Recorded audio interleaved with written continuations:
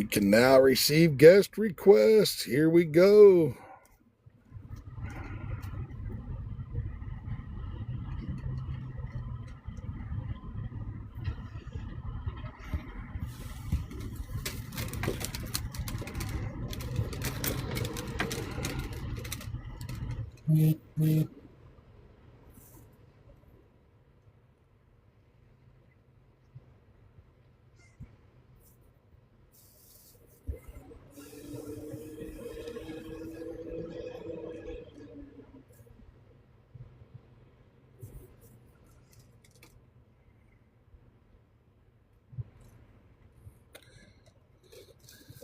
What's up, Sam?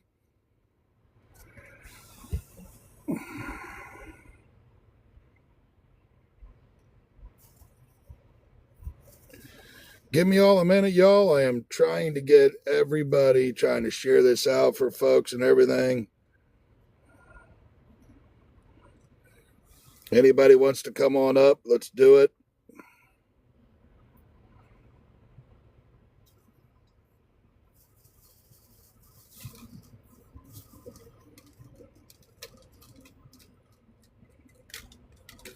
What's up, Nino?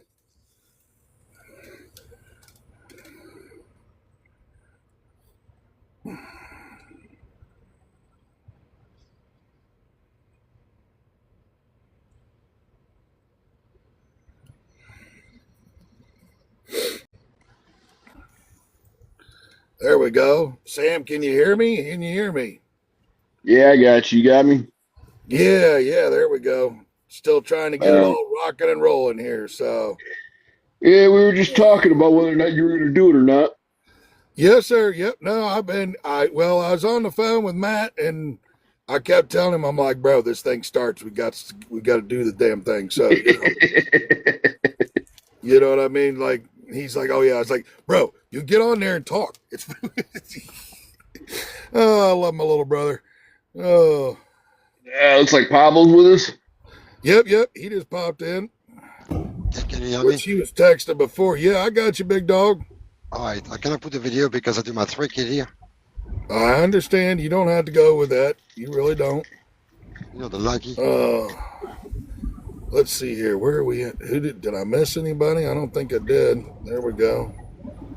I think I've got everybody that I can invite to this thing on here, and as much as we can. So, boom.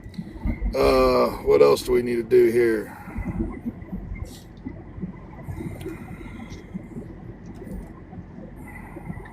Here, I'm going to be on this. Fine. I'm gonna read. I shut it off then. Oh, yeah. Where is Sam at? I want to make him a moderator now that he's around. Oh, no. Not that. Oh, no, son. No. You're the social media manager, brother. I'm a lot of things. I don't know about all that. Oh, no. Don't even try that nonsense. Oh, crap. So you heard anything about your lovely little load there? Yeah, we talked briefly on a text message yesterday. So basically, good morning, and that he's still fighting the good fight, if you will. See, now you know where I am. So this is the thing. This is where this is why I didn't want to leave without getting the what's up, Rocky? Come on up, brother. This is why I didn't want to leave without having the detention stuff in hand. You know. Well, I get that, and I wish there was a way that could be stopped. Yeah, I know, right? But unfortunately, I don't think there ever will be. Well, that's the thing. You're wanting to get off somebody's property, or they're wanting you off their property, I should say. I mean, the sheriff's basically just going to come out and trespass you and tell you either you leave or we're going to tow you and take you to jail. So, Right. Thank you, Tyson River Valley Ingredients in Cuthbert, Georgia.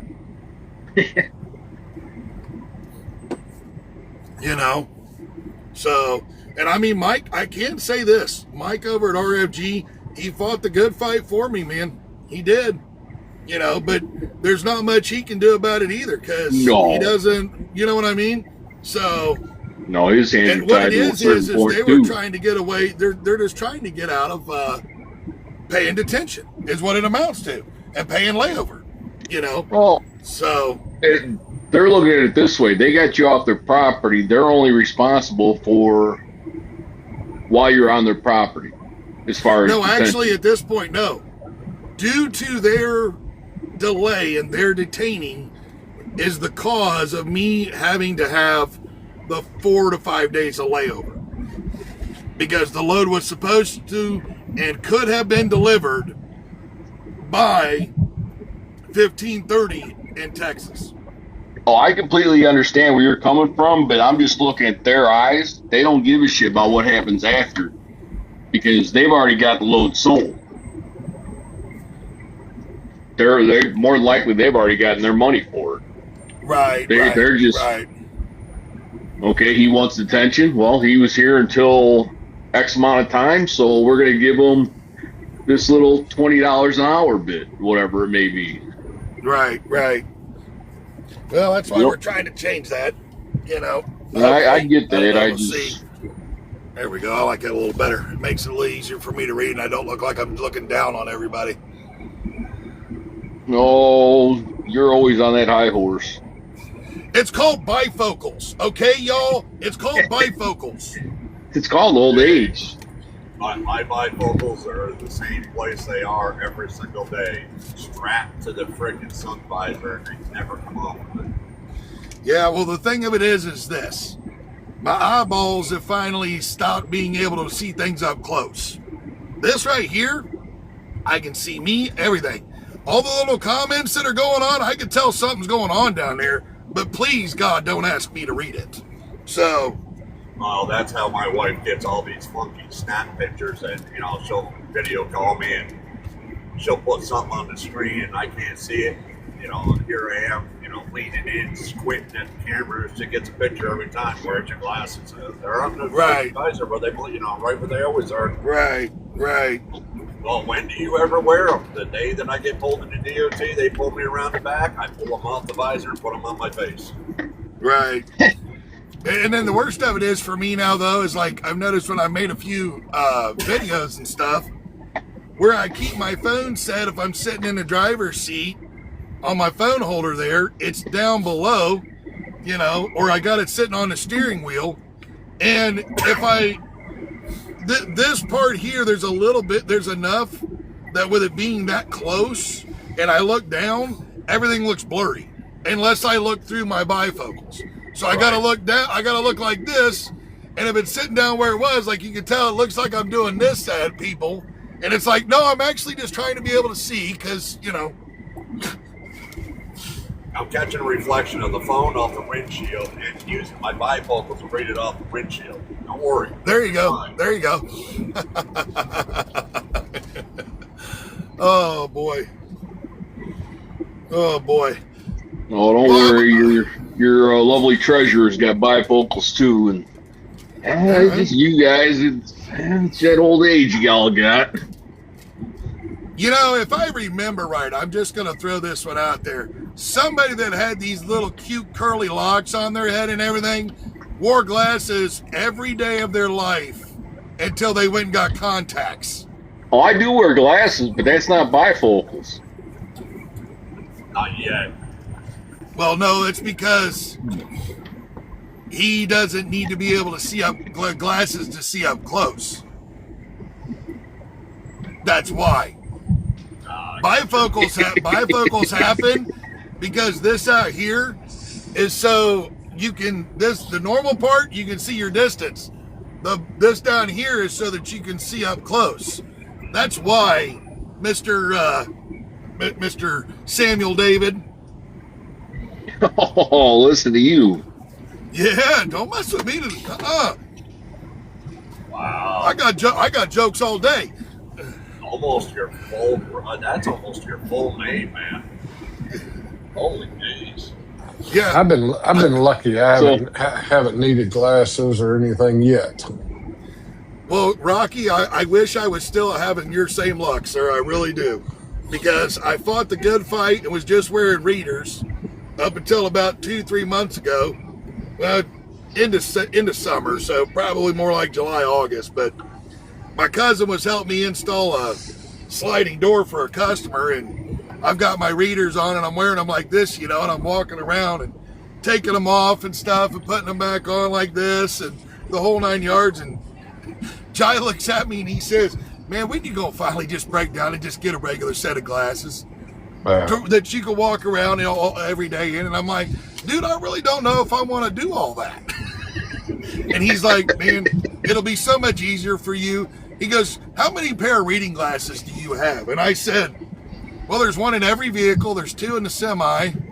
I've got one in the bedroom, the bathroom, the living room, and one in the office, and 2 backups in the kitchen." I feel attacked. So you got the same problem I had, Laura. And I'm older than you. I reckon, I do believe I'm older than all of you. I don't know. Maybe Rocky might have you. Who? Laura, I'm 50. Laura, Pablo. Oh, me, no. man. Laura's the oldest in here. Yep, Yeah, Laura's Yeah. the the oldest. oldest. I am.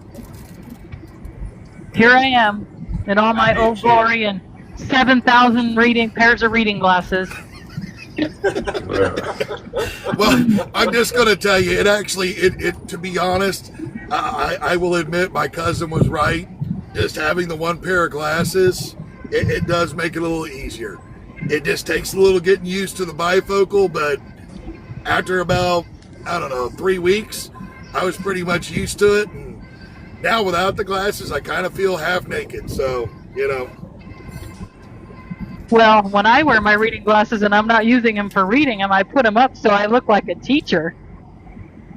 Yeah, you just want to look smarter, that's why. Oh, so Okay. so basically what you're saying is you got the whole librarian thing going on. Gotcha. I think you guys told me that once before. Somewhere along the line, Yeah. somebody accused me of something like that. That was Yeah, me. yeah. I'll take it. That was me. You guys can't hear my mixer, can you? Nope.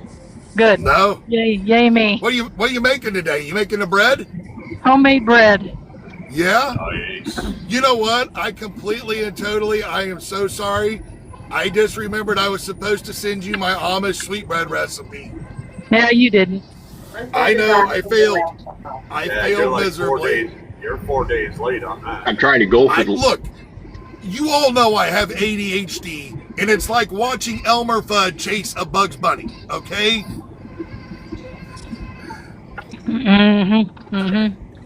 Excuses are like assholes. Everybody has It's not them. an excuse. It's not an excuse. I literally said it's a failure. I failed. I completely failed. You know what? My neighbor bakes a lot of bread and all kinds of stuff all the time, and always bringing stuff over. And then she makes a damn good sourdough also, and she'll send a text out to a couple of us here in my cul-de-sac, and hey, I got my starter going. I'll have sourdough in a couple days or a week or whatever next weekend. You know what is so intimidating about sourdough for me? Is like, I don't need another frickin' thing to babysit. And I feel like you have to babysit it because the bitch needs to be fed and this and that and the other. I mean, I just want to make my bread. I don't Right. want to babysit. I already do enough of that during the week. I've never made it. I'm not a baker. I'm a barbecue guy. Smoke. Buddy, if you've got that neighbor in your freaking cul-de-sac, she starts putting the word out. That's a stay-at-home position. She can have a whole bakery running out of that cul-de-sac. Right. Yeah, and it's You gotta good have a too. cottage license to do that. My son, No, you my ain't- youngest son, he loves it. Nobody had a baker's license back in the 1800s. They just baked the bread and sold it. Right. I know, but much like trucking, you gotta regulate everything. Well, it ain't even so much that. It's you got all these damn Karens, and if they're not getting a piece of it, they want to cry about it. I know there's old men out there in their communities that grow big gardens and more than what their family's going to eat, so they turn around and they try to sell it off to, make a couple bucks off it, but people cry. Yeah. Yep. Hey, how many likes they show up on you, TikTok? Yeah, and it's probably the healthiest food that you can freaking get anyway. Well, it's probably why they cry, because it's too damn healthy, and well, nobody wants that. Oh yeah, here I am Definitely making, that. I'm making bread. This shit ain't healthy. This actually explains the reason I am obese, according to my DOT physical medical examiner guy. You're obese. Okay.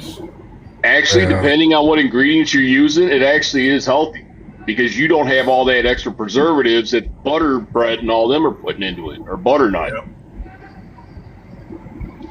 Think about it. Before the 1980s, they turned around and made bread, and people made it and weren't obese. Yeah. I'm using bleach flour, hoping my hair stays blonde instead of golden chrome. There you go. Laura, did you just say that your doctor had the nerve to tell a woman she's obese? Yeah, when it's your DOT physical doctor. Mm-hmm. Mm-hmm. Wow. Yeah. Somebody's got nerve. According to the chart. According to the chart. Oh, honey, according to that chart, a newborn baby's obese. Yeah, no shit. Hey, Mark, anybody can see how many likes we have on the FOP? Did you say lax or likes? I just want to know. You want to know? Or was that Like. licks? Maybe it was licks. Like, L-I-K. Sending you much love, Pablo. I know. How much likes do we have on FOPT? Do anybody see On that which- on the top left? It looks like On which platform? 7.4K. Well, it showed me on my stuff in here with my Mujigi stuff. I have 14 or 15,000. You had to pause. You paused to send me that. There Well, you I know. go. I had to get into my notes. So yes. Well, Spread Had to get in my notes. It'd be another week and a half before he got it to you if you didn't freaking get right into that rabbit hole and get that thing out to you. Right? Matt knows. He knows what it's like on the podcast. He's like, "Hey, do you got your notes and stuff before we start this to somewhat keep you on task?" You know. I'm not kidding. We actually You know what, though? we started our last podcast. I looked right at him. I said, "Okay, listen, we got notes for this one." I said, "How do you want me to send them to you?" And I texted him over. He put them up on his computer, and we said, and I had to once or twice say, "Listen, okay, we're getting off track here. Let's get back over on the notes." Sometimes that getting off track, though, is when you come up with the best stuff. Oh no, you ain't wrong. Not at all. But you get him chasing rabbit holes, it's like, oh wow. I mean, he comes back. He eventually comes back. You know, goes from the front of the train to the caboose, comes back to the front of the train. It just depends on how long that track goes. Well, You just gotta hope that it's not a 2-mile long train that I get on. I have a feeling That's what this she bread's said. not gonna. Ew. That was bad. Choo choo. Come on, ride Oh, did the everybody train. Come on, everybody ride see the train. the article I put up for the trucker longevity program with the exercise and stuff? Yeah, about I time saw you that. did Yeah. something for the trucker. About What's time. that? what? I said about time you did something good for trucking. I know I'm such an ass, and I'm only about myself. So I mean, it's, That's right. That's right. Hey, Sarah's in here. That's why we love you. I mean, if you weren't about yourself, I don't know if we'd want anything to do with you. I know. What's everybody's 20 today? I'm in I'm Texas. still in it. Where you at in Texas, Sarah? I'm in Texas. I'm in Midlothian right now. I know you're over there. You said something last night. Where did you say you was? I'm in Hillsboro, where 35W and 35E come together. Oh yeah, I was just there. You didn't stop at the TA and say hi? Man. I got fuel at the Yeah, TA. What are you talking about? You Oh, so she got fuel there and just left you there. She didn't even wait. just left She did me. Nothing. She Just left me. Just left I'll me. be back in a little bit. I'm going there to do a 34. Well, I'll be here until Monday, so Yeah. I'll be Look there for too. the orange Freightliner. Look for the orange Freightliner with a hopper bottom on it. I'm not too far from the fuel islands. He's talking If- about if- the truck too. If there's Wait a more minute, than you're one driving a orange Freightliner? if there's I more drive a than one Cascadia. If there's Oh, I more can't than talk to one you. Freightliner there, if there's more than one Freightliner there, I'm Sharon, a just look for the potato. messed up bumper. I said I'm a fucking potato. Fuck you, fucker. Okay. That's called a child. That's a child. I guess. Yeah. I I'm guess we're I'm gonna at have the to start beach. doing a. Screening. No, we're just gonna auto accept the remove the auto accept. So Keep the potatoes out, I guess. Are you at the one over there by right the across from Flying J? Bucky's. No, I'm right across from Bucky's. Oh, you're Don't north go to of Dallas. Bucky's. No, I'm south of Dallas. There's a Bucky's across the street. There's a Bucky's across the street. Bucky's sucks. Well, no, we don't go there. Oh, we but were I'm talking just about saying. walking. Well, We were I'm talking south about of walking Dallas over right there, now, but we couldn't 35. betray the trucking community. Yeah, I'm in Hillsboro, Texas. Is where I'm at. I almost got arrested at the Bucky's up here. You know, when you use your semi to pull a camper, you are not an RV. Did you know that? Oh, really? Yep. He goes, we went in there to fill our camper up, and the store manager comes out and he's like, "Did you not see the sign that says no trucks?" And I said, "This is an RV." And he's like, "That's a truck." And I go, "Perception, it's pulling a camper, it's an RV." And he's like, "I shut the pump off so you can't get fuel here." And I'm like, "Are you fucking kidding me?" He goes, "I'm going to call the police." I said, "Do, please, would you like my phone number so they can call me?" I said, "Because this is a fucking RV." Oh, It yeah. wasn't Oh, yeah, pretty. they've So Bucky's truck- can kiss they've my had- ass. They've Yep. had truck drivers go in there and buy and have $20-30 worth of products, and they wouldn't bring them up. They'd force them to put that stuff back, get it in their truck, and leave. That's Yep. how bad it is. Yep. We're at. And I'm sitting there going, "Good. Maybe At we need to Buc-ee's. start doing that with. Maybe we need to start doing that with 4-wheelers and travel centers. You're no longer allowed to come here." Yet here comes the Bucky's fuel truck. Right. I told them they were Or the- discriminatory, or they were just jealous because I was using a fucking W900 to pull my camper. I think a lot of that if comes. it's labor big enough, you're using it anyways. That's where the think some grandkids of go that- in their feral. Some of that comes down to the lack of training and knowledge of the attendants out there. Yeah. Oh, the store manager actually got up and came out. He sat there. I watched you roll in here, and I go, "Okay, good for you." Clap, clap. Anyway, Unreal. where did everybody say? Okay, so we got 2 people in Texas. Yep. Where's Rocky at? I'm in Florida. Well, yeah, I'm in Oklahoma now. Where's Sammy at? I'm holding down a couch in the great state of Illinois. Okay, well, I'm in the fantastic. Never mind. It's too embarrassing to say where I am. She's in the great state of Colorado. Hey, This state. Yeah. I said the great state of Illinois, not the great state of Chicago. There's a difference. Yeah, you got that right. There actually is. When Yeah, you dude. get outside of Chicagoland area, there is a huge difference. I am in Florida. And it's 60 degrees in Colorado today. It is bipolar as ever. It's 73 here at the beach. Shut up. Well, Beach. we don't need to hear from you, Pablo. Oh, That's it's correct. 64 degrees here in Hillsboro, Texas, if you would like yeah. to know. At least I It's can go to sick, yeah. the beach. Oh, Yeah. tell me that wasn't good sleeping in Hillsboro last night. Oh, my word. Oh, bro, I actually woke I've up slept late. every night with the windows down. I've slept every night with the windows down. It's been I had all wonderful. the windows down. I had the windows down. I slept so well that I overslept the alarm clock this morning. I was wondering because I woke up at 6:30 to use the bathroom, and I think you were still here, and I went, Yeah, I thought he was I heading didn't out wake up sooner. and get over to the I didn't start fueling until 7:35 this morning. I'm sitting there going, well, I guess so much for getting up at 5 o'clock. Some of the best sleeping was them cool nights in the truck with the windows cracked open, you know. Oh, yeah. Man. I had the windows cracked open. I've got that real light hum on the reefer. It's not loud. It's real light. The reefer's going, so you got that hum in your ear, and it's like, oh yeah, I'm done. Good night. Yeah.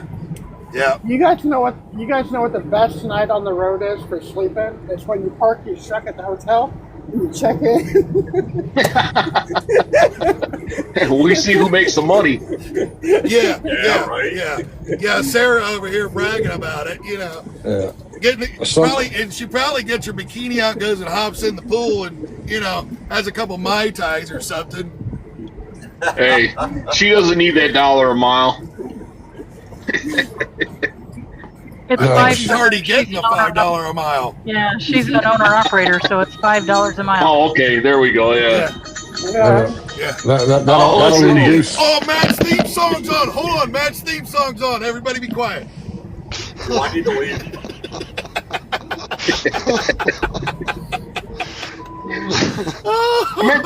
I meant to ask you the other day, Matt, about that. So, since you went from having your stick and no sensors to a truck that basically drives itself, have you become a lazier driver in any way? No, actually, I've become more active. Have you? I've actually gotten more active. I'm actually more proactive with this truck than I was with Ruby. I'm not talking about being outside of the truck. I'm talking about while you're going down the road. No, because I'm still clutching. Huh? I'm believe it or not, my foot is still operating the clutch. I'm still reaching for a stick every fucking time.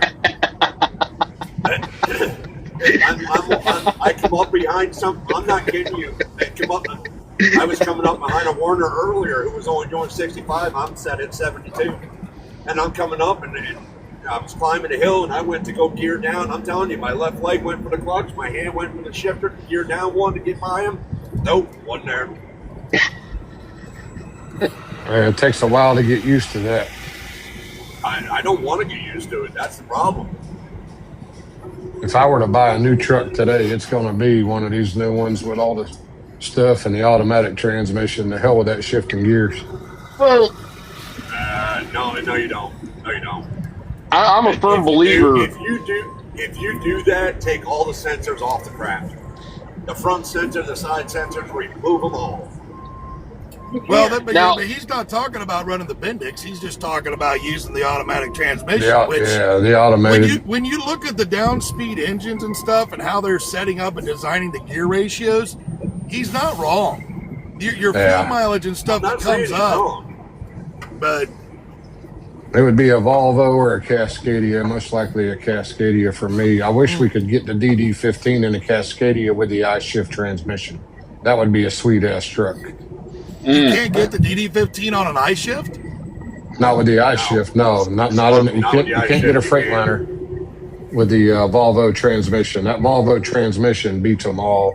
But you have to understand that the Volvo transmission have the Volvo engine too. Yeah. It's a sweet combination, you know what I mean? It is. And now the DD15 is Detroit, but the DD12 is also one, but I wish there was about the same company making them. But I have a much like 912,000 miles. I do not have one issue with my transmission on my Cascadia. Yeah, I know the Volvo with the turbo compound. I would say this: when it comes to the only difference I would say between the Volvos and the Cascadias, and that's because I'm driving a Cascadia now, one of the P3s, and I've driven Volvos when I was at different companies I worked for. The Volvos have better storage than the Cascadias do for organizational purposes in the mid-roofs. That would be why I would probably choose the Volvo over the Cascadia. It is the organizational ability inside with the compartments and stuff. You know, because I would still run a mid-roof. But, I mean, it seems like everything that I've read in comparison between the two, you're going to get pretty close to about the same miles per gallon. If you drive like you got some sense, and I just think the storage and the organization's a little better. So Okay, we now have The over only thing I like 30,000 about likes. this, the only reason I like the Cascadia that I'm in, which is the only reason, is I'm 6.5 feet tall. Without the shifter there, it is a whole lot easier to move to the front, to the back, the front to the back. That's the only thing is I've got that extra room to maneuver, to be able to slide in and out of the seats. Otherwise, no, you can keep this thing. I am looking forward to getting Ruby back and being back on the road with the Peterbilt and the stick shift. I can't wait. I tell Well, this man, truck every day Cisco? how much I hate it. Matt, even with the newer trucks, the 579, 589, and all that, even with the manual trans, you've still got more room between the seats to be able to go in and out of the front and the back. Oh, yeah. 'Cause I had a 567, and I'm telling you, that stick never got in the way. well, but that's the difference Well, I've in got the a old 386 386 and the 379s and the 389s. It's that narrow seating compartment makes it tougher. When they went to the 579 and that wider cab style, it makes things a lot easier. So Oh, yeah. Shit, Cisco's driving today? What the hell, dude? wait a minute, I just seen that. You're in a truck, He's driving. Cisco? Yeah, he's driving today. Wow. I bet it's not a Cascadia. Well, no, not big money over there. He's Oh, I don't know. Another him one. and Sarah's big money. They both And big another money. one. Another one dropped today. The song for you guys. I don't know. It looks like maybe a Kenworth, like a T680 or something. Yeah, I got T680s. Yeah. All of them. Yeah. That's one of my trucks right there. We're loading over here. One's going to Portland. I'm going to Dallas. Oh, you're Oh, coming to Texas okay. too? Yeah, I'm in I'm Dallas. loaded I'm just right now. south of Dallas. I'm headed We're to all gonna be. Houston. Hey, I gotta Cisco, come I back. didn't get a chance to tell you yesterday. I needed your address to send you a sympathy card because you got blocked.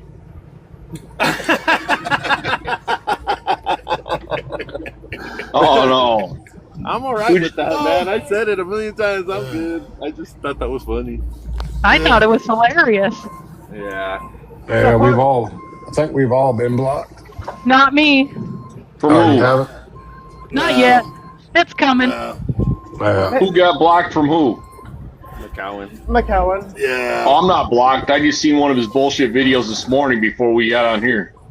Yeah, tell him that yeah. right there, what you just said, and he'll block you. Yeah. That's it. Oh, I've tried Just starting agree shit with with him, him, it's but over he's with. too. Yeah. I saw Vince was on last night, Sarah, and I saw you in there for a little bit. I listened to some of it, and I was going to talk about some of it today, but some of it was such BS. I done forgot what the hell I was going to talk about. What he was saying. Oh, he's I was talking in there about- last night. Yeah. Were you? Okay. Yeah, me I and, must have went to bed. No, he was talking about like I don't know, like 9 people, and I really don't understand it.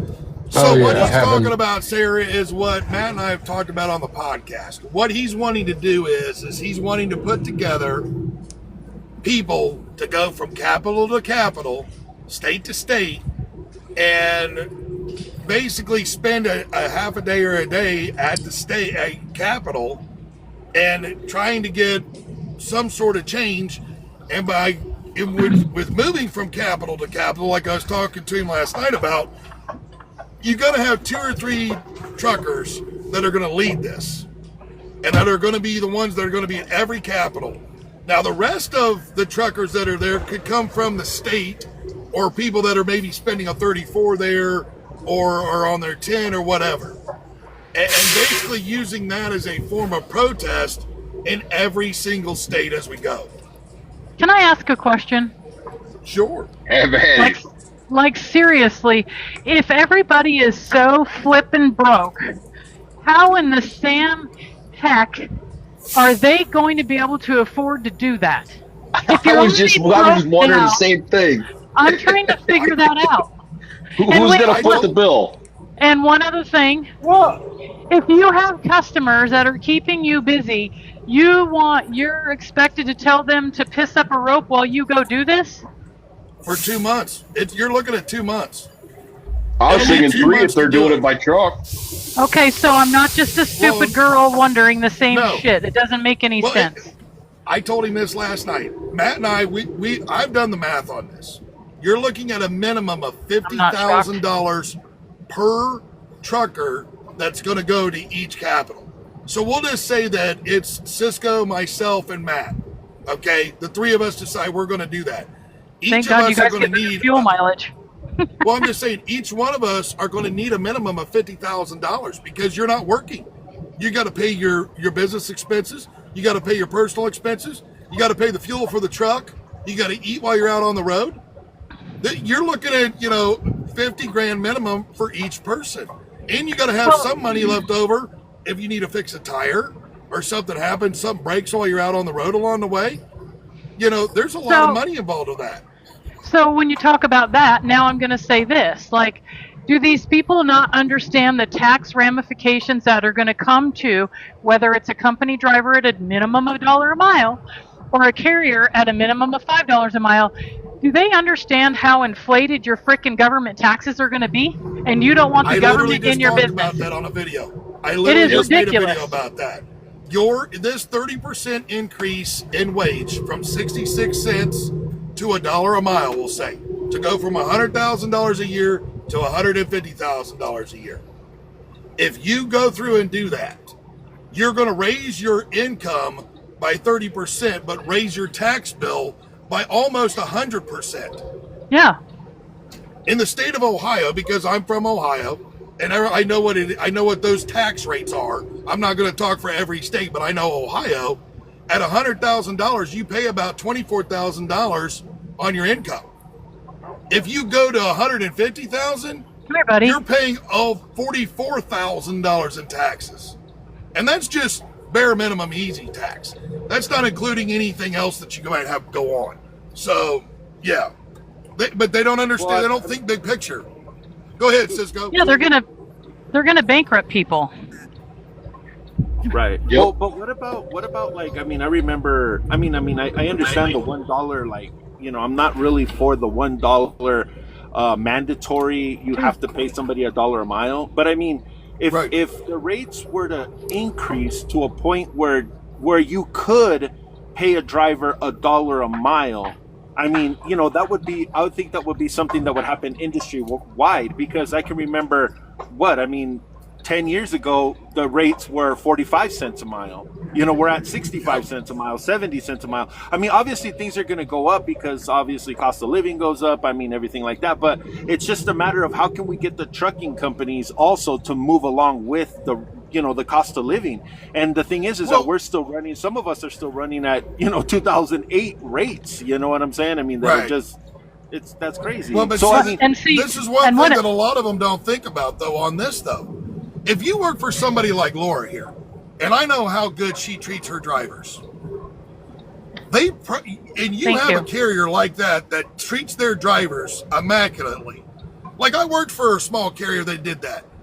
I received almost 22 cents a mile worth of benefits on top of my regular cent per mile wage, which was like 56 cents a mile. And then between the 401k, the medical, dental, the vision, the life insurance coverage that they offered me, the vacation time that I got, my God, the bonuses that we got at Christmas and Thanksgiving. When you figured all that in on the amount of miles that I drove, it was like another 22 cents a mile. Right. And that's where I say those things as well. They're charging. They're getting paid a wage that allows them to afford that benefit to their employees, and I think that's my average per mile rate is $2.86 a mile. And my senior driver, by the time you're done with mileage and stops, probably not even including his benefits, he's over $1 a mile. My senior driver gets 61 cents a mile plus $30 a stop for all stops. Well, as you can see, I have a CDL. Do you think I could go work with you, or? Yeah, bring some of your customers over. I mean, No, let's collaborate. I mean, I'm turning down work because I can't find. I can find somebody to put in a seat, but I don't hire like that. I've had a truck sitting back here for a year because I won't hire some dipshit to just get in here. My name's on the side of the truck. We've been in this state for over 30 years trucking. Our name is known. I'm not saying, I'm not like patting myself on the back, but State Patrol would look at me and go, Laura, what the hell do you think you're doing? And they would personally call me if my truck misbehaved. Like, if one of my guys went over Wolf Creek and didn't chain, they call me and go, what's the deal? right. But Laura, according to And I- them, and I- if you and I pay kinda them have the same more, thing going on. I mean, I have 2 trucks that I have just sitting there too. That Yeah. have a couple of Freightliners that I'm just like, I don't know. I don't know. I'm tired of dealing with drivers. To be honest with you, I'm a little. Amen. tired. Amen. but if I hey, have a truck. but I keep hearing if you pay them $175,000 a year, you'll get better drivers. Rocky, you need to drop Rocky right now. Well, that's what I Rocky keep has to go hearing. right now. Hey, Rocky, that's I your know. mole. He's I know running the back same and talking to Dave. I think Yeah. there's an AFRTA live going on somewhere you could join. The problem, wow. the other problem is that, listen, like Matt doesn't want to go home. Matt would stay out forever. I have people we're a regional carrier, so we're not out like you guys are. But there are people that don't want to do that. They don't want to be gone for weeks on end. My guys don't even want to be gone overnight, but the money they make local versus regional is twice as much, if not more. Sure. My guys work 5 days a week, Monday through Friday, average 55 hours a week, and my senior guy's at 100,000 plus, not including the benefits I give him. Wow. Right. Yeah, Right. which just so you know, And you one of the can't find a benefits of working driver? for That's Gavito crazy. Trucking, I'm just going to throw this out there. She makes meatball subs and breakfast sandwiches for you guys. And do. I mean, all the good stuff. I see all these in our group text messages where she's making this and that and the other and saying, oh, look what I'm bringing, you know. This is, yeah, I mean, It doesn't. Oh, It means more. It means more to me than it does probably them.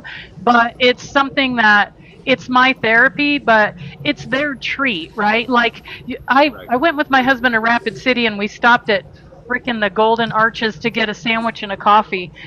And I took a bite of that and I looked at my husband and I said, we will never do that again because I make those homemade sandwiches at home and send them out to my drivers. And that right there was a reiteration that, you know what, it may not be the best food for you to eat, but considering buying it in a fast food place or making it in my kitchen tops it all day long. yeah. Well, yeah, definitely. I mean, I remember. I don't know if you guys saw that live or not live. I'm sorry, that post that Bob put. You know, Coffee with Bob, and he's like, "Oh, I'll never cook in the truck, you know, because I'm not broke." And I was like, "I cook every meal in my truck because it's 10 times healthier than it is to be, you know, eating in those damn restaurants. I mean, that's, I believe, what's killing drivers out here, man. It's Healthier, like, it's all healthier, bad shit, and you know? and maybe not healthier to a degree. Yes, you're right, but you can't tell me it doesn't taste a crap ton better. Well, yeah, I mean, no, I agree with you. So I will say this. I will say this when it comes to eating out on the road, and I pay attention to what I eat. You know, the main thing that you have to do is you need to try to find something in a restaurant that is meat and vegetables.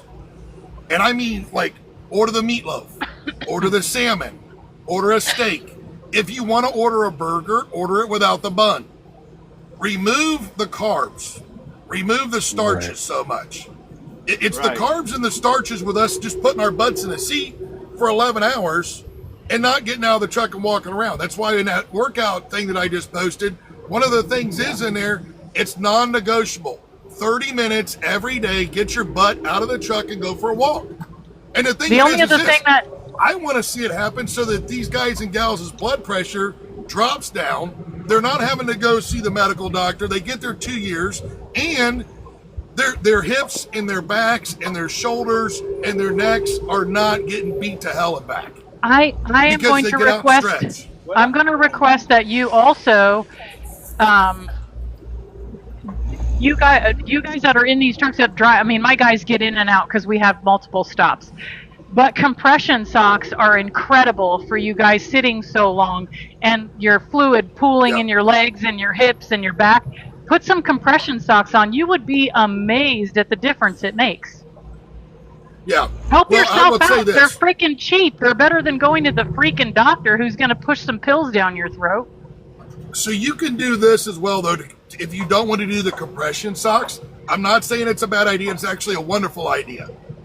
If you get out every 200 miles and just walk around the truck and then get back in, maybe do some squats up and down at the same time, like just get out, pull it at a truck stop, go in, get you a glass of water or something, do a 360, squat down and look at your brakes and stuff in each area, and then go. That right there creates their muscles to move, to help the veins and stuff move the blood through the legs. How You are know. you guys getting lucky enough to sit down all day? I gotta walk miles every day. I get a dog. I got a dog. Well, you're one of those. You're one of those car haulers, and this is why you make the money you make, Sarah, is because you have to walk 15 miles a day to find your load. She says I'm the sexy Sarah car hauler. That's it. That's it. I'm waiting to see this thing pull in here in Hillsboro, and on the back it just says "Sexy Beast" or something. Right, So, sexy Sarah driving. Oh, I have a load of cop cars on right now. You'll know my track. That could be fun. No, Bring them no here. offense, Sarah. No offense. No offense. You're fine. Yeah, but I where's mean, Matt? so getting it for as far as diet goes, if you stop eating the chips, the ho-hos, the oatmeal cream pies, the Christmas trees, the Everybody Snickers thinks, bars. but part of the problem with that too is that and this is what I can hear it already. Oh, well, I'm racing my ELD. The hell you are. Everybody thinks No. they're in a blasted hurry, so this is the reason they come up with an excuse on why they can't choose better options or take an Yeah. extra 10 steps or, I mean, shit, if you're a flatbed person, you're supposed to be getting out and checking your load anyway, Yes. but Yeah. Well, and this is where, that like, just if you were to go through and like I talked about on Vince's life, and this is the reason why I decided to do the Trucker Longevity Program, as I named it, because I was talking with this Kate Hamill on his live the one night, and as I was talking about it, I was telling a lot of people, I'm like, look, if you go through and while you're doing your pre-trip or your post-trip, if you do a squat for every tire that you check the air pressure in, you've done 18 squats when it's done. you guys are going to have to come help me up. But the thing of it is you have a tire there to help you pull yourself up at first. If I have one if you around do my waist lunges, too. well, if you do lunges as you're going through as well, do a lunge. As you go down the trailer, do lunges from the drives to to your tandems. If you do lunges there, I mean, you don't have to get on the ground to do push-ups. Use the back of your trailer with gloves and just do this.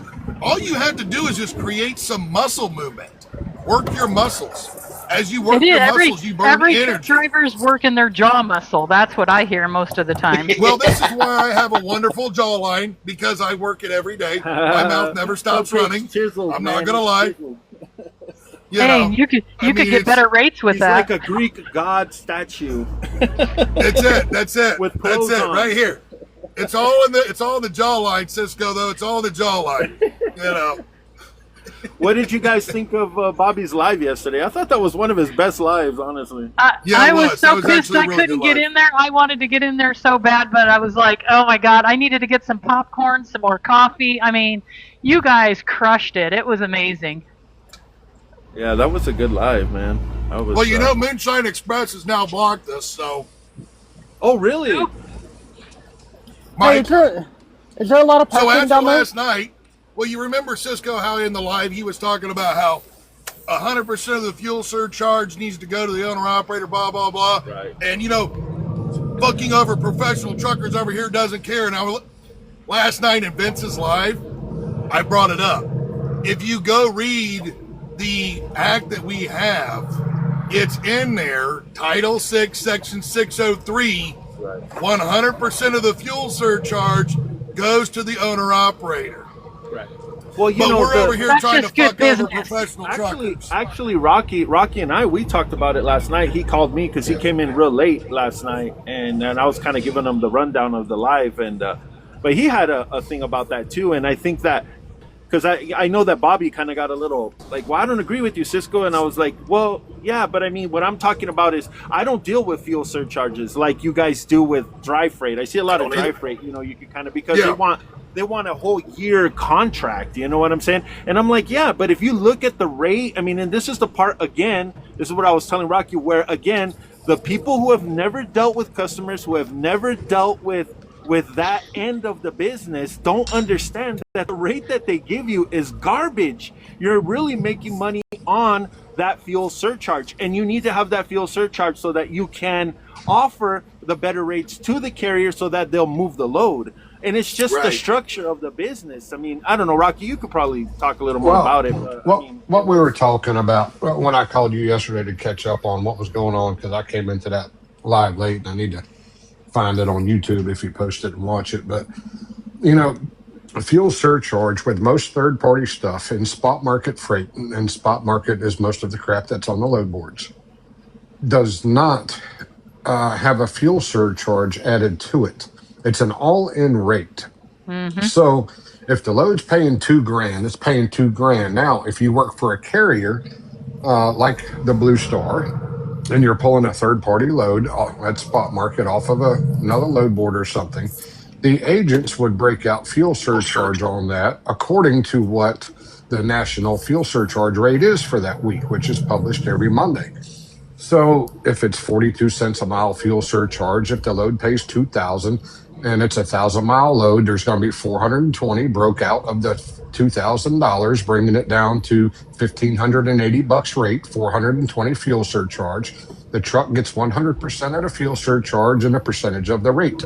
So, but most third-party freight and spot market freight does not have a fuel surcharge built in it with the shippers or the brokers. But I don't believe that, Rocky. I think it is. It's just not a separate line item on anything they give you. It's not a separate thing. So when someone calls that shipper, the shipper has the load, and they say, yeah, we'll move it for $2,200. That's an all-in rate.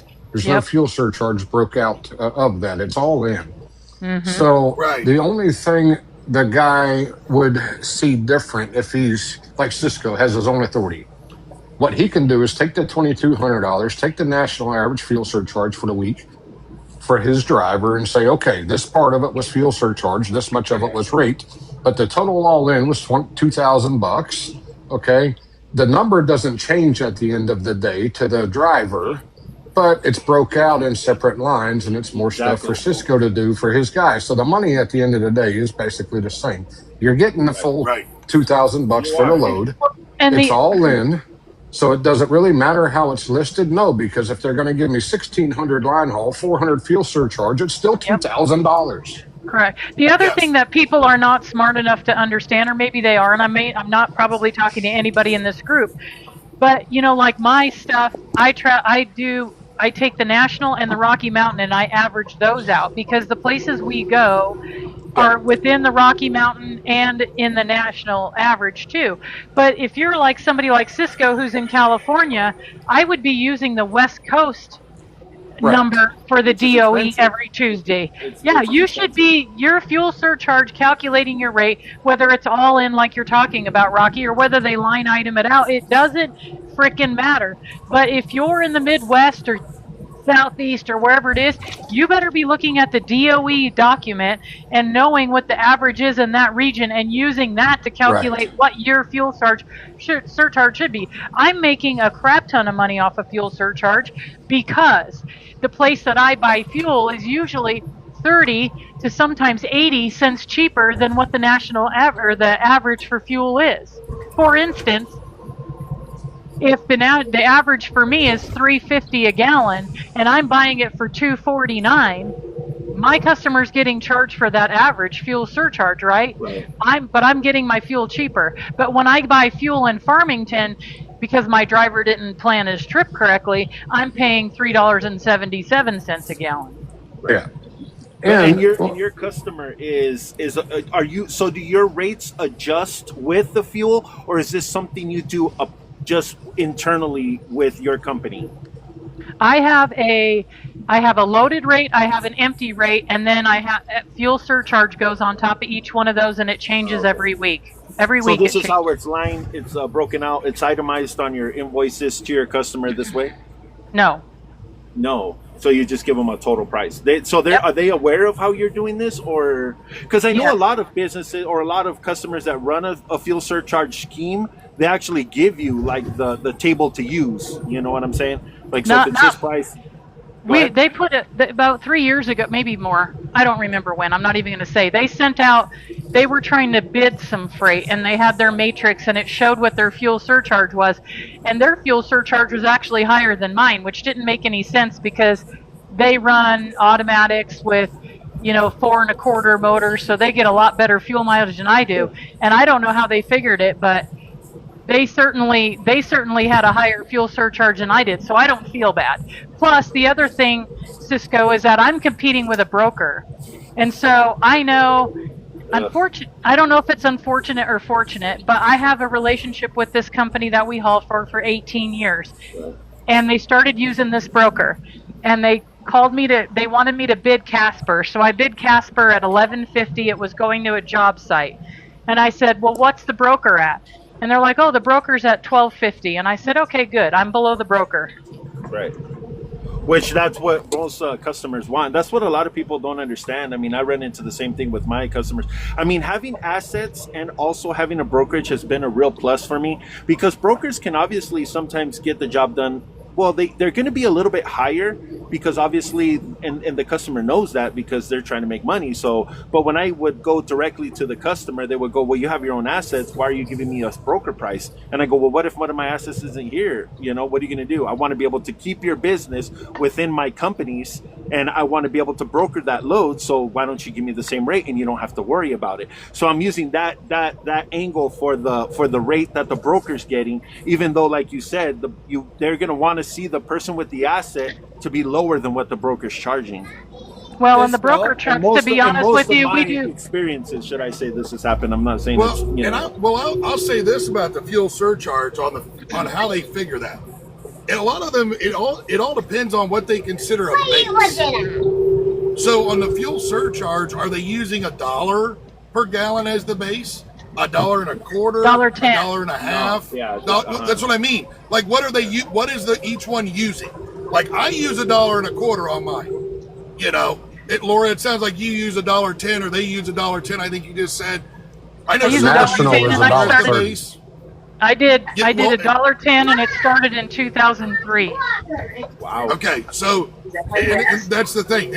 I've heard different numbers from different people that are brokers Don't touch it. or that are larger carriers, that when they Hey, look Brett. to do their fuel surcharge of what they consider Huh? their base No, to Brett, pull Brett. out of what the EIA national average is. So, and then when you're figuring all that in, there's a large difference that can happen there. And this is why, like, what I look at is on mine, if somebody is going to give me a fuel surcharge, but in Hopper Bottom, that's a very rare thing. I have what my cost per mile is, and then I have what my base is.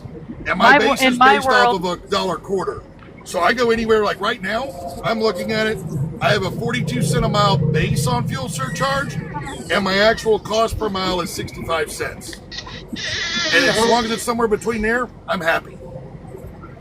And see, my stuff is full transparency with my customer. My customer, goddamn rational. if my customer wanted to know where all those numbers are coming from, it's super simple. It's $1.10. I take every quarter my mileage, my fuel mileage changes, right? Potentially it could, depending upon how heavy the loads are. So one quarter I could be getting 5.5 miles to the gallon. The next one I could get 5 1/4, and so that changes with them too. But I can put all that on their desk, and it's in black and white. They're never wondering what's going on. That's why I like the ELDs too. What do you have? Are you running a bunch of hoods or something? Well, why are these people getting 10 miles per Everything gallon? she got is hoods. Oh, she's got What's hoods. that, I was Roger? like, damn, you're getting 5 1/4? Holy Well, crap. 5.5 sometimes. Wow. Okay, at the end of the day, what it all comes down to one word is education. Okay, and if you take a look at the British model, where taxi drivers have to go through a 2-year course called the knowledge. Okay, and that 2-year course takes them, okay, into the car, into operating the car, into the road network, into customer service, into accounting, into costing. Let me know when If there was a mechanism in place before someone even got their license, a 2-3 month course, that would end a lot of them. Because 70% of the people that enrolled would not be successful, and the 30% of the people that were successful would add value and not cause a lot of this problems. Last night's live with Vince, and I respect Vince. I'm not saying I like him or I dislike him, but I respect him because his heart's in the right place. Okay, and that is not, nobody can dispute that. The fundamental issue is, to me, keywords to me, he is so far off base, and what he's doing is he's hurting the whole industry, sacrificing his family and himself, sadly, for a dream that's never going to come into fruition. And when you have a live with Dave and him on it, and they start yelling and screaming each other, it's absolutely hilarious. And what rational person, including Cisco, okay, would even listen to them? It's just not worth doing. Yeah, we don't listen to that mess. And, Right. I entertain it that's for a it. couple of seconds and then I move along. But, like fuel surcharge, they don't understand how it works. They don't understand how IFTA works. These guys go out and buy a truck. They don't know shit about IFTA. They go buy fuel Right. wherever it's cheapest at the pump price, when they should be considering their route for the day. If they're running from Right. East Coast to West Coast, and they should be looking for the lowest cost of raw fuel, minus the IFTA tax and everything else. Right. Because you're Right. buying the fuel anyway, and you're going to pay the tax no matter what. So Yeah. always buy fuel by the cheapest raw fuel price, and you remove your discount and you remove the IFTA, and you Right, and buy I can fuel tell by you- those numbers. Yeah, but These guys, we Right. can monitor that, and we do monitor. What we do Right. is we conveniently, okay, deactivate cards, okay, and only ignite them in certain designated spots, because the biggest uncontrollable cost when a truck driver is on the road is fuel, because they Yes. can cause you unknowing, keyword unknowing, a tremendous amount of damage just because they like Martha, who served them hot eggs and cheese a few weeks ago. So what we do is we politely and conveniently steer people to where where facts show we get the best bang for the buck. And that's where it is. And now they when don't it comes to- realize they can Go give ahead. themselves an instant raise by buying your fuel correctly, Yeah. right? At the cheapest raw fuel. That can add up to $6,000, $10,000 a year. And They that's can exactly slow down. what I'm saying. Yeah. Yeah, and see, Exactly I don't what know I'm if saying. anybody knows anything about. There's an app out there called Raw Fuel 2.0, and you can put in any state, and it will immediately tell you what the tax is, and it will keep a running tally down below of the states you're running in. I don't know if anybody uses the FuelBook app. I know my fuel card with Pilot, they use it, and it has the less IFTA tab. So if anybody's listening and they're not using that as a single truck operator, you need to start paying attention to that stuff, and that is a way for you to do that. So Now, Just like there are if we times. can just touch base about fuel surcharges, okay? Hey guys, I keep this in the truck in the door, and every quarter my wife updates it. And Okay. Well, So if we could talk just briefly about fuel surcharges, okay? So And fuel surcharge is usually based off of a base price subtracted from the national average and then divided over some sort of a mile per gallon. Absolutely. And Okay, that's mile per usually where gallon. it's here's the at. ambiguity. Here's It's your based on ambiguity. 6 mile per gallon. Everybody looks at it different, okay? Especially the customers. And most customers don't understand it. They don't. It's a Right. and This is that's true. why they removed it from a line item because it drives them crazy. Their accounting system cannot accrue for it, okay?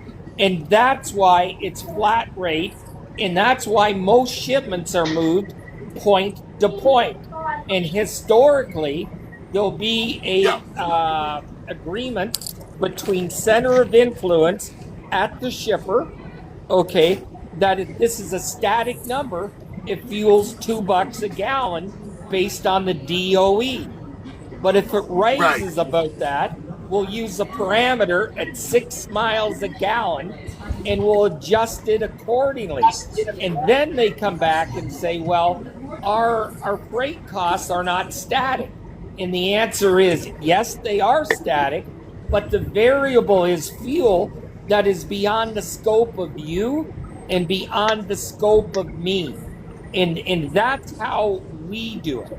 And everybody's got their own variable, their own way of doing it, and everybody can argue that side's better, this side's better, but it is what it is. And to me, what we do is we focus on keeping the drivers in a line where they fuel at where we need them to fuel to obtain the best raw fuel price. And that is the only way. And again, you can eliminate most of this SHIT is by having a knowledge course of some type. I've suggested it. We do it a bit. Are you talking about for like a carrier, Roger? Are you talking about like a knowledge course for new carriers? Yeah, for anyone entering, even getting their CDL. Please listen, sir. Okay, and again, it doesn't have to be a 2-year course like in Europe. Okay, but there's no reason why it cannot be a 6. It is not 2 years in Europe. Well, unless they've changed it, sir, I know it is because I've been there more times I'm French. than you can Hello, count. man. Hey, I'm French. I got my CDL in France. I'm talking about England. I'm not talking about France. Oh, then you say Europe. England is not in Europe anymore. Well, okay, I'm not going to debate that. We don't got time for this. Okay, but the fundamental issue is clear, pure, and simple. If there was an education process, okay, in place, okay, where somebody had to take that for 6 weeks, 70% of the people would drop out, which is good, because you don't want them in the industry, because that would be the problem. But if they had this where they touched on, it's in the FOPT Act, where they touched on 8 salient points, okay, duties at the shipper, duties at the receiver, duties buying fuel, etc., like that, this industry would be in a lot better place, in my opinion. Can I ask you a favor then, Roger? Yeah. If you could go to the website, FOPT.org of ours. Yeah. I have actually got a course, 6 to 8 month course design for both incoming drivers and incoming carriers. Yeah. I would love to hear your feedback about what we have put together for a course, as you're talking about, on a 6 to 8 month training program for both incoming new drivers and incoming new carriers. Well, I'll tell you, I commend you, and that is so far beyond what Vince and David and Pontificator can even understand and view. that is miles ahead of them. And I commend I just, you. but I would love to hear your promise response on it. I will. I promise you. I will take a look at it. My response is mine. Okay, and that's all I can say to you. But I promise you, I will be objective. I will be sincere, and I will be honest. And that's all I can do. Well, but see, I know with you, it's constructive criticism that's going to come our way, which constructive criticism will help us become better. You're not going to look at me and tell me I'm an ass or you're wrong or whatever. You're going to say, okay, well, this, and this is why. And this is what we might want to think about doing. Okay, cool. If I may, that the industry, and I'm sure Rocky will agree with me here, the industry has went tantamount in a directions that we as reasonable operators would have never thought of. I commend you for your comments on the truck strike in '76. I hate to say, but I was around for that. And the only reason why it stopped is because a lot of the truck stops ran out of food. That's the only reason why, as I was there, that's really what happened, because people wouldn't deliver to them. So then they were somewhat forced to move. So at the end of the day, I commend you for those comments. Sadly, that will never happen again because the industry is too fractured. There's too many fractions in it, and that's just where it is. And again, I don't know the answer here. Okay, I don't know the answer to most of this SHIT, but never in my life did I think we would be going through what we're going through when there's offshore carriers, offshore brokers, transient and direct fees in the industry that are fraudulent, and 90% of these thefts that are in motor carriers are inside job related. Okay. And that certainly does not help. So there is too many variables for this industry, in my opinion, to come back. That's just where it is. And that's where we're looking. One of the other things we're looking to do is there has to be a rule for a lot of these DOT number, MC numbers that are being issued for brokers or for carriers. And one of the things we want to see pushed is a unique identifier, meaning you cannot have 30 DOT numbers out of one address. You cannot have 30 brokers out of one address, where they're using the virtual office, that they like to do. Because what it is you got someone from Pakistan or China, India, wherever they're from, whatever country outside of America, and there's 40 of them using this virtual office here to get their, mail and say that they're here. That needs to go away, because if you go through and say, okay, you can have somebody like Cisco where you have a broker and a carrier at the same address. For example, that's okay. For example. We have some people in here joining us. I want to talk to. I kind of feel like it's Dexter. I seen Dexter just got in here. Yeah, Dexter's pretty cool. Here's trouble. He knows what's up. I don't know who's worse, Dexter or Cisco. Well, Cisco. Wait a minute. Is that you, Mr. Roger? No, it's not me. It's not Is that me. you, Mr. Roger? It's not me. It's not me. Anyways, guys, I think I've said enough. I wish you guys the best. I'll sit and listen, and if somebody's got a question and/or feels like Mr. Roger, tell me all about it. Tell you all about what? I heard you and Happy had a disagreement. I'll side with you on it. No, okay, okay. Well, it would be totally irresponsible of me to talk about someone else, especially someone of lesser character who cannot defend himself in a professional manner. Okay, the fundamental issue is Happy who he is, and Happy came to me unsolicited for support. I tried to help him, and obviously I'm wrong. So, I don't know how I find my way home at night, and I'm sure Happy will agree to that. And I wish him the best. And all I ask him is to leave me out of his life and he still tries to contact me and ask me questions in regard to said industry, and I really don't want anything to do with them. And Dexter, to talk about it serves no value, sir. All right, thank you. Hey, Pat, Pat Dog, welcome in here. You anything to say? I need a request to join. He's been on the operator. He's been joining for I think 25 he's got years. his mic muted. Hold on, let me see if I can unmute him. Yeah, I agree with you, Mr. Roger. I just I've listened There to he is. Happy, and he doesn't make sense on the business sense, at least. Okay, that's his hold problem. on, hold on. Let's stay focused on what's going on here in this room, okay, everybody? No problem, no problem. Yeah. I just hadn't heard from you in a while. Happy New Year to you. So sorry. I believe that our host is Cupcake. Cupcake, I think so. You may want to let people, maybe Pat, say what you want to say. Maybe the positive or the Oh, negative. anybody can talk. Yes, Anybody can talk. Yeah, I'm not trying to stop anyone.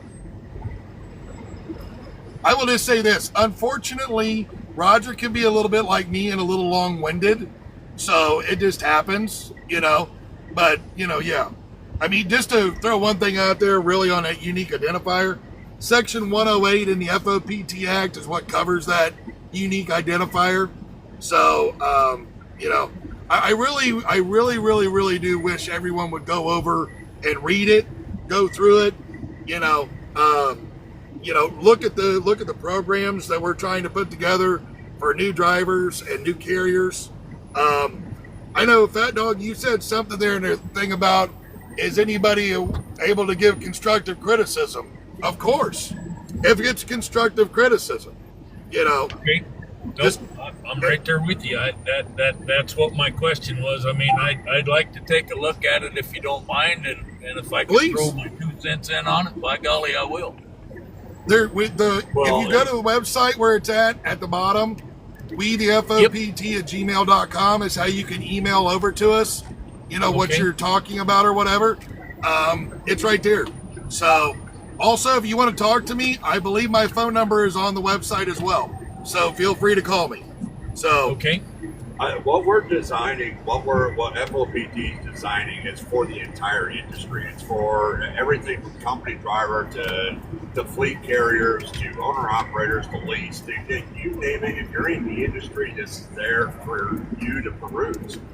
We're not the only ones with experience out here. We got guys out here with 35, 40, 50 years that have been out here on the road. You have people like Roger with PhDs.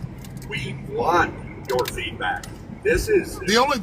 The one thing I want to say though about this feedback though, real quick, we don't want any feedback about monetary, about the $5 a mile, $1 a mile, wage floor, rate floors. We want to fix the industry without touching money, because unfortunately, and there's enough from of the that. conversations that we've had with people that I know of that are economists and that work for the government and stuff, if all we're going to do is focus on the money, unfortunately, they're not going to talk to us.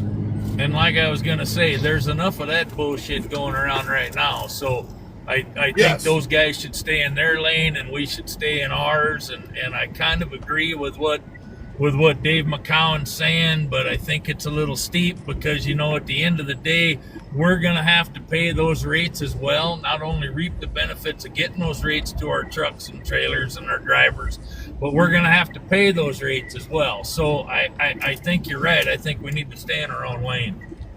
Well, man, and that's where it's at. I know. I listen, everybody out here deserves a little more. And there's no disagreement with that. But Dave is so far ahead of the horse right now with his cart that his horse is sitting in a field in Montana when his cart is sitting in Washington, D.C. Well, no, he doesn't go to D.C. That would be Vince. Well, I understand that, but you have to build. Metaphorically, I think you have to get rid of the, like Roger was saying, we have so many divisions, we have so many cracks, we have so many fractures in the industry that need to be attended to long before you, and if they're attended to properly, with the proper programs, with the proper building, if you do that and you can bring the company driver, the owner operator, small fleet carrier, you can bring the industry together as one conglomerate to agree that, okay, these programs are going to put us back on track, what you're going to see is once the programs are implemented, you're going to see wage increase. You're going to see rate increase.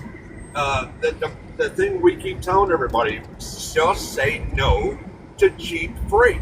Right now, as an owner-operator, if you don't know your rate per mile, do not pull the load that says $1.10 on it. Just say I've no got a to better it. one.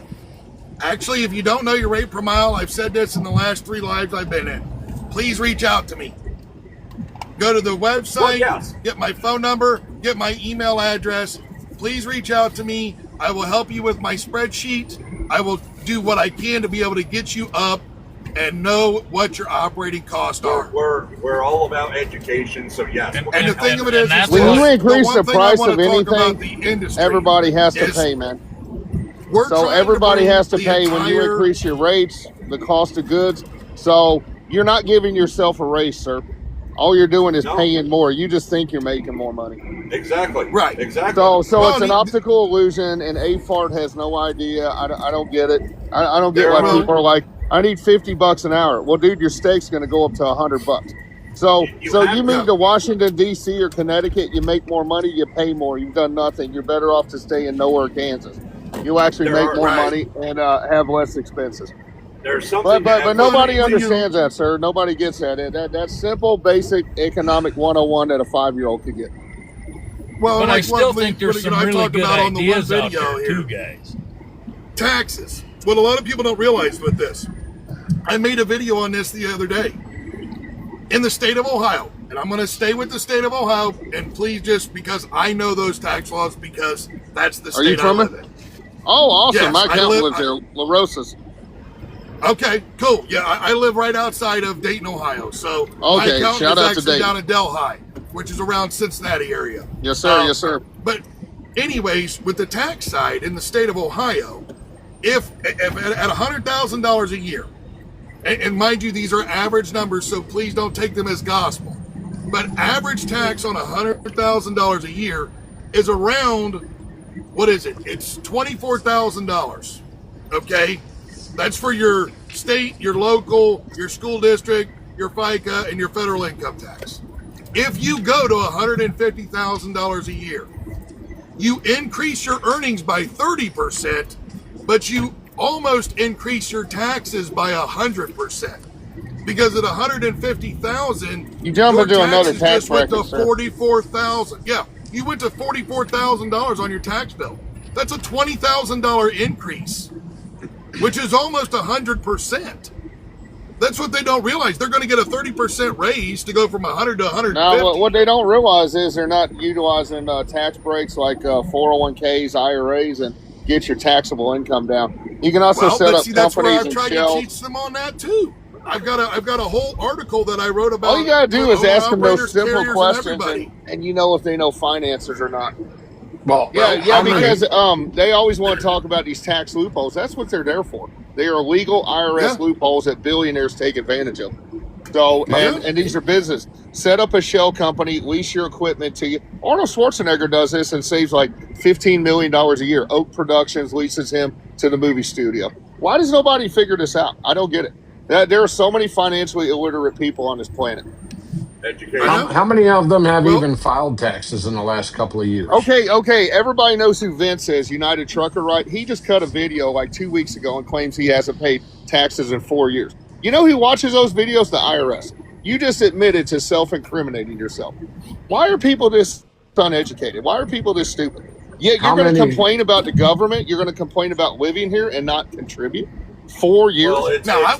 That's called un-American. You don't pay taxes. That's called un-American to begin with. I can say this. I can say that I haven't paid any taxes in 4 years, but I've also filed my taxes. But due to the fact that I am a business owner and I let That's my a totally accountant, different I send in story. my That's stuff a totally different but that's story. what I'm saying. I know, and I'm just I saying. filed. So See, I it's a wanna felony to clarify not that. file. It's not a felony to not pay. Now, if they say you don't pay, then you filed the proper paperwork. I haven't paid taxes in years, but I filed because I take example of all these exemptions. I wanted to clarify that because I've said that in a few No, comments. no. and That wasn't the videos video and he stuff. did. Go back and watch it. So, no, I know what you're saying, but I'm saying for me, I wanted to clarify that if anybody was listening. When I say I haven't paid taxes, I filed them.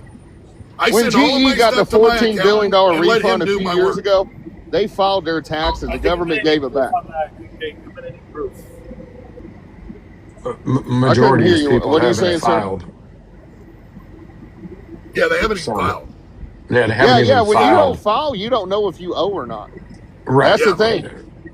And So, you know, they don't know so if yeah, they you have owe, to but they file, also and don't if know you what they can't pay, made. this is like healthcare. You call them up and say, "Hey, I can only afford $5 a week."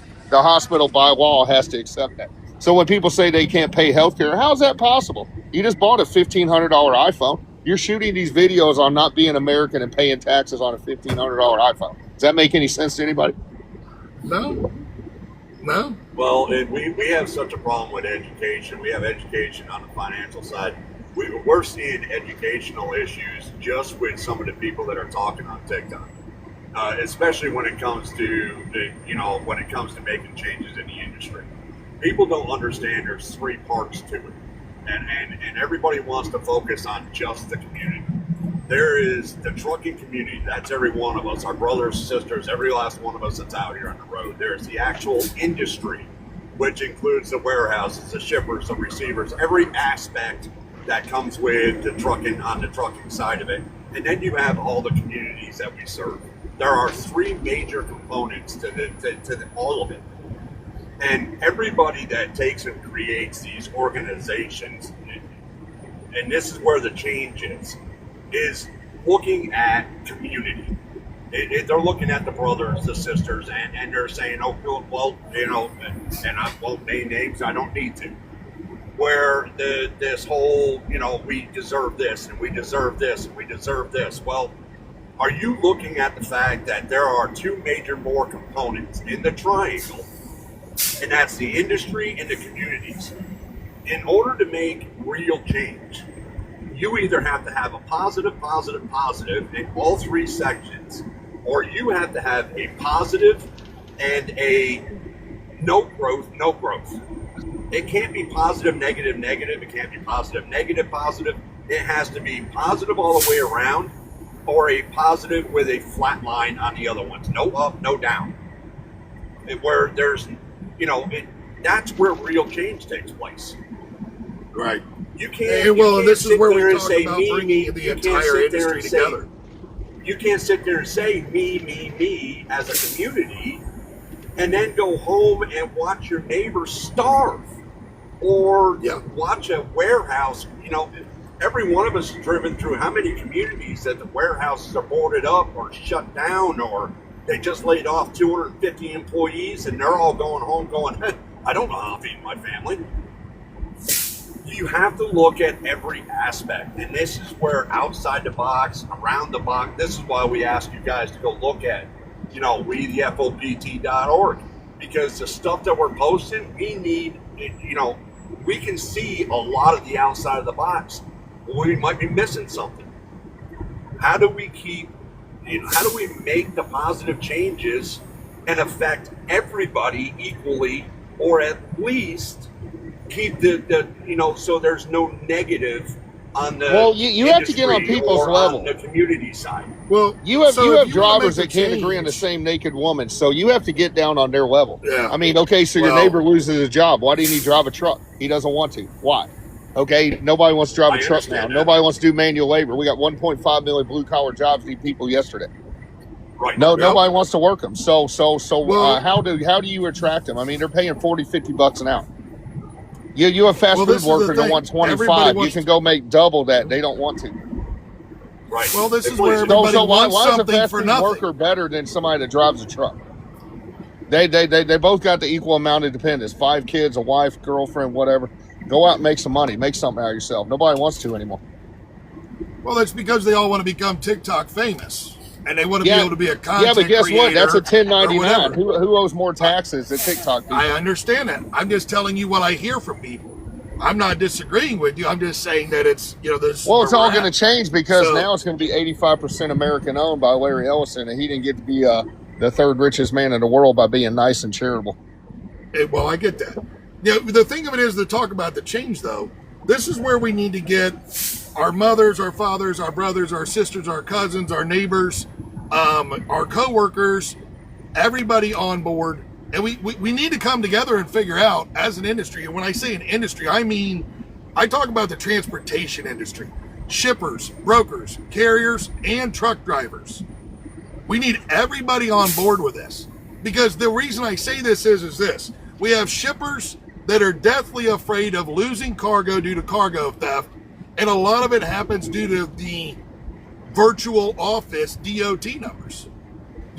We had a whole thing that happened here last year where now you have a lot of brokers that won't even deal with DOT numbers that have not aged 6 months. So are you familiar with the Kowalski Shipper Act? I just read about this in FreightWaves this week.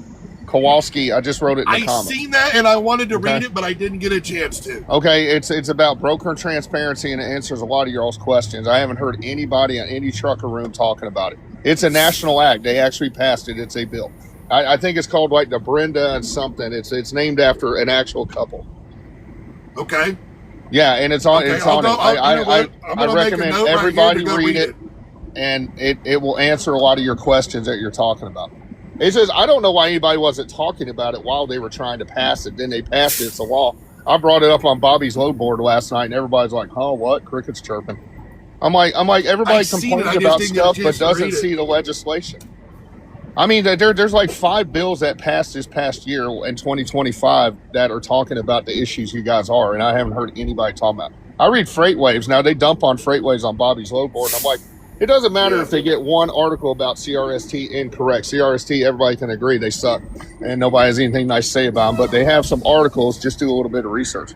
So I take an article, a headline that interests me, and then I just Google and read more about it. So yeah, I just ask everybody to read that and then come back and say, okay, can we expand upon this? Is this a good thing? Is it getting the ball rolling in the correct way? And then everybody can jump on it. This is the one that gives the 10%. This is the one that gives the 10% penalty for hiring bad. There you go, sir. See, there you go. I've already heard about this. Yes. Yep. Actually, it's an actual law. It takes effect this year. So this is one of the bad things, though. This is one of the things about it. If you only have a couple of citations or even just warnings on you, you can be considered one of those bad actors and lose 10% as a single truck carrier. Is that good or bad? Can everybody agree on that? No, that's But it is bad. It is bad because how many people have a flat tire? Especially this day You have and age. you get a flat tire, a blowing tire. You don't know about that because it's coming flat, and it's gonna pull you over. And guess what? It's always with single truck. Well, you got 100% me. Think about this. Everybody's seen the video here from years ago when the gentleman that was sitting in line at the truck stop to get his tire fixed got a violation for that. Yep. Okay. So now what happens if, we'll just say by chance, you messed up and you got a violation, I don't know, we'll say an hours of service violation, just to throw something out there. You got one thing on your thing, whatever. You're sitting in line at the TA, the Loves, the Southern Tire Mart, wherever, to get your tire fixed. DOT rolls up and gives you a second violation. Now you're considered a bad carrier because you have 2, and one of them, you're waiting to get it fixed because you woke up with a flat tire. You can take that to court. That is not a good idea. You can fight that on PSP. I'm not telling you the outcome, but not on a warning. Yeah. Warnings. Not on a warning. Only on citations. Only on citations. The citation Nope. is the only thing you can literally look at an officer and say, listen, don't give me the warning, give me the ticket. And if the officer says, no, I'm just going to give you a warning, the officer already knows it cannot be fought. Now that shows up on your PSP, correct? That shows up on your PSP, correct? Okay, PSP now and CSA, everything I've read about PSP is that you can challenge that on data queue, and I'm not saying the outcome, but you can challenge it. Warnings, your warning is a warning. There's no way to challenge it, and you could try to challenge it, but then it's going to go up to the officer's discretion that wrote you the ticket on whether or not to remove the ticket. The warning. That's how that not the works. ticket. Or no, well, sorry, the warning. The points on the CSA, it's going to be up to the officer that wrote it when you fight it on data queue on whether or not if they're going to remove it. Yeah, I So mean, if there's the no officer guarantee it's a already wrote it- 50-50 shot. Exactly. So this is the thing, though. We're talking about fining 10% for somebody who's considered a bad carrier for a couple of warnings, for some lights being out, or you're alongside the road, and that officer didn't get nookie this morning from his wife, and so he's being a jerk and decides to write you a ticket because your tire's blown out.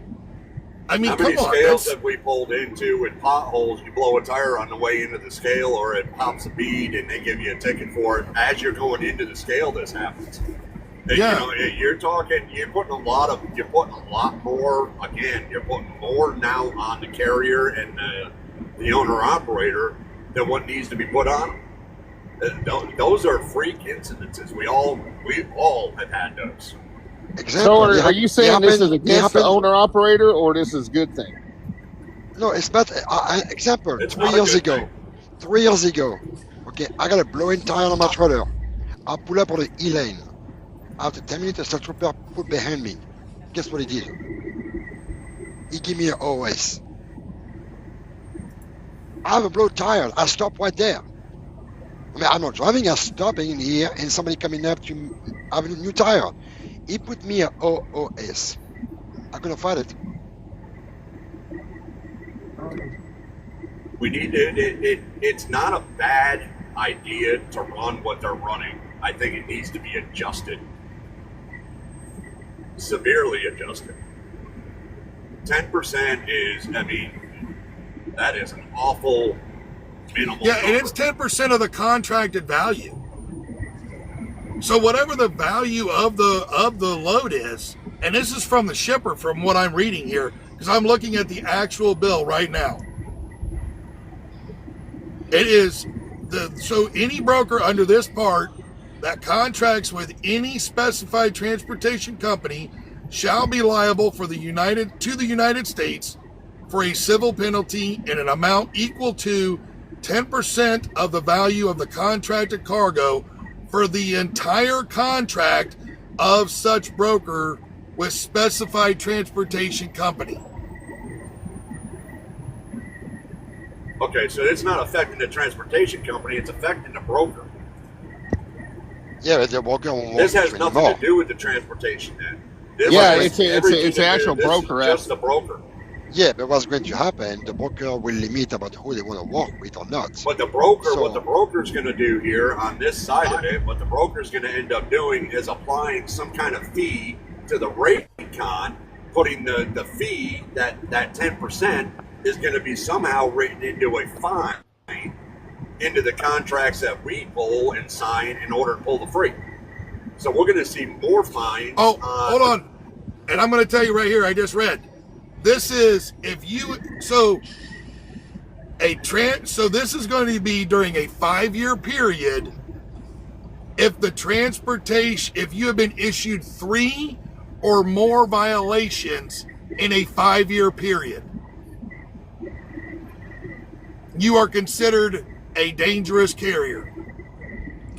Okay, And the I guess violation that's could not be a as bad. headlight out, a tail Yes. light out, a Could be tire, anything. Dang. window tint. That's- That's going to be horrible. Phew. It literally right here, I You're will putting read it to you everything- so you know exactly what I'm saying. Specified transportation company defined. In this section, the term specified transportation company means a person that transports cargo for compensation that in the 5-year period ending on the date of which a broker contracts with the specified transportation company, 1, has been issued 3 or more Department of Transportation violations, or employs a driver that has been issued 3 or more Department of Transportation violations. Hey, I'm glad you brought and like that up Rocky because said, a lot of Department of brokers. Transportation violation could be a headlight out, a bulb out, a license plate light out. You mean to Yeah, but tell a me lot that of when you're brokers driving are down the starting to road, vet the driver. A lot of brokers You- are starting to vet the driver too, and You that know who needs this- to happen. You know who this is going to hurt? It's not going to hurt It's the going to hurt brokers. everybody. I'll be It's out of going business. to This put is gonna hurt the carriers. carriers. Big It's time. going to Yeah, put the I'll be out of carriers business. out of business. Big time. Yeah, it I'll be will. out of Okay, business. so how broker come will nobody pull in up your trucking stuff. was Looking for talking about somebody this? that they can just do business with. Well, I mean, they're gonna go, "Why sir, can't you do?" we're because talking Why they're about it not now. talking about it? Simple. Here's the simple answer to that. Nobody's going to talk about anything that's going on in Washington D.C. No, I've because been the reading about individ- this. I've been certain- reading about this for a couple years. I just bring it up and nobody talks about it. So it was lot of not. what's It was going only on- introduced. It's not law yet. A lot of what's It was- going on in the industry is not being put out here. And yes, we made a mistake. We should have already known about this. That's our bad. And you know, It Well, was just spread the introduced. word. Spread the word now. But here's the deal. A lot of people are utilizing, and I made this point once in a video, and I believe we talked about it in the podcast.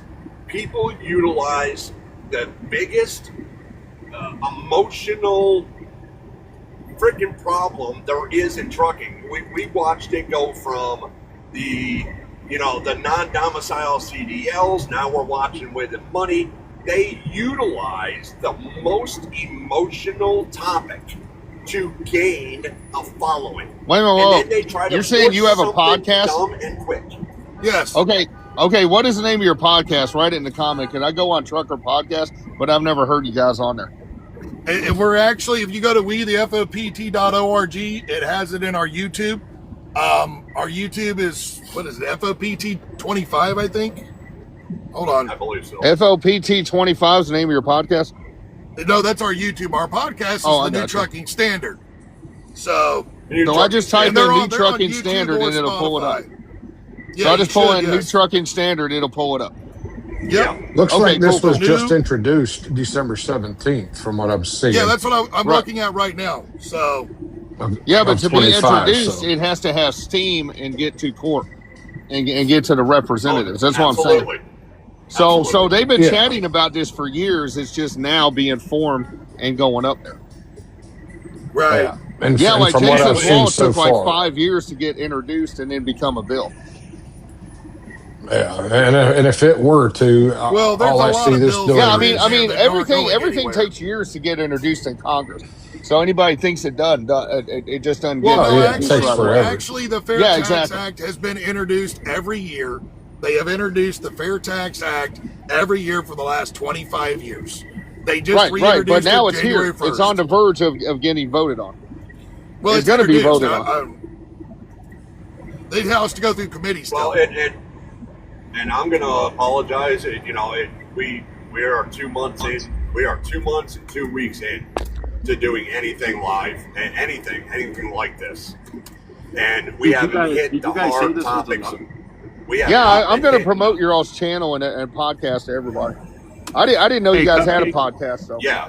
No, we're always talking about the topics that are going on. We have not gotten into the DC side of everything yet. We are just getting warmed up, so please just bear with us. But I can't even find this on Congress.gov. No, I'm totally down with your cause. I'll just start spreading it. I didn't know you guys had a podcast where podcasts are great because you can reach people and maybe they can't get on your live at that time, but they can listen to it. Yeah, we're on YouTube and Spotify right now. I can't even YouTube find this on reaches a lot. Congress.gov though. That they're Yeah, I'm trying gonna go to back and get read into that a law, entire- or was that a law already? No, it's been introduced, but I It's been can't. introduced, They say it was introduced Do you according really to think that FreightWaves. the ATA would Yeah, get But I behind can't that? find it on. I can't find it in Congress.gov. I'm looking right now. I can't find this. Yeah, as far as that goes, I don't know. I just caught the article on FreightWaves. Yeah, And I don't think I it'll seen go. the I don't think headline it'll that go. you had seen, but I hadn't read it yet. But I'm looking. I'm trying to look all over. Yeah, this right it now, details so- everything in FreightWaves. So It doesn't make a lot of sense that you can do that. I mean, from the broker side of it, can you imagine? I mean, geez, I mean, just on highway alone, what I see that these carriers are, I mean, their scores, and I mean, it's just, I mean, I don't see how you could work with anybody. I think it's just one of these things that they're kind of going, well, let's throw some shit on the wall and see if something sticks, you know? Oh, Yeah. Cisco, You how you take- doing, sir? You take Hey, a what's up, man? How carrier you doing? that has 5 trucks, I guarantee you, he's got 3 violations in the last 5 dude, years. all day long. Oh, I agree, I mean, Mr. Rocky. I got DOT'd on Christmas Day, and they had you had a little chafing on an airline. They wrote it up. On Okay, there. how I'm like, about "Get this? outta here." Since this is in Congress, you guys can piggyback off this and help them tweak it and contact the people that are behind this, and then you can throw in your whatever it is you have to throw in. That's the way this works. This is what I'm saying. Okay. I don't think Yeah, that become the friends with ATA everybody. would even Actually, get behind something like this. I Honestly. just found it. It's actually they don't have the Kowalski that's in there. It's actually considered HR 6884. It was literally just introduced in 12/18 and was referred to the House committee. So this thing hasn't even went to committee yet. Because right You now still they're have on break time. due to Christmas. They shouldn't be yes, using. you are You right. guys still have time to contact them Yes. and get in on this. So yeah, I highly recommend you guys call them. Have some sort of meeting and throw in your stuff in it, because since it's already there, you can get it passed, and then that's half the work right there. In that, Well- does it say it doesn't? So when it says violations, they don't. There's no weight for the violations, like no scoring of the violation. See, and that's No. bullshit It's because literally- data queues is broken, because most of these states think because they issued somebody a badge and a gun that they know more about a truck than the driver who's been driving it for 50 years, and that's BS. There you go, ma'am. There you go. Yeah. Well, I got stopped in Arizona by a DOT officer, and that guy, man, he knew his shit, boy. I got to give that guy, man, he was like on top of stuff. I mean, he looked right at my BOLs. He goes, "Are you using your ag exempt?" And I was like, you know what? I didn't use it. He goes, you could have used it coming out of McAllen, man. It's like, you got 150 air miles, but you got 180 probably more or less. I mean, he was just going down the list, just talking to me on my door. I was like, holy crap, man. He just Those are the roadside guys that we inspection. want. Like, you got to thank that Yeah, guy and say yeah, thank yeah, you. yeah. There are Honest, guys violations. know what they're doing. There are violations that your truck could be perfect, and I'm not exaggerating. Your truck could be perfect when you left the yard, and you run over somebody's alligator on the highway, and it puts a little streak in your fucking airline, Why and it's they called a write you freight up for shaker. it. There's nothing you could have done about that. Well, he explained to me that, because I told him, I go, it kind of seems the only way. He's like, no. He goes, the thing is this. You get put out of service. I give you an 00 right now. It's like you might as well just failed 3 times. I mean, that's the worst thing you can get on that report. He's like, if I write up, okay, hey, look, you know what, you got a little scarring on an airline. It's like a test. You got 80 out of 100. 80%. Hey, you're still a B. You did all right. I mean, that's the way he was explaining me how it's scored out. But you get an out of service right now. If I'm going through this and I see you got you're missing a brake shoe, or you're something like that. Yeah, you're out of service, and that's where it's a no. I mean, that's Well, look where at you're going to get. I shared a violation not too long ago. We had a truck that got stopped, and the officer could hear an audible air leak, but we passed the air test. Right. But he couldn't pinpoint where it was coming from. And so he wrote us a violation. He could have wrote us out of service. And at the Raton Port of Entry, they love to do that. But it actually was a violation. But there's no way a driver could have heard it, because there's no way he can be in the cab, stepping on his brakes, and at the back of his axles at the same time. Right. It's just right. bullshit. So he was using the right. I mean, which is obviously, like I said, this is what the gentleman was explaining to me. He's like, look, you know what? I got guys he goes, I pull guys, I probably do about 30 to 40 stops a day, and all they do is commercial vehicles. And he was telling me, look, I got guys that are running 100 hours right now on their 70 clock. I've pulled over many of them. They're run, and they just don't care. He's like, I'm watching you. I'm listening to you. You got your seatbelt on. You're doing what you're supposed to do. You got your paperwork in hand. Those are the erroneous you're cordial. violators, sir. He's like, but guys, there's guys out here that just don't give a damn. I mean, they just don't care. They just run. And that's it, man. I mean, that's on all both sides of the fence, though. There's enforcement that are like that too. They don't give a damn either. They're there to do a job, and they don't give a shit. Hey, I think I heard an air leak, so I'm just going to write that up for you.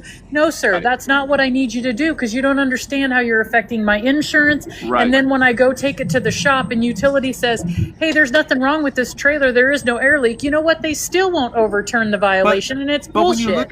When you look at your scores, they are out of service percentages. Correct.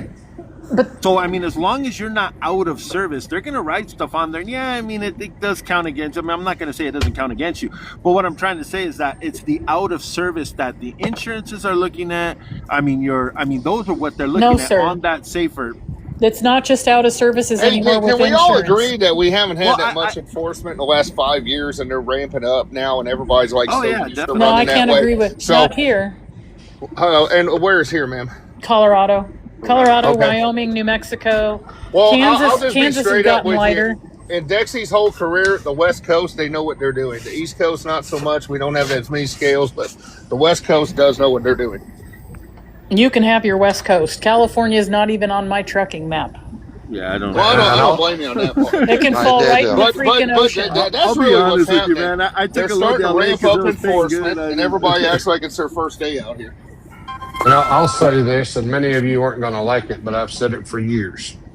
There is not enough enforcement, especially good enforcement. I agree with you, sir. And, I totally and agree. DOT inspections, roadside inspections, the amount of trucks that I crawl under on a daily basis, weekly basis, that I see brake shoes missing, that I see brake chambers falling off of trucks, not held on by anything. Welcome I see to things Denver. missing out of the. I grab steering columns and the thing is rattling all over the place. I see tie rod ends and drag links ready to fall out, the ball joints. I see bald tires down in the steel cords. I see them on the steers and drive positions, trailer Can positions. everybody agree that the mega carriers actually stay on top of it? They just hire bad drivers that don't care, and it's usually the smaller carriers that fall in that category, correct? They are better on their maintenance and everything, keeping that stuff up, and tires and everything else. I work with several fleets around here, and if a tire is even somewhat questionable, they will replace it. And anything safety related, they're going to fix. They're not going to touch up every scratch on the truck and stuff like that, but they're going to fix lights. They're going to rewire it, do whatever they need to do. But what I see is a lot of even small 1-2 truck fleets and 5-10 truck fleets that are running by the skin of their teeth, hoping that they can buy fuel next week because they're mismanaging their business and they want to put all maintenance stuff off forever. And there's a lot of guys, even at Landstar, that complain about Landstar making them do an inspection, an annual, every 120 days. The reason they're making these guys do one every 120 days, and they have a stricter inspection than most places. They have their own sheets that all the certified, qualified shops have to go down. And if there's anything out of that, along with the way the stickers are on your door, if you have leased to or operated by and all that stuff, it has to be correct because they get violations because of that. If there are 2 names on the side of the truck, you have to have leased, operated by, next to the carrier that you're leased to. You cannot. I agree. totally agree with you, sir, I and agree that's with happening. Rocky. I agree with Rocky to a degree that there's not enough enforcement or there's not enough good enforcement. But in our state, in Wyoming and the ones that we run a lot in, New Mexico, Kansas, Wyoming and Colorado, we used to have all the good inspectors and all the good CMV troopers. They're all retiring. They're all going away. And what we're getting stuck with is the same thing the trucking industry is. They got 10 people showing up to go through the academy, and they have to try to pick the best one. And they fail just like we do in hiring drivers. And that is a huge problem.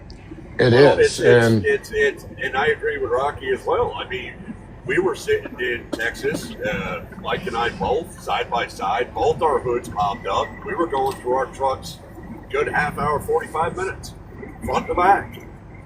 And in all of the trucks that were sitting there, we were the only ones with hoods popped. We took a walk later that night. Again, the next Still day. sitting here and I haven't seen a hood pop. Not a single hood pop. As soon as they come out of the berth, it's right to the seat and right out of that parking lot. Every single time coming in and coming out. They come in, they park, they go to the berth. They don't get out the hood.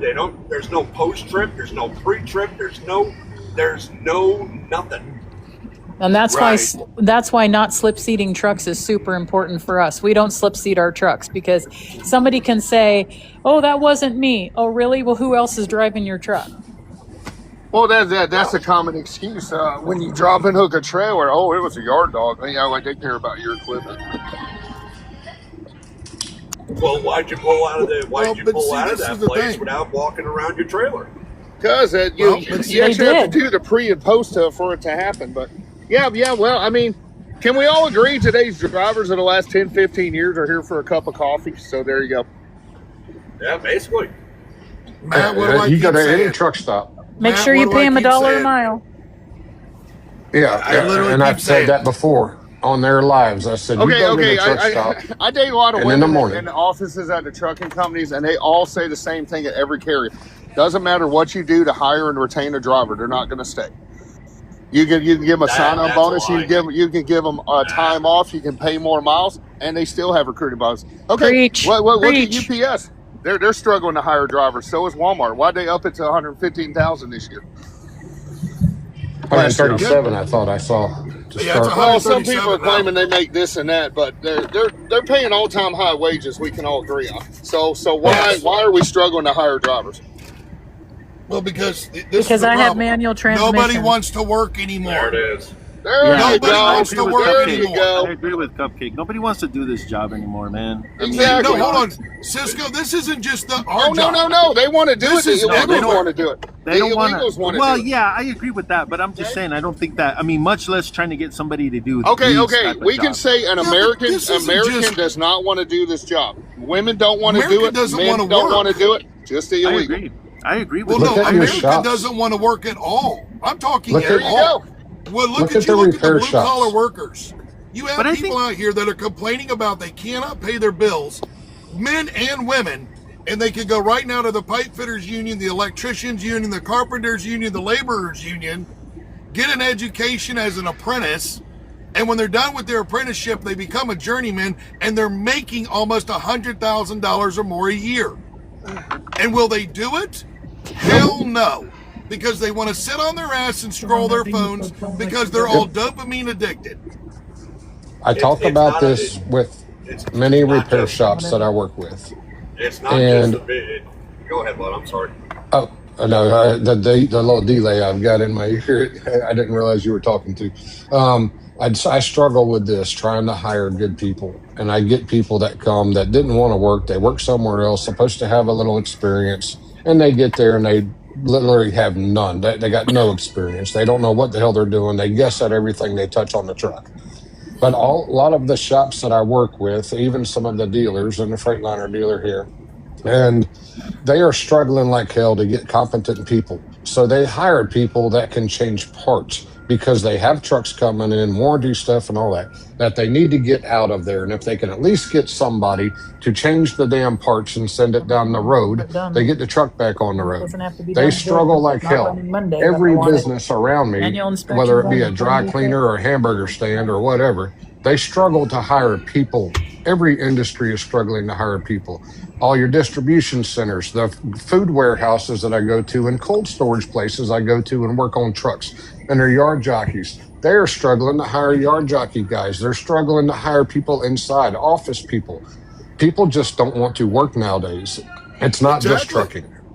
We No, it's saw everywhere. this take place. We saw this take place. It really started kicking off since the pandemic. Since this whole, and I'm not going to get into that because how I feel might not be how you feel. I was out here during the whole dang thing. I was too, sir. But here's the deal. What happened was you had a government, well, it's not just ours, but everywhere, that basically said, you know what, we don't want you at work. Go home, sit on your couch. What we're going to do is pay you double what we would normally pay you for unemployment. And all these people, you saw it countrywide, everybody said, holy crap, you're going to pay me double what you normally would pay me on unemployment. Absolutely, I'm going home. I'm getting paid more than if I actually went to work. Yeah, but sir, And the what flip side happened to all was- that was all loan. They're all having to pay it back. They're all being sued. All their wages are No, being I- garnished as of I January 1st. understand. So you're going I to see understand. people go back to work. You're going to see I people understand be that. forced to go back. Yeah, well, forced. But are they is going to the- be there's the productive key word. employees? They're going to be Forced. miserable while they're there, but they're just going to show up. But what's They're gonna show up. happened? What happened during that time was, holy crap! I ain't got to do nothing. I'm getting free money. You know, but their mind, because we know what today's mind is like. Their mind is, I don't have to get work. I'm getting paid to stay at home. I ain't got to go back to work. the whole mentality started getting there, and then all of a sudden you started getting this more, I'm owed, I'm due, I deserve. All because of that nonsense, while all the rest of us, and you know what the truck stops look like, you were eating PB&J 9 times out of 10. If you were lucky to have the bread to go with it. There were times I was eating saltines and peanut butter just to keep going. Right. You couldn't get nothing out here. They all had it made. We kept working. Nurses kept working. Doctors kept working. Military didn't shut down. Firefighters still had a job to do. EMS still had a job to do. That's why you see those individuals right now still. We're still pushing it. There ain't a one. And then you got, we're owed. You have an entire society who thinks they're owed now by the entire U.S. government. We are due and owed. You owe us. Owe you for what? You sat on your tails for 2 years. Yeah, they think they're entitled to it. And I think that's just a huge problem with society nowadays is everybody is entitled to something. Just, like myself, if I don't go out and work Monday, okay, I'm not going to make any damn money Monday. It's nobody's fault but my own. The guy I look at in the mirror. And if you're struggling, even in the trucking industry, you got to look at that guy in the mirror. And, you should be making money nowadays. You can lower your cost. There's a lot of things you can do. You can go out and work for better agents or brokers. You can go to a different carrier if the one you're at's you're screwing you. You have options. You're not forced to stay there, but they stay there. And I was going to talk about this earlier when we were on about, I don't know how many of you know or have heard of Kevin Rutherford. Well, after my bankruptcy in 2002, when I failed, okay, it was nobody's fault but my own with my trucks. I got in too far over my head. Almost lost everything with a wife and 2 kids at home, and were within days of losing our house.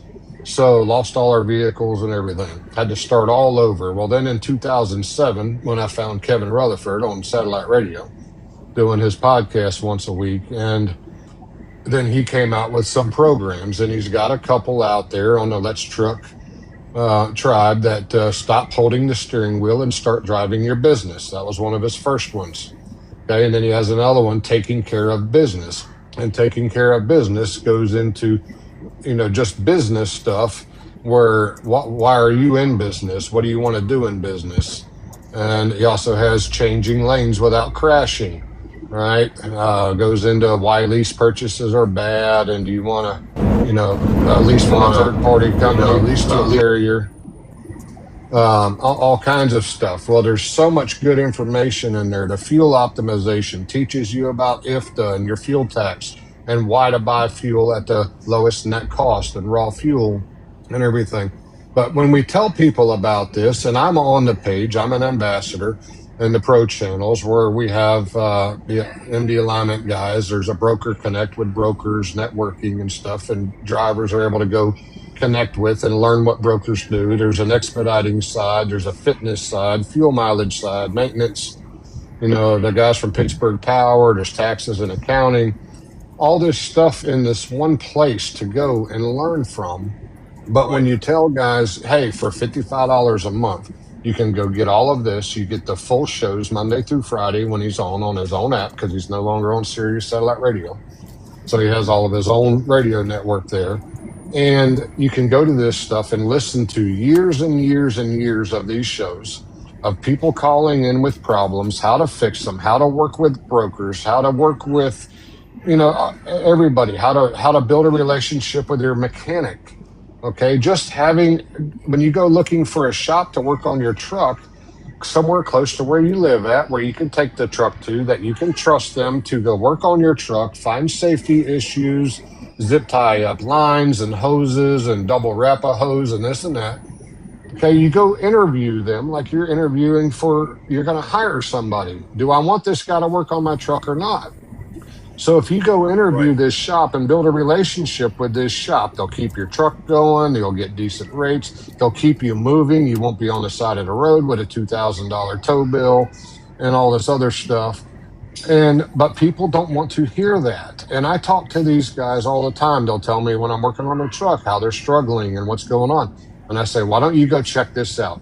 It's a month. You can do 1 month. You can go in there and learn all this stuff. But if it hadn't been for that, back in about 2007, 2008, when I ran into him, I would have failed again, probably in 2010, when the market crashed, 08 and 09. And here I am sitting here with 2 brand new $300,000 auto carriers, plus all the other ones that I had with drivers and everything else. Those drivers depended on me for their paycheck and for them to eat and for their health insurance. Okay, so it wasn't just me I had to worry about feeding. It was these people that were working for me. And, but these guys nowadays, they don't want to learn it for some reason. They want to come back and just argue with you as to why that won't work. And it's like, how do you know it won't work? Have you tried it? I'm not trying that. That sounds stupid. Learning how to run my business, when you get into business, it doesn't matter what business you're in. You could cut grass, you can have a restaurant, you can have a shoe store, trucking industry, a shop, or whatever. Business is simply business. And I've had multiple businesses over my career. I've had landscape companies. We had vending stuff that we did. We did a bunch of food trailers and did a bunch of events and seafood festivals and all that stuff. I've had to run every one of those businesses the same way. It comes down to business. You have to know your cost, right, to start with, and you got to know where you need to price stuff to make money. You got to know what your cost is for trucks, what your tires are costing you, what your fuel mileage is. And then number 2, what can I do to reduce those costs? Right. Because I can't really change the rate. I can't keep going up on my price because I'll price myself out of business. So what can I do to reduce my cost, get better fuel economy, make my truck last longer, get better tire wear and everything else to reduce my cost, so that money that you reduce your cost by is instant profit, right? It's instant money in your pocket, and these guys do not understand it. And I'm all about education and educating these guys, but we have to have guys that want to listen and want to learn. Well, they don't understand that. You say $5 in fuel a day. You add that up with the amount of time that you're on the road. At the end of the year, you got a significant amount of savings. Right. And they also look at the $5 and they go, "Well, I can buy cheaper for $5." Yeah, but at the end of the year, you can go on vacation with what you save. Exactly. Yeah, can you guys talk about trucking CPAs and how that is vital, that you need an actual trucking CPA to run all your spreadsheets for? Yes. I can tell you right now. See, I've always got used one. a trucking CPA, and majority of the drivers, even the owner of LPs I talk to out here, H&R Block, and what's that other shyster one? No. Anyways, they go there, and I'm like, do you know how much you're screwing yourself? You need an actual trucking CPA. Yeah, I can tell you right now, the best thing that I ever did for my trucking business. First off, if you're going to be starting, and this is anybody listening that is thinking about becoming an owner operator, number 1, you need to get a TMS, which is a transportation management system. This helps you track all of your invoices, your miles, your expenses, your maintenances, everything, your license, your registrations, all of it. I personally use truckingoffice.com. There are others out there. Shop around, find what's best, but get you a TMS. Secondly, get something along the lines of QuickBooks.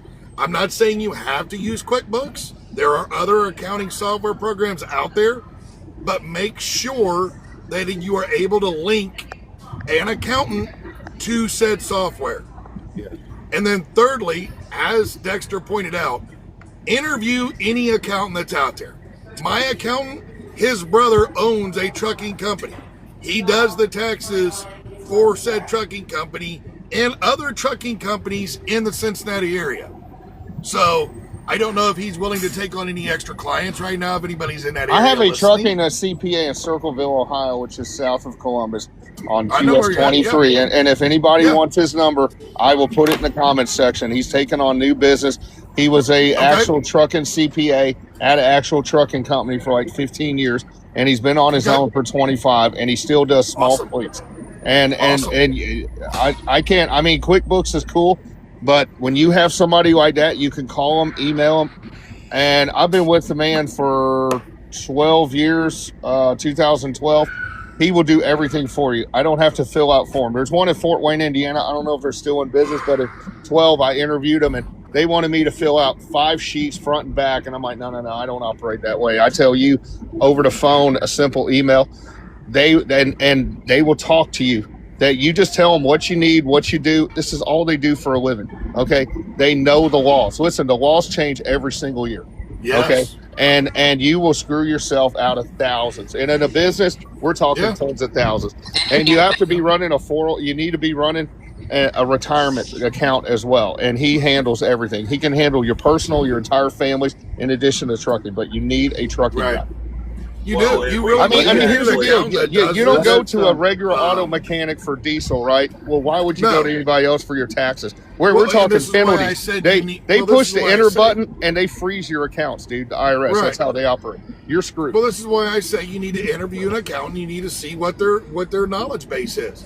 You need to make a phone call and say, hey, how much about trucking do you know? And if they say, well, we don't really know much about trucking, then it's nothing against them. Click. They might handle the next florists. Number. I don't know. That's right. I asked him 5 questions. He answered them all, and I'm like, we're in business, and boom. Right. I never meet him in person. See, I do business over the phone and email. You don't have to go in unless you want to. Well, and this is why I say QuickBooks. The reason I say QuickBooks or something similar to it is because, like, I can take all of my stuff, like my laptop, I can go right into QuickBooks right while I'm on the road, and I already have all of my accounts linked to it. All I have to do is categorize them correctly, and then at the end of the year here, which we're there for 2025, somewhere around the end of January, I have reconciled my books, made sure everything's categorized correctly, and all I have to do is go through. I call Jim and I email him and I say, hey, QuickBooks, everything's ready to go. Here's my 3195s. Here are any 1099s. Here's any of my retirement stuff that I got as far as all of those dividends/Bs and all of that stuff that came in. And I email him all those forms. And then he files an extension. And then usually sometime around October, he has all of my stuff done. Everything's done. And he looks at me and says, here it is. And you owe me $600. That's for 3 businesses and my personal. Also, you can write off your expense that you spent on your taxes on next year's taxes. So say he charge you whatever he charged you, a few $1,000. Bam, you write it off. Everything's a business write-off. It's an accounting fee. It's considered legal and accounting services. You get to write that off. And you never hear anybody talking about it. I throw it out there, and all of a sudden everybody's like, well, what is that? Why are we talking about that? Well, you want to talk about pay, but how do you think you make more pay and retain it? Like Mr. Rocky said, you can only charge so much. You price yourself out, so we got to work on our expenses now. Well, the TMS software that we use is basically what we look at. I mean, for our numbers internally. I mean, and the QuickBooks, we just feel like it's for obviously for your accounting. Your accounts receivable for our brokerage side. And also it's for the CPA because that's what they want to use. You know what I mean? They don't understand my TMS. I mean, they don't understand the reports that are in there. You know what I mean? They do, but they need all your info. Well, they do, but I mean, I'm just saying that when it all gets pushed into QuickBooks, they sign into QuickBooks. I mean, we use online version, obviously. Okay, so QuickBooks, and they can do they're not going to be 100% on. Let's say they're within 5 or 10%. The CPA is going to be dead on, and he may show you, hey, you do this and that, I'll save you an extra 25%. Yeah, they're the ones that will teach you they do it business. All the time. Yeah, they will teach you business. QuickBooks is just a rough little thing that Walmart sells and will keep you on a spreadsheet, but they're the ones that will tell you the hard numbers. If you're a single truck or even a 10 truck operation, I've got it up. I don't know how big you can see it on my screen. I'm trying to expand you here, Rocky, but for some reason it won't let me expand you. It won't do it. I'm sorry, sir. Yeah, I would love to, but I'm trying. It won't let me do it. And as a correction, QuickBooks is not Walmart. You can't, I mean, it's stupidly expensive. I fucking hate QuickBooks. I know, I was just throwing it out there. Everybody loves Walmart. For what Cisco's doing with his brokerage. I have 3 companies that use three different versions of that QuickBooks. Oh my God. It's so expensive. For your truck expenses. And I hate to say it this way, but if you need help, You're on hold for days. I mean, I aged 10 years with one little problem. And then guess what? You talk to somebody that you can't frickin' understand. Another thing you guys don't realize is when you go to places like H&R Block and these other ones, those are just minimum wage employees that their previous job was McDonald's. They're just entering your info into a system and they're processing it. So asking them a question is pointless. You need people that really know this because this is a business. This is a business and people don't understand it. They don't want to basically using turbo What does trash. Sophia think about all this? I haven't heard from Sophia down there. But She's been I messaged her directly for you, sir. I think she's doing something else.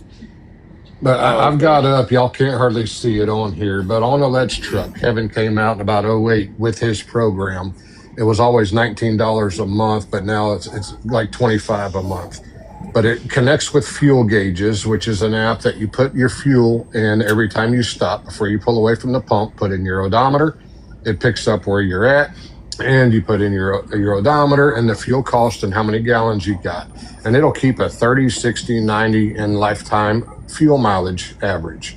And you can also put in some other stuff in that, but it also links up with Profit Gauges, which is an accounting software.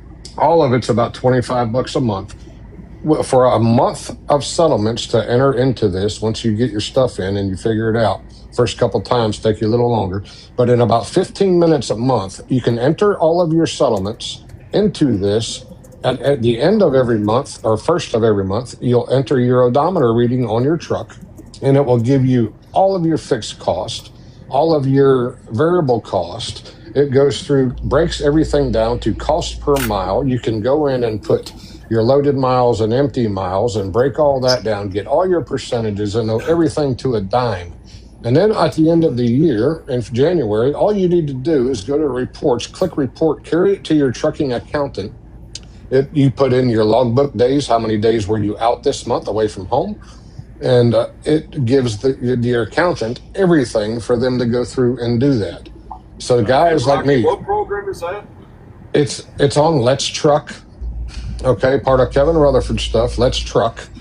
All right, and it's Profit Gauges is the program. But with the $25 a month, you also get all of the audio and the radio show stuff daily, and you can go back all the years and listen to all the Pittsburgh Power stuff, all the trucking stuff, the health stuff, and everything. But it's $25 but it's $25 a month. But you need it for the accounting program and everything. Yeah, so, you do. Put a podcast on while you're driving down the road. 2-3 hours goes quick. Ma'am, if it's an interesting topic, you'll listen to it. I listen to I'll go to sleep. I fall asleep listening to podcasts. I fall asleep on lives too. But something guys don't do, and I've said this for years, if you're driving a truck and you're driving for 10 or 11 hours a day, you should be the smartest individual out there on the road with Audible and all these audio books. You can go listen to business books and everything else. But what do I see when I'm passing trucks going down the road? I see an iPad on the dash with Netflix on. So they're watching some stupid crap instead of movie I've already watched. Right. Well, one of the books that I've been pushing, and I've been telling truck drivers for the last decade about, if you want to be a business owner, go read Rich Dad Poor Dad. Just go. Nah, I don't like that dude because he talks about debt. Read Warren Buffett. He had a 5.5 million % return on his career. He's got 60 years. Got one too. He has a lot, but he just retired. Nobody's talking about it.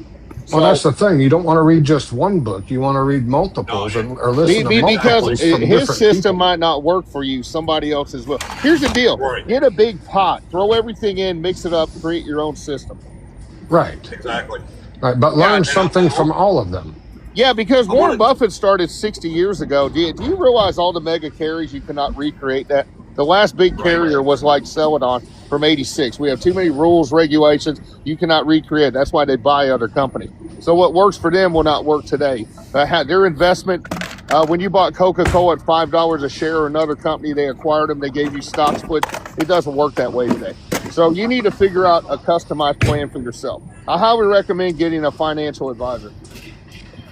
I want to take just a minute, and I'm a big fan of intellectual conversation. I can't stand a conversation that has stupidity or ignorance. which is why 90% of the lives that I see on here, I don't even get involved in. But I want to take a minute and thank all y'all. This has got to be one of the most informative, intellectual conversations I've been a part of in a long, long time. Yeah, it's just you just got to get the right people in the room. I mean, I go on TikTok just for entertainment. I go in these rooms and everybody's a 35-year-old retired billionaire, and I'm like, wow, that's amazing. I don't recognize your name. I've listened to every Fortune 400 guy out there. Everybody has. They interview them all the time. So yeah, it's just people get up here for entertainment and just to shoot the breeze. It's like they're all lonely. This is kind of the thing that Rocky and I were talking about last night, as a matter of fact, is after that live that we had with Bobby, you know, I mean, it was like, that actually kind of excited me to actually want to do this more. You know, I kind of backed off of it a lot just for the same reason that you were saying, that it's like, it's just a bunch of nonsense. You know what I feel like it's like? It feel like it's 2005, you know, and I'm at the truck stop listening to the CB radio. That's what I feel like it's like. Like some of this TikTok is just turned into that, where I'm just like, oh my God, like you just, whoa, you know what I mean? You're just like, there's nothing informative. I get on TikToks and I throw out all the yapping, current events. You know? I just see what sticks. I just see what sticks and what people want to talk about. It's Well, like yeah, it's like but it's I like mean, the that's what I'm Venezuelan saying, but you president wanna- got captured last again, night I with go- his wife and family. Nobody wants to chat about it. They're I go- currently on a U.S. carrier. So Well, boom, and that's all over it. I That's all had over some the press. beef with you a while back, Dexter, when you were going on for a couple of days about the Warner and the Kenyan driver thing and all that. Okay. Yeah, I do remember I threw it out, but I didn't know we had a beef. Yeah. Oh, yeah. Because that entire thing is false. Yeah, we were looking for you, Dexter. Yeah, that entire thing is false.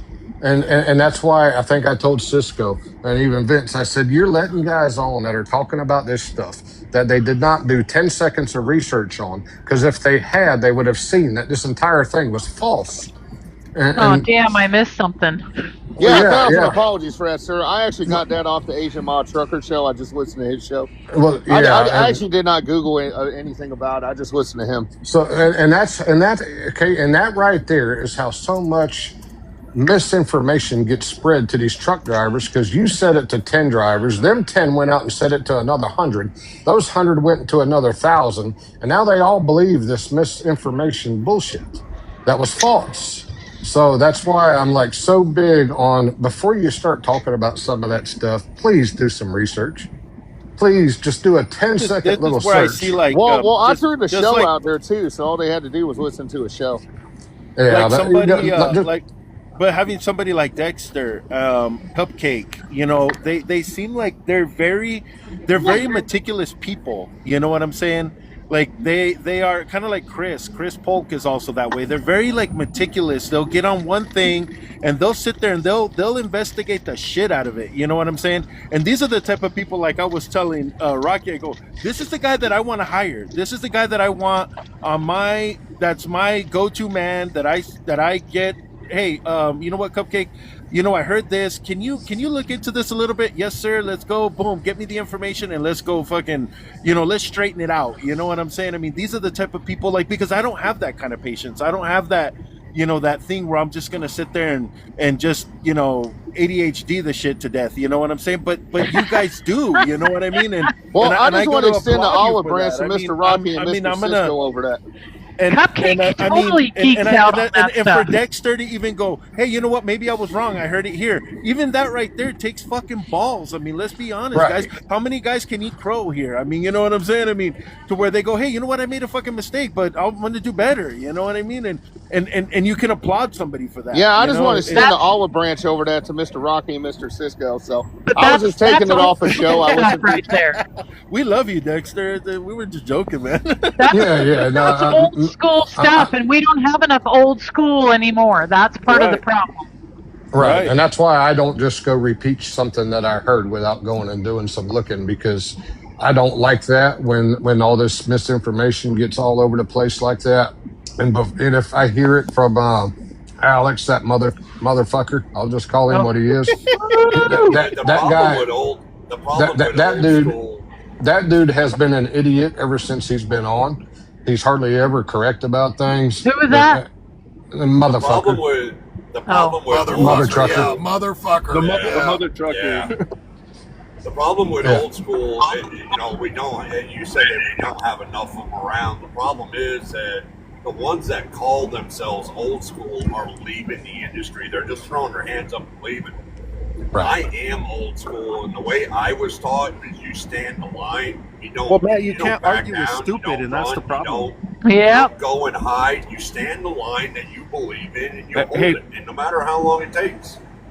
Hey, Rocky, what does Chris say about arguing with these people? What did he say? When you stoop to their level, they will beat you with their experience. Yeah, don't ever argue with an idiot. Yeah, don't because ever they will argue bring with you an to idiot, their level and beat you with experience. Yes. Yeah. Or there's It's another true. one. It's better to remain silent and look like a fool than to open your mouth and remove all doubt. No, yeah. Well, that's the thing, and that was kind of like because the gentleman got on Bobby's live. It was like, "Oh, Cisco, I've seen you. I thought you were on that bandwagon." I was like, "No, bro, I'm there just to call bullshit." I mean, I just stay quiet until I hear something, and I go, "No, that's not how that works. No, that's not correct." And I think blocked that Dexter guy. does the same thing, and I think that's what pissed him off because at first I think Dexter was kind of like, you kind of could go like, "Oh shit," maybe Dexter's kind of on board here. But then he would start calling out bullshit, like just going, "Hey, that's not how that works, Dave. No, that's not what it is, Dave. No, this isn't what it is, Dave." And then he was getting all pissed off. And I remember him, and I don't know if somebody else was in that live, but, "Oh, hey, check your DMs." He was telling that Lucky lady, and it was just like, dude, why can't you just take a little Lucky's not a pushback, lady, man? sir. Lucky's not a lady. Ladies have class and manners. Yeah, Lucky was supposedly riding with him doing the website for him. Yeah, Oh, supposedly okay. she washed out at Swift. She couldn't make it through Swift training. Oh, damn. Okay. And then she's telling us that she drives a W9, but her dad drove and this and that. But yeah, she was riding around in his truck because I've talked to too many people that heard her in the background in his cab. See, he's not supposed to be riding around filming TikTok lives either. And he does that all day long. Not anymore, he doesn't, I don't think. He's supposedly on here because I've talked to people that have been in lives with him, but supposedly does not host his own. So I don't know. He had a nuclear meltdown when I told him about his Airbnb cannot be a first time purchase and run it as a business. Yeah, and then that's the last time I talked to him. Yeah, that's when you got blocked. Was after that. Oh, damn, I gotta send out more sympathy cards. Shit. I got blocked on the Friday afternoon that Vince was up there in D.C. screaming on the megaphone in front of the Capitol building, and I said, "Hey, did anybody bother check their schedule to see if they're even home?" Yeah, I remember and they you weren't saying home. that. I do. Yep. Yeah, and they All them idiots. Well, I they asked blocked Vince. me. I asked him why did you go up there and not contact your local and state representatives, and he said something about they gaslight us and stuff, and I'm like, those are called the proper channels. You don't just show up at the CEO's door unannounced unless you do business. Right. And Right. they And couldn't figure that out. So He was in And our they live. He they was in think our because- live 3 days prior to Washington, D.C., and we told him, stay home. Don't go to Washington. We had him. We must have told him that 10 times. And then He Mike lost. told, Cupcake's telling me, well, he's on the bullhorn in Washington. Oh, my word. how much He money lost do you $8,000 think to he $10,000 wasted? in revenue. Yeah. Okay. By Why sitting is there this from company that okay Wednesday. with that though? Why is Landstar Well, okay with that? Because they don't care if you work or not. They're like having your own authority without the back office. If you work, you Yeah, work. he's a If you don't, you BCO. don't. He's a basically a BCO. BCO. Yeah, but he still Yeah. has to make payments, right? They don't shut it off. Right? Well, he'll have to cover his insurance and stuff if his red file gets up over about $500. And then he didn't make it home for Christmas because his next video He was. did. Oh, I think he got home. He made it home Christmas Eve. He made it he home made it Christmas home. Eve. Oh, he did. Yeah. Yeah. Yeah, he So- made it home so- Christmas Eve. He delivered in Carlisle Wednesday, sat there till Monday to get loaded because something was screwed up with his load that Friday night. Well, it was Philadelphia, So right? he's got 5 days that he sat there at least $1,500 a day in revenue he could have generated. Almost didn't make it home for Christmas. Had his daughter crying and everything else. And went to the him and- hospital. Remember that? Yeah, him and the guy. Yeah, and his son's in the hospital having surgery and stuff. And he's out there parading around with a megaphone to a building that they cannot hear a damn thing from inside that place. So that's Right. Well, part that's of the my thing. issue that also asked him people to really trying to cannot explain to him. The people White cannot House is bulletproof. prioritize. They can't prioritize their life, and that's part of the problem. Yeah. Like He if shot a family video is saying he hadn't paid taxes in 4 years either. I wish. Right. Yeah, Just in how those is that couple of possible? days, he could have made $8,000 in that damn week, and paid some taxes, but he was Then he standing out shot a there parading video around saying by the he's no fed parking up signs. and he's going to be local. He's done trucking. He did that when he got home. Yeah, I've Hey. seen that one. And Yeah, you know yeah, what? yeah. Look, But there's one you know thing what? about it. But there's nothing got a wrong with good being heart. local. Yeah, he does. The thing of it is this, that we got to remember this, okay? And this is where I'm going to revert back to bringing the industry together. We also had to remember here that he does have a good heart. Right. Is he making some mistakes? He is. Is he new to the industry with like some of us that have 30 years experience? No, he's been Yes, in he 00 is. for like 9 out of 11 years, he said, right? Yeah, but he's only been around 11 years. That's a third of the time I've been around. You know, it's No, a I third of get, the I get time what that you're Laura's saying, been but it's around. not like he's So- brand new. But I'm not been- saying he's brand new, but I'm just saying, you know what I mean? He's Like, owned a we do truck need for to 9 remember years. Yeah, He he's hasn't been in been running 00 a for 9 business. years. No, he does. The But he- bank owns the truck. He runs the truck yet. Let's be real. He doesn't know anything. He's been driving a truck that he owns for 9 years. He doesn't know Oh, I anything don't think about he makes business. any money, so, I mean... Right. None of us really do, to be honest with you. I mean, think about it. A real businessman would not do any things he does. I mean, you would contact your representative, you would do that. I told him this last night, Dexter. I in the live when I was in, I said, Vince, I care about you, bro. I need you to do me a favor. Before you decide that you're going to go to Washington again, please get vetted. Please make an appointment. Don't just go up there to be yelling at a bull on a bullhorn. Don't go up there to just be yelling at the president, basically. Make an appointment. Do it the right way. And the reason why I got an told idea. him, the reason why after the fact is if you go up there and you look like a crazy person, you're never going to get to sit down with them. Because when you go through the vetting process, if they go, isn't this the guy that stood outside 2 or 3 different times here with a bullhorn yelling at us? On social media. I don't want to deal with him. I don't want to deal with him. Moonshine. We're not going to Send deal with him. Moonshine up there. Oh, yeah, that'll work out well. Oh, no, Yeah, Moonshine was yelling on the He can't live even last answer night. a question Yeah, when he you was. ask him, how does this deserve $1 a mile? And he'll just tell you you're an ass for asking the question. Him So- and Dave came at me on one live, and I was like, "You two are fucking womanizers, and you're messing with the wrong person." Have you Both of seen a them are- picture of Dave? He's like 450. I don't think he's doing any womanizing. Oh well. I Word got on a the story, street. but I'm not going to tell it. I've got Word a on story, the but I'm street. not going to tell it. If he No, is, he's I- paying for it. If he is, he's paying for it. Ew. Sophie has a comment in there that he's still helping, teaching, and fighting for the industry. Well, Who's okay? He's just Hold on. going What around is it he the teaching wrong way. after 2 years? What Yeah, is he teaching? he's not teaching. he's What is not he teaching.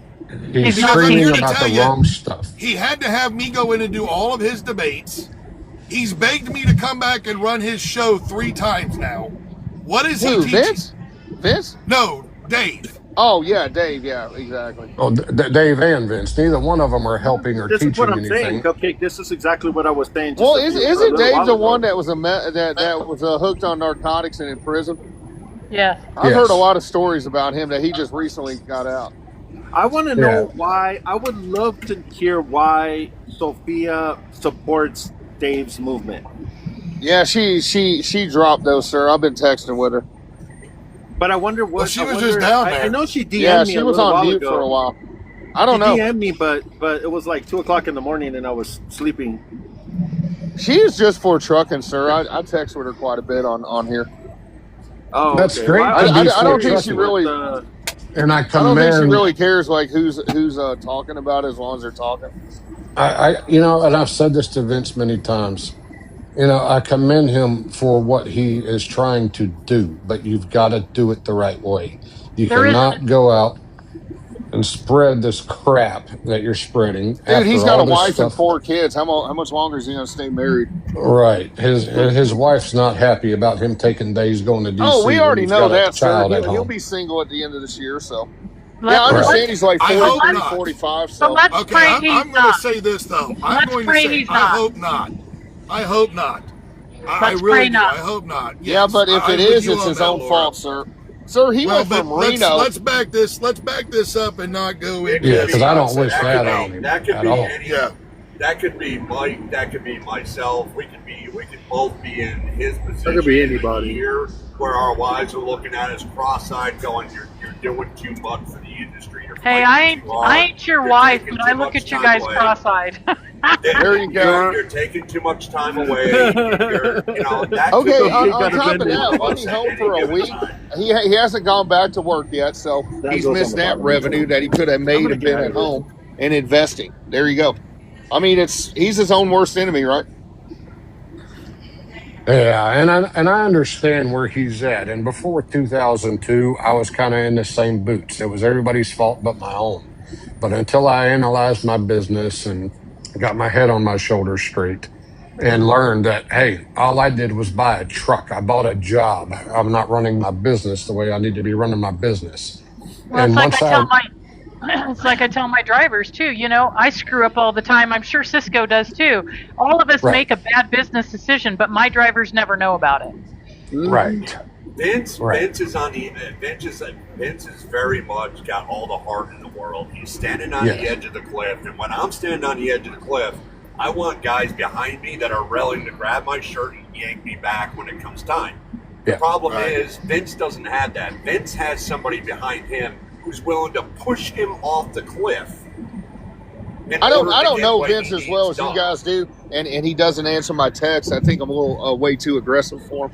But from what I understand, have been told, Dave kind of gaslighted him into this, and then Very I do much. remember the day Very that much. they got there. He was on the phone trying to say a prayer, and Dave's a fake Christian. He's a fake Christian. He does the exact opposite of what he says and does, and he pushed him into this, and he doesn't have his back. I mean, where was Dave? He wasn't up That's what there. I'm saying. He wasn't there. He was no- hanging out on the live all day, but he wasn't there in Dave person. has But I've been no told that by intention. people that know Vince Yeah. and actually talk to him on the telephone. Dave isn't the guy that's going to grab his shirt and yank him back away from that cliff when he's starting to teeter and fall. Dave Well, is the Dave's one not who's even an gonna give him the owner-operator. push. He's a company I mean, driver. And on his Dave was third on that company in a live year. when- Why is he a company? He was pushing himself off as being an owner-op, and he said something one day, and Dexy picked up on it. He's like, whoa. You said you were an owner-operator. No, man, I'm a company. You also said you've been doing this 5 years. No, I just started this company 2 weeks ago. I go, dude, you were a fake motherfucker. He's And been he got driving all for- upset. He's been driving for You 2 had- years. He's driving You how had long, sir? Vince out there. 2 years. You had He's only been OTO. driving for 2 years? Yeah, OTR. and he doesn't even OTO. he doesn't even want to be in the He truck said he's driving been in this industry. business He like wants 30 years. I've heard him he- say that. Okay. he wants to be in worked the in restaurant oil business. fields. Well, he He certainly worked in spends a the lot oil of time field. in there. So look, I'm going to tell you this because I know Dave. I have held many a personal conversations with him. Everything that he tried to put in his after act that didn't involve the $5, $1, and 3% A-fart. came out of the FOPT Act. Okay, it came out of my document because when I started talking with him back in May and June, when he first started his Telegram, all he had was $5, $1, and 3%. That's all he had. And he's reverted right back to that after I called him out about receiving intellectual property of mine that was stolen. So He to talk himself- about where he's at is this. He goes through, he has oil field experience. That is Little. what he has. So you're previous- saying he's a landman? No, No. Driving in the oil field, sir. he drove a water has been truck in driving Grand it. He drove a Junction. water Yes. truck? I got a buddy in Tulsa that did that for $30 an hour. I'm Yep. just saying. This That is where doesn't this require a is what you CDL, have. just so you know. Well, Yes, it does. I know. Well, if it's a big enough water truck, yes, it does. So, he is driven in the oil fields. He has 2 years over-the-road experience. Yeah. He is also on his third job in a year, OTR. I was going to say, with 2 years, how can you get into oversize? My company does oversize, and they require years of experience. Well, the thing of it is this: the insurance company will consider all of his time in the oil Well, fields with it's the got to be a commercial backwoods license. company. Well, I don't know what it is. He left Leander after about a month. I know that. Leander? So the So other they thing fired is he was on a live. Dave was on a live, and I wish I would have recorded it, and I wish I could go back and find it. But he was on a live where he himself said, "I know the After Act was never going to go anywhere." I have Oh, text yeah. messages that say it. Yeah, I he's have said that text many messages that times. say it. I have audio of him. Yeah, but saying he's it. I not have the audio. ringleader. It's somebody named Pana something. That is Leander. Leander Yeah. is the trucking pontificator. But he It's changed like his Are name. you saying he worked for him? He worked for that company? Yes, he worked for And the that percolator for about guy a fired month. him. Okay. I don't know what happened. Well, it's my understanding that dude only has 10 or 13 trucks, depending on who you want to listen to. He's got 13 according to Safer. Yes. Okay, I have listened to him on Wise, but that was before I knew he was the AFAR dude, and I haven't heard of him since. But I'm going to roast him on it next time I see him. Next time I see his name the on thing it. of it is this though. Leander really isn't hooked up much with Dave. I don't know exactly what happened there, but there's not Don't worry, so I'm gonna much ask. of a conversation there as much anymore. You know, and I know he went out there like a week or two ago, and I think Dave kind of pushed him into creating support for the AFTRA, thing that he did. But even Leander here, just one of his recent videos, flat out said he knows the $1 a mile isn't good for the economy, but we might as well throw something up on the wall and make it stick. And as I keep saying, if you throw poop on the wall and it sticks, it's still poop, and nobody wants it. What state is Leander out of? They're out of Texas? Michigan. Michigan? You guys are listening to somebody from Michigan? Wow, that's amazing. A poor person. No. You're twisted Who's words, listening? Dex. Yeah, Dex. Nope. Who's No, listening? I was just Googling his trucking company. Yeah, but I mean, who's listening They, to and Leander? they were pushing that UnitedCarriers.com, which used Yeah, to be exactly. a brokerage that got revoked. Yeah, and they got Vince roped into this, and that Poncho dude, and wherever he's from. Yeah, I didn't know that was him, that Ponte, and I didn't know Dave worked for that dude where it came from. He acted like he created this all on his own. Well, Dave started AFAR with ChatGPT. Okay. Yeah. He wrote that with ChatGPT, and basically what happened with the one that he put out around the beginning of August was when I gave him 14 rough draft items to add to it, and I was like, let me get the rest of the stuff, and we'll write a proper bill with proper definitions and stuff, with the proper act and the proper format.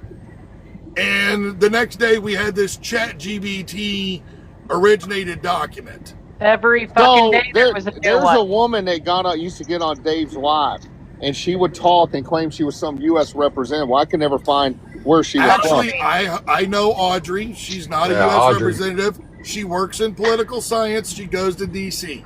Audrey does not want anything to do with Dave. Well, see, Audrey Dave tried to actually ask her filed a out. cease and desist order against Dave. See, Okay. he tried to ask her out and Sarah that comes up here, and they both rejected him. And then he got all. I was in a couple of lives where he and Sarah were getting into it, and I thought they were like ex-wife, girlfriends, all this and that. The way they were chatting. turns out they just don't like each other because of that. And I mean, they were going at it. I mean, they were being I met like Sarah because he wanted me to go debate her because he couldn't debate her. Oh, he could. That's how I met Sarah. He calls me and he's like, dude, I need help. I can't deal with this. And I'm like, deal with what? And he's like, well, there's this Sarah girl, and she's saying that, I'm trying to steal from people and blah, blah, blah. And I'm like, what? Well, what it was So she I had was on there questions one because morning. he was talking about the fact that wanting to use it down the road, his soup kitchens and stuff like that, where he wants to help people. And that he was going to take any of the donations that he got from t-shirt sales and shit and would eventually be going towards this soup kitchen idea he has, which I could stand behind. Anybody that's trying to do something like that, I will stand behind helping others out. I donate to soup kitchens. I have a really good buddy, him and his wife, any church they're involved with. Sarah does all the soup kitchen and the food pantry stuff, and I support them as much as I can. And somebody doing that, I'm all for it. The problem of it is that Dave cannot articulate a proper sentence to make a paragraph. Yeah, man, he's got the IQ of like less than a 5, a negative IQ, and he does not talk very well. He starts screaming at people, and I'm just like, I don't get it. I was in there one day when he couldn't even figure out the mod and how to mute people, and people kept coming up and got him banned for like a week. I mean, I just don't get the dude. So what I don't understand right now is this. I've literally tried to explain to him. We had a conversation here at the beginning of December. And I literally told him, I said, bro, do you realize that the vast majority of the people that are in your group do not deserve $5 a mile because they can't figure out their own operating cost? And most of the company drivers in your group do not deserve it either. And he said, yes, I know. But we've got to try to do something to fix the industry. And I'm like, wait a minute. You literally just said most of the people that back you, they don't deserve it. But yeah, but you're didn't you still just up say here he's doing only it. been in the industry 2 years? He doesn't know Yes. the industry. Over the road, yeah. Over the road. Yeah, That's yeah, part but of he the doesn't even problem. know what That's the part of the industry is. problem. He doesn't understand the back office. He doesn't understand what it takes to He's run a a company. company driver. What your taxes are, what your fuel tax, distance tax, He permits, probably all doesn't this even shit you file gotta his do. own taxes. How would he know anything about a business? He just misrepresents himself on everything. He's just fake all the way around. And he probably got in a chat one day and heard all this and goes, oh, I can help this out. I can make myself better. No, you can't do it. No, it was about him. Yeah, it's the Me network, and it's the Dave network. At first, And then he at first probably he met was selling Vince and talked t-shirts. Vince into this. Well, see, at first he was selling T-shirts. He was trying to sell T-shirts to use that to gain money to be able to have a outfit out of Missouri somewhere help him with the social media, run the social media side. Okay, I heard a thing that Pontifier dude was charging $1,200 to be a member. Oh, I don't know. You're talking about United or CarriersUnited.com? Yeah, I he don't was know. raising money and charging to be a part of his group when he first started there. It's been a I year or so now. called Probably. him out on that shit too, because when you sign up for that, what was that, Cupcake? When you sign up for that, you had to fucking give him You have to give your DOT number. your DOT number and all that shit, and I'm like, wait, I can't even get past this to find out what you're doing, and you want my information? I don't fucking think so. Right. So does anybody Right. remember Jason Vinn? Yeah. Oh yeah. Oh, Okay. boy. Okay, Here we okay. go, I man. didn't find Here out. we go, I didn't even man. find out. Here we I go, didn't even man. find out he passed away a year ago. His account is still active. I can text him. But he was involved in two groups, and one of the people stole the money. And he was a big advocate against Hold TQL. on. Matt, this is all you, baby. Let's get this shit right. It's all you. Bring it. Bring it. Shit. Bring it. Come on I with really it. didn't want to get into this shit today. I knew it was coming. I knew at some point we knew it was coming. Bring it. I am the I think I know your name, sir. I am the original, the starter of NADRA. Okay, I know who you are. Okay, I got you. I started it. Jason Finn joined me within a month and a half. Him and I started having phone calls. He liked what I was saying. He was supporting it. We started going, okay, maybe we can make something out of this. We didn't have a name. We were just talking about making something out of it. About a month into planning, talking, planning, all the junk, he brought up Charles Claiborne. I didn't know who Charles Claiborne was, okay? I'm just going off of my 25 years of listening and learning and watching organizations use every truck driver on the road. So I had enough. I wanted something different. He brought up Charles Claiborne. We got to bring in Charles Claiborne. He really knows his shit. Okay. Well, you know what? Let's have a conversation with Charles Claiborne. We have a conversation with Charles. Charles, at that point, was up, believe it or not, Michigan. And he said, listen, I'm running a show up here. If you guys want to join me up here. And I said, no, we're not coming to Michigan. I'm not joining any other group. I'm doing it this way. And mind me, I'm a man of faith. So I have a certain road that I believe that I belong on. I'm not deterring. I'm not going your route. I'm going the route that I believe is right. Charles, a week later, decided, okay, you know what? I'll join you guys. You guys seem to be gaining a real following. And I was getting a real following. I was talking positivity. I was talking to, I had meetings with the Cubans. I had meetings with the Hispanics. I had meetings with the Russians. I had people emailing me from frickin' Australia going, I really think that you've got something here. Charles comes in. We decide, you know what? We're going to make this a real organization. We called it North American Drivers Resource Association. We had 25 to 50,000 truckers nationwide that were literally tuning in anytime I went live. And I'm going, this is freaking great. We're bringing the community together. Meanwhile, okay, we had paperwork that needs to be filed. That's great. Okay, here's my portion, which was 200, according to Charles, which I've never run an organization before. Charles says it's going to cost us $600. Okay, here's my portion. I called Jason. Jason said, I ain't got it right now. Good. Okay, well, send Charles $400. My part, Jason's part. Charles says, I'm going to file the paperwork, la-da-da-da-da. Fine. I've got other work to do. I ain't got time to worry about the paperwork. And I have all of this information still 4 years later in a tote in my house with all the receipts. So here we are. It's blowing up. I'm sitting there going, okay, we really need to bring the truckers together. What's an idea? 20,000 toy trucks to DC. Let's do something that we can get everybody behind and make a difference with. So we started posting the 20,000 trucks to DC, or 10,000 toy trucks to DC.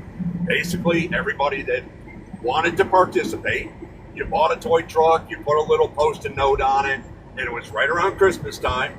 You put a little post-it note on it, you said no to speed limiters or no to hours of service, whatever it was that you stood on, and you wrapped it up in a Christmas, and you sent it to the Department of Transportation. We put the address out there, the whole nine. Me as NADRA, contacted a Marine, the Marine Toys for Tots, right there in Virginia, not more than 20 miles from Washington, D.C. And let them know there's going to be a large influx of toys coming into the Department of Transportation. We'll try to keep you informed on what's going on. Meanwhile, I had my company, Backwoods Country Trucking, that went under 2 years ago. I put out $3,000 for a booth at Matt's, the 50th anniversary of Matt's. I paid for it. Still got the receipts. You can back all this up. And I made it clear. Mr. Pablo was there. If he's still in here, which I'm not sure if he is because I'm driving. No, he said he had to go use the bathroom, so he's not here right now. Mr. Pablo was a part of the organization because what I created was a round table. Truck drivers from every nationality, whether you're male, whether you're female, it didn't matter what your origin was. I had teen drivers in there. I wanted experience at the table, and we will fix this. That's how we're gonna do this. No one above the other. Everybody had a chance to talk, and I made it clear. There's $3,000 invested. We need to start raising some money, interior, not exterior. Everybody needs to donate a little bit. Everybody started donating a little bit. Not very much. $100 here, $100 there, and I still got the tally report. About the end of December, I got very sick. They had meetings without me present. I got back in there and all hell was breaking loose. The paperwork that we filed 3 months earlier finally came through by Charles. Charles listed himself as president of the organization. He didn't ask, he just listed himself. And I was too busy working all the angles, which included a letter of exemption to Department of Transportation for the 55647382 split. 4 years ago, which just got implemented, by the way. They actually just did a pilot program. It's in place right now. But at the end of December, I lost my crap. I got into a meeting and lost my crap. Jason Bain was talking about doing membership fees when I specifically said from get-go, we're not doing membership fees. This is not a pay the fee inclusive kind of deal. Everybody's included. If you're a company driver, a truck, an owner operator, a lease operator, a small carrier, a wife, a child, a husband. I don't care who you are. If you support the industry, you're allowed to be here. That's all there is to it. They started talking about funding, and they wanted money brought in, and they were going to charge fees, and we're going to do merchandise, and I put a halt to all of it, and I lost my shit. And I said, I want no more to do with this. If this is the way you guys are going to be, where we went from, doing it for the right reasons to all about the money, I want no part of it. And I left. And when I left, I went down the list of every individual that was in that group, and out of my own pocket, because the money that they sent in was supposed to help reimburse Max the $3,000 that I paid out. Yes, sir. Because I left, because it was my choice, they weren't walking the same path as me. I left, I went through and sent every one of them their money back. Every single penny was sent back to every single individual, of which, again, I still have all the receipts to, because it was on Cash App, it was on Venmo, and I've got the same accounts I had 5 years ago. The only individual in the group that didn't get every single penny back is the same one who's a part of this group today, and that's Pablo. And I've already had a conversation with him, and the reason he didn't get all of it back is because he actually loaned me $200 at that when I went down sick, because I was dying. And he actually helped me and my family out, and when I approached him about it, he told me, don't worry about it.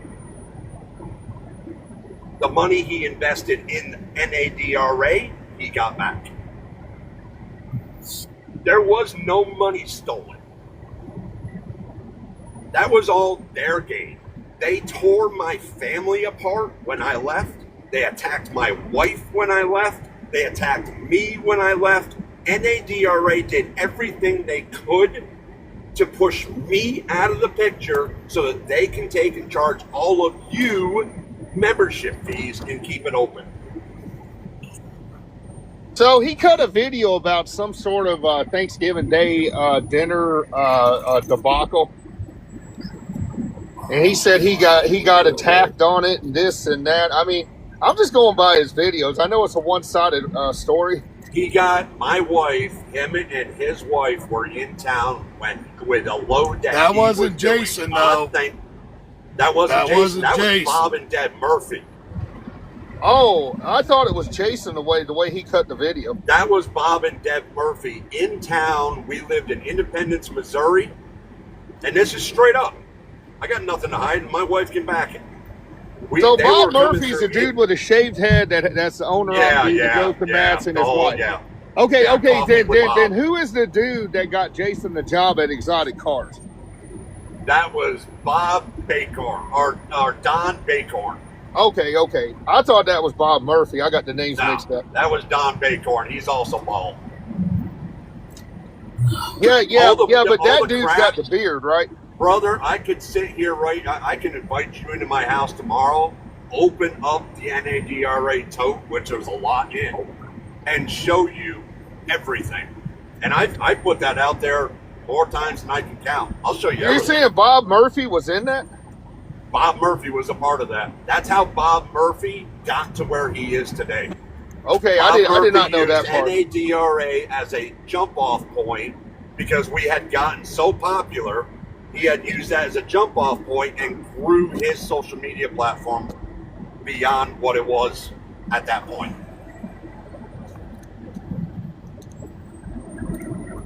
Interesting. I did not know that. I thought that whole Thanksgiving thing was Jason. No, that was Bob and Deb. Jason was at my house with his wife for a dinner. Yeah, Juju.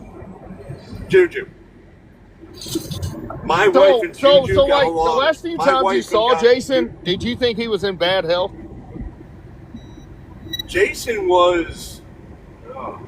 Because that other guy named from Exotic Cars said he was in really bad shape when he got him the job there. Jason didn't take care of himself at all. Yeah, I was quite shocked to find out he passed away at 58 of a massive heart attack. I was just Massive like, heart wow. attack. Yeah, That at the boy, Target Center. if you watched him, he couldn't sit still. He bounced on his heels. Well, I mean, I didn't think he looked that healthy. I knew he had implants, teeth, and he didn't look healthy. But I was just like, dude, you got to take care of yourself. So, I do remember he was talking about his wife having a real bad hearing disability, and I just Yes. never heard him say he went to the doctor, exercised, or anything. Juju's a sweetheart. Juju is an absolute sweetheart. Yeah, he married her like, what, 2 years before he passed away? Yeah, yeah. Yeah, and I found out he had a GoFundMe for his funeral. Evidently, he left her penniless. No life insurance, health insurance. Yeah, anything. he had nothing. He had nothing. I know. And I that's mean, one how of is the that things- possible? He's been driving since Well, '96. When we started NADRA, one of his very toward the end, he made it very clear. This is my plan B. I don't want to drive a truck very long. This is my plan. I plan to make enough money off of NADRA to be able to not drive a truck. And I'm going, well, I plan on driving a truck for the rest of my freaking life. This is what I love to do. Dude, And what- Okay. Answer me a question. Hold on, That Daniel. dude would talk about doing end dumps, all this cattle hauling, and he specifically said in his videos that are still on TikTok, I am the top driver here. I'm making the most money. Where's it going? Hey, I just didn't to make believe him. sure to put that in place, I'm Pablo, There's the Pablo. French guy. Pablo can back up everything that happened. Whatever I'm about to say one year, it is 100% correct. Because I was with the NGRA, with Matt and all the bunch of people over there. So, yeah, whatever I'm about to say, that's 100% correct. And I Yeah, can but I back mean, him if up. he's not healthy, how is he doing all these miles in this? I couldn't figure it out after watching all his videos. And then he'd say after 3 months, this job is shit. It's going to shit. I got to get another job. And I'm like, why are you leaving if you're the top driver? He was that's the thing. Jason was a very big hype man, a very big talker. Yeah, I that got was it in the Jason's videos. I just couldn't figure out why he was the way he is. And That- then that talk was about just he was Jason. trucking. Yeah, that was just Jason. That's all. I mean, he just 100 miles. You an got to hour. remember one thing. You got to remember one thing a lot of times when it comes to social media and content creators. Most of them are not giving you the entire picture. They're giving you what you want to see to gain the Oh following. no, I the mean I views knew what he and was all likes. about. I'm just like nobody can figure this out. Like you don't have a single coworker that can verify. And I watched that other dude's tribute video to him, and he specifically said Jason moves slow. He said I was very critical of him. I shouldn't have got him a job here. He couldn't move. He couldn't drive. And I'm like, there you go. And that was his last gig. NADRA was making severe headway. We made, dude, our final numbers, we ended up with over 50,000 toy trucks in Washington, D.C. 50,000 toy trucks. And That's we a lot, had, man. That's a lot. We, Something we proud of. had trucks. We had trucks that were sent from Mexico. We had trucks that were sent from the U. We had an inside guy at FedEx that was reading us how many packages a day they were receiving, and they were coming from Mexico, Canada, U.S. I mean, they were coming from everywhere. So Jason cut a video that the treasurer stole all the money and bankrupted the company. Yeah, at the time I was listed as treasurer. I didn't bankrupt the company. I'm the one that backed the entire fucking company. Yep. I didn't bankrupt it. I just stopped funding it. So Jason couldn't even give you a simple $100. Wow. Jason couldn't give me a simple $200 to pay for the paperwork, which his name was going to be on as an owner.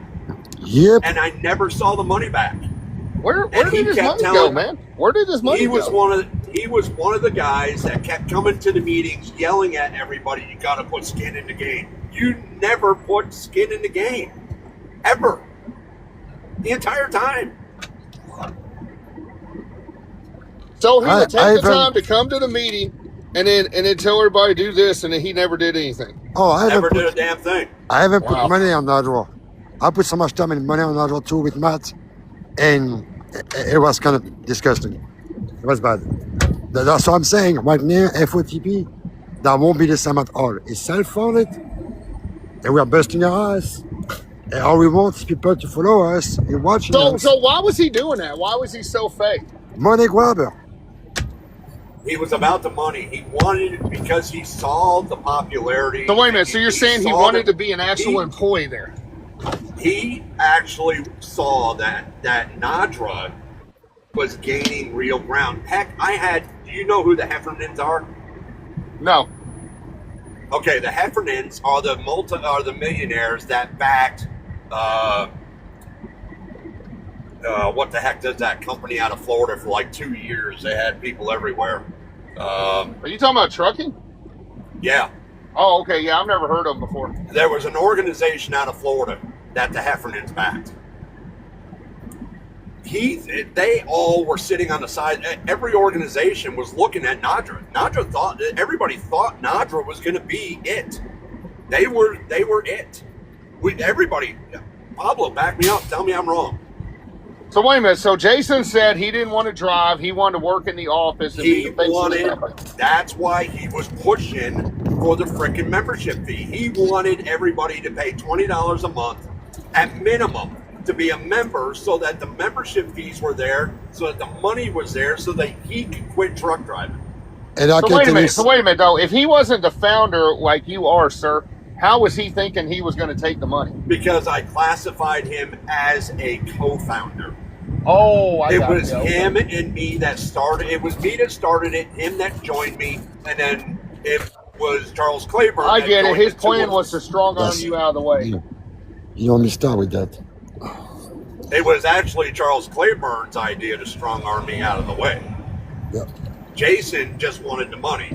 Charles Claiborne wanted the notoriety. They wanted everything. And Jason just wanted a paycheck because he knew he was in bad shape and couldn't handle it. Probably. Okay, I got you. Now, Okay, it all makes Matt. sense now. Is the NADRA thing still a thing with Bob Murphy and Charles? Like, can you actually revive it? Charles No, is when still. I went, He can't. we went to Charles, and correct me if I'm wrong, Pablo, because my memory's a little fuzzy on this part. In January, I attended one more meeting and asked Charles to sign NADRA over to me completely. And I was going to move Pablo up, and I believe I was going to move. There was one to three people that were going to move up into heavy hitting positions. And Charles looked right at me, told all of us, I am never releasing NADRA. It belongs to me, and if you're not going to be a part of it, I will do it myself, or I will shut it down. And I'm going to add something to make sure I'm on record in here. Charles Claiborne was calling every single body to make sure Matt was out. He was putting trucker against trucker. Okay, This so is why Charles Claiborne has us. So Mr. blocked. N is Matt. Mr. N is Matt. Northman is Matt. Yes. Okay, gotcha. You see, And this is the this whole problem here when it comes to these. You've got people that Ulterior motives.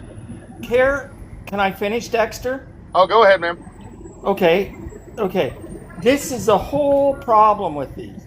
You've got people that are in care and control of these that do not have the intellectual prowess to try and do it.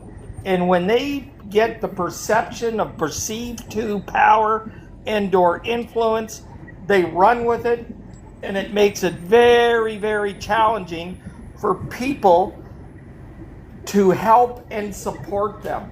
Perfect example is Mr. David. Respectfully, I'm going to tell you, it was not by accident. They know exactly what they was doing.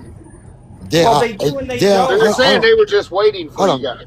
Yeah, they are educated. They know exactly what's going to do. And It's that always Bob about the Murphy money. guy too. Hey, Well, Bob, what's your say- definition of educated? That's They the know next ex- question. They know exactly what they have to do to bring people together to making money. They know Okay, that. ready? It was They never. So does Bob Murphy Hold on, actually huh? drive a truck, or does he just Yes. do that TikTok deal? No, he drive a truck. No, hold on, But I guys. mean, does he Truck drive is a hard, or hobby. is he just Hold cutting on, videos? it's a hobby. Hey, He's a i- hobby if driver I and a content creator. if I Okay. cannot talk, if I I'm cannot glad you talk, I said mute that myself. because You know. I don't see him doing any serious miles out here. Go Yeah, ahead, because anybody Bob. cuts that many videos doesn't have time to drive the truck and actually do it. Now I Right. see him at the match shows and stuff, but that's it. He's Yeah. at all the Pablo, trucking shows. let Pablo finish what he was saying, please. Thank you. Go ahead, sir. Thank you. I'm gonna say it's all money grabber. They was well educated. They know exactly what they want to do to quit driving and to bring all the cash flow from them. And I'm gonna give you one example in a fact. Charles Kleber was doing that fuel card. Charles Kleber was making, and is still making, $25 a month for every member that signed up with that fuel card. Still as today. It was all about the money grabber, nothing else, nothing more. It was not about helping trucker, it was about himself and everybody else. Roger, And I'm Jason was gonna- in the same boat, right? Yeah. So Jason's not a real trucker. He's just a we'll call it an opportunist that doesn't make any money. And Roger, and I agree with what you said. See, I was so passionate about wanting to make a difference. I was Vince 4 years ago. I was Vince. The only difference with me over Vince is I've got, at that point, I had 21 years in with third generation. I listened. I took in information. I did background research. I was following everything that was going on in Department of Transportation, FMCSA, the bills that were coming across the table. I was into all of it. I really knew Why do you my think Vince doesn't do that? Why do you think Vince doesn't follow the money and the facts and the figures and all that? Missing He's education. actually starting. Hold on. I will say this. After the conversation we had last night, he is actually starting to do better research, he said, with who's doing what, what's being published. Instead of just listening, he's doing his own research now. Well, that's good. So do you think he was just listening to like Dave and the others and just following what I they're don't make saying? assumptions, Dexter. I don't make assumptions, sir. I just tell you what I know. That's it. I don't try not to make assumptions. Well, I was Sorry. trying to have a conversation with him, and he didn't have any facts or figures to back it up, and it was just personal opinions. Because right now he's just operating on passion. He's passionate about something, so he's operating on it. And he's hoping that the people who are backing him are giving him the proper information, but they're not.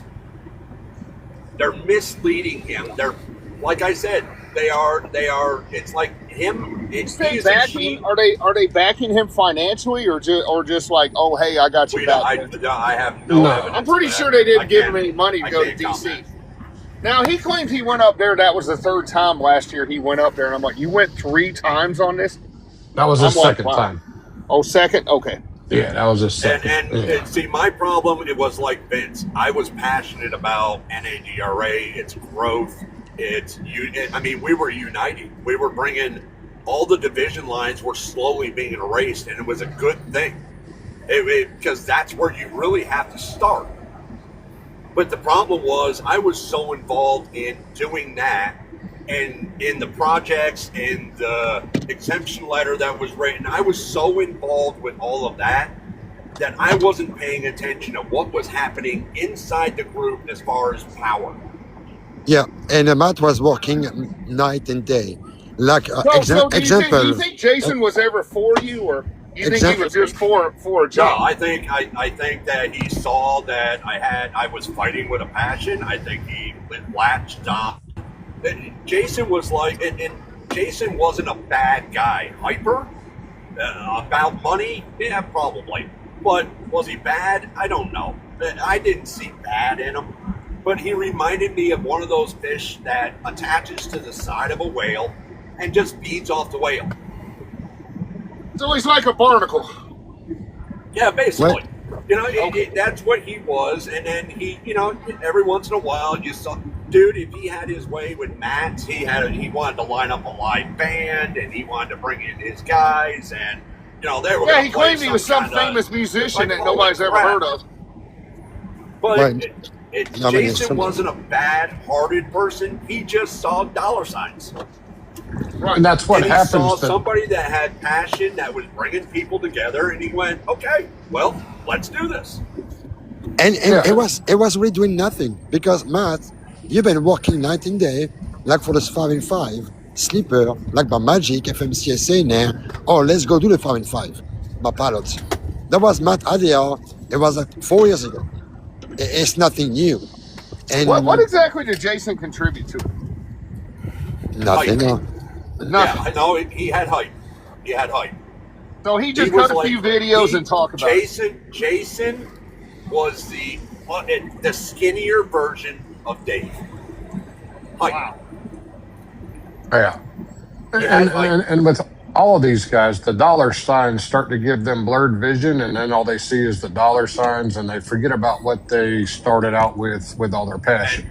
And that's the thing. Pablo, I had Pablo. There was a couple others. Pablo wasn't the only one. There was like 4 of us. That when I finally left, Pablo followed, and 2 others followed. Junior. It was Jason, Junior. Yes, Junior left immediately. And he was all about real change. Oh, yeah. Love Junior. Once we realized that Pablo, myself, Junior, I believe there was one more, we were following the path that we had started on, while everybody was verging to TikTok fame and the money and membership fees and merchandise and all the crap that really doesn't need to come along. Once they went that direction, it was all over. It absolutely imploded. Absolutely. But there was absolutely zero theft. You should see my face on the Zoom. I don't know if you remember still, Matt. I was my hands up and I was pissed as crap about that shit. Now, I know. I know Bob Murphy. I don't follow him. I see some of his stuff. I think he's a smart guy, or at least does a little research on some things. But him and Charles also, I don't follow him because the first couple things I watched of his, I could just picture him. He's like a big giant rattlesnake hiding in the bushes waiting to bite your ass. Charles Claiborne has, if you look up, what you don't know, what a lot of people don't know, Charles Claiborne has been a part of over 13 different trucking associations where he has tried the same technique over and over and over and over and over again. Yeah, USTC, UTC, NADRA, I can go more. And guys like Vince. There's an entire list of them, and they go back decades. And guys like Vince, I know those guys are going to come on to him and try to hang on his sleeves there because he's out with the passion and trying to do all this stuff and got a little audience. So they're going to use Vince to, promote their stuff and get more traction in their crap. There it is. And they're going to come back and bite Vince in the ass. And even though, I've met Bob at the truck show and his wife Deborah and stuff last year at Matt's and all, but they just have the wrong. They are going to throw Vince under the bus so that they can keep their numbers high. Right. That's what they're about, and they've done it. Listen, I'm not kidding you when I say they attacked my wife my wife, who literally cooked both of them a full turkey Thanksgiving dinner. They attacked her. Yeah. On social media, and it made it look like she was the most evil. And I'm sitting there going, this is the woman who slaved over a stove for you for 7 hours to give you a hot meal. What do you got to attack her about?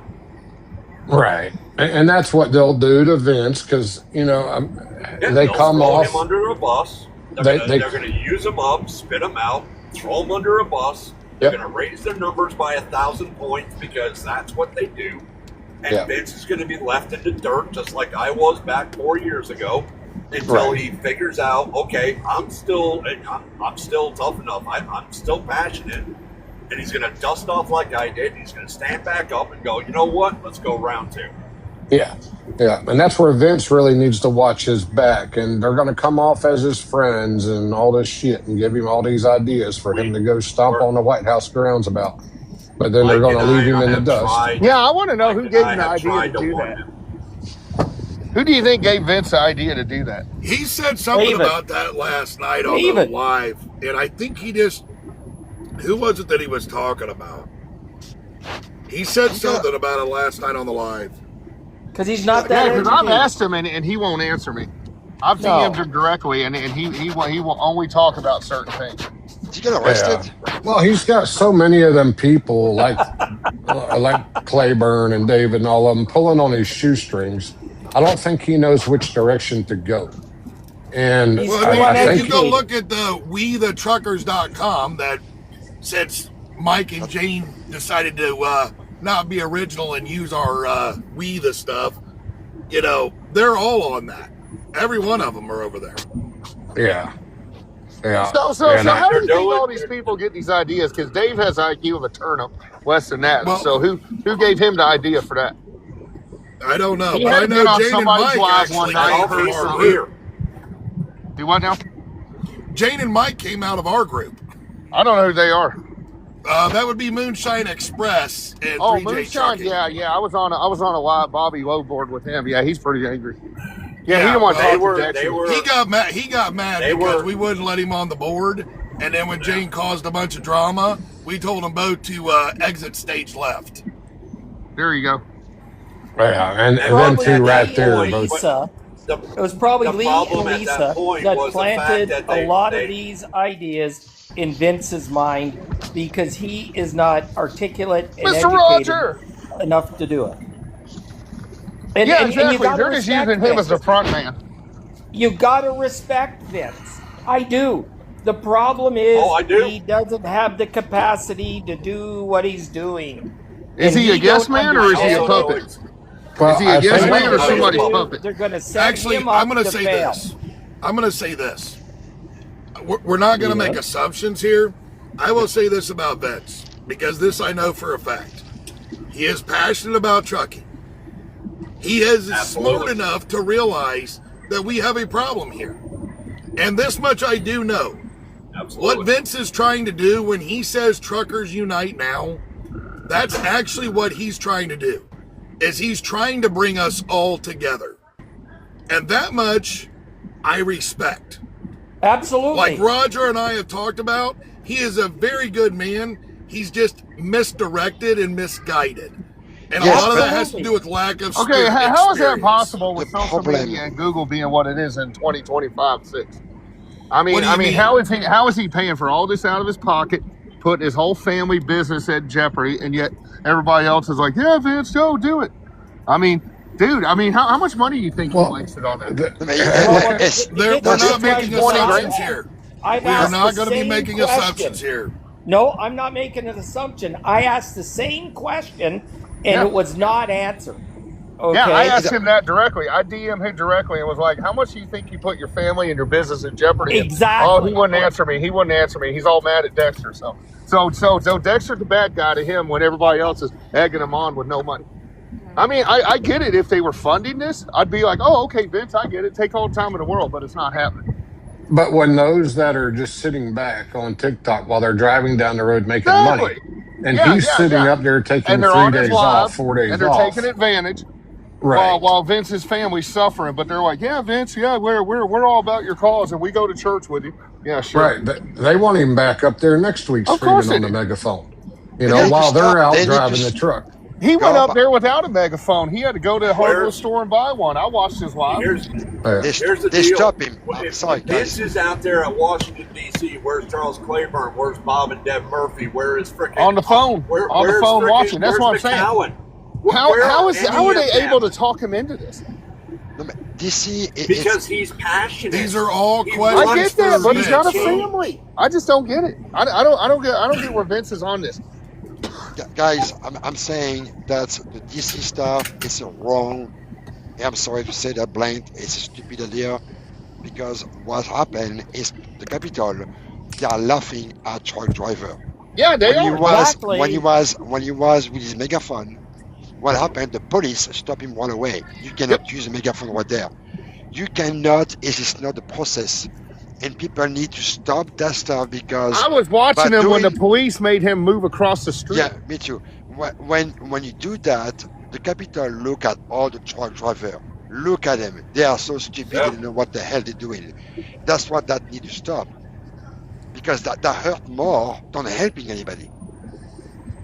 Well, and watching what was going on TikTok, when I think it was you, Mike, had said, "Hey, Fox News, reach out to them, this and that, and go over here to the media center." I'm in the background saying, please do not get this on national news because this is a disorganized mess. You got David on there screaming about nonsense. You got all this stuff going on. Please don't put it because we already look bad enough, right? I agree. But none of them people that were screaming over the phone and on the live were there with him. And that's what drives me crazy. If you support this so much, why are you not there with him? Why did all of you not plan to be there? Or paying for him to go up there. Where's your money? Why aren't you paying for him to go there? Pay for his meals. Pay for his food. Pay for his hotel. No. When it comes to money. Because I like Vince too. I like Vince. Assumption. If they do not go Vince to Washington, reminds me of that DC, guy in high school. it's because they know exactly. Like that everybody wants to say they he's will have passionate, but where's his head, man? He's paying for all this out of his pocket. So did Nadra. This is where I will say this. This is where a lot of times passion gets clouds proper judgment is what happens. Yeah. This is also where we talk about, and I say a lot of times, you have to stop thinking emotionally and start thinking logically. This is why the $5, the $1, and the 3%, it's emotion driven.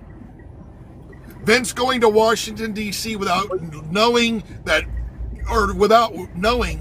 everybody's going to be in AmFest that weekend and nobody's going to be there to talk to him except for the president who's signing important executive orders and then hopping on Air Force One to head to Phoenix. Mar-a-Lago. But that's what I'm well, saying. No, he went to AmFest.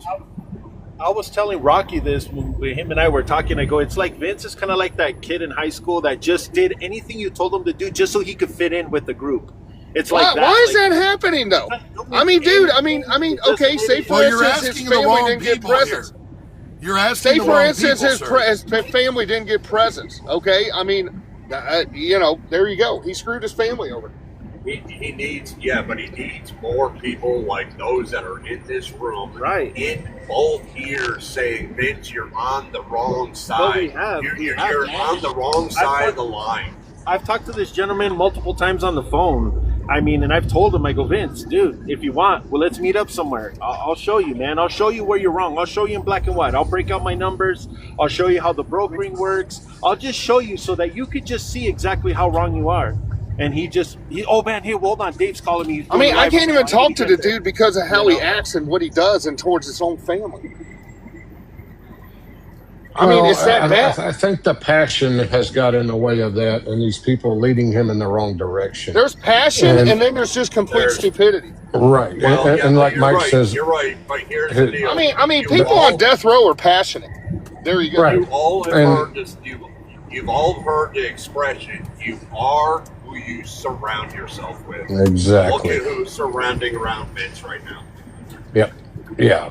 And I've said that, and I get bitched at and blocked and everything else. And just like I've told them many times, I said, in business, there's no brotherhood in business. Okay, my business is competing against your business. If I put trucks back on the road tomorrow, I'm competing against the bank. I'm competing against all of you owner operators. There's no brotherhood in business. Okay, I am not going to do what Cisco wants me to do. Because he's a trucker also. I'm going to do what's best for my business. You do not see all these restaurants down the road from me all conglomerating together, forming trying to unite for restaurants. They are independent businesses, and they're going to do what is best for their business. There's no brotherhood in business. No, but there is in lifestyle.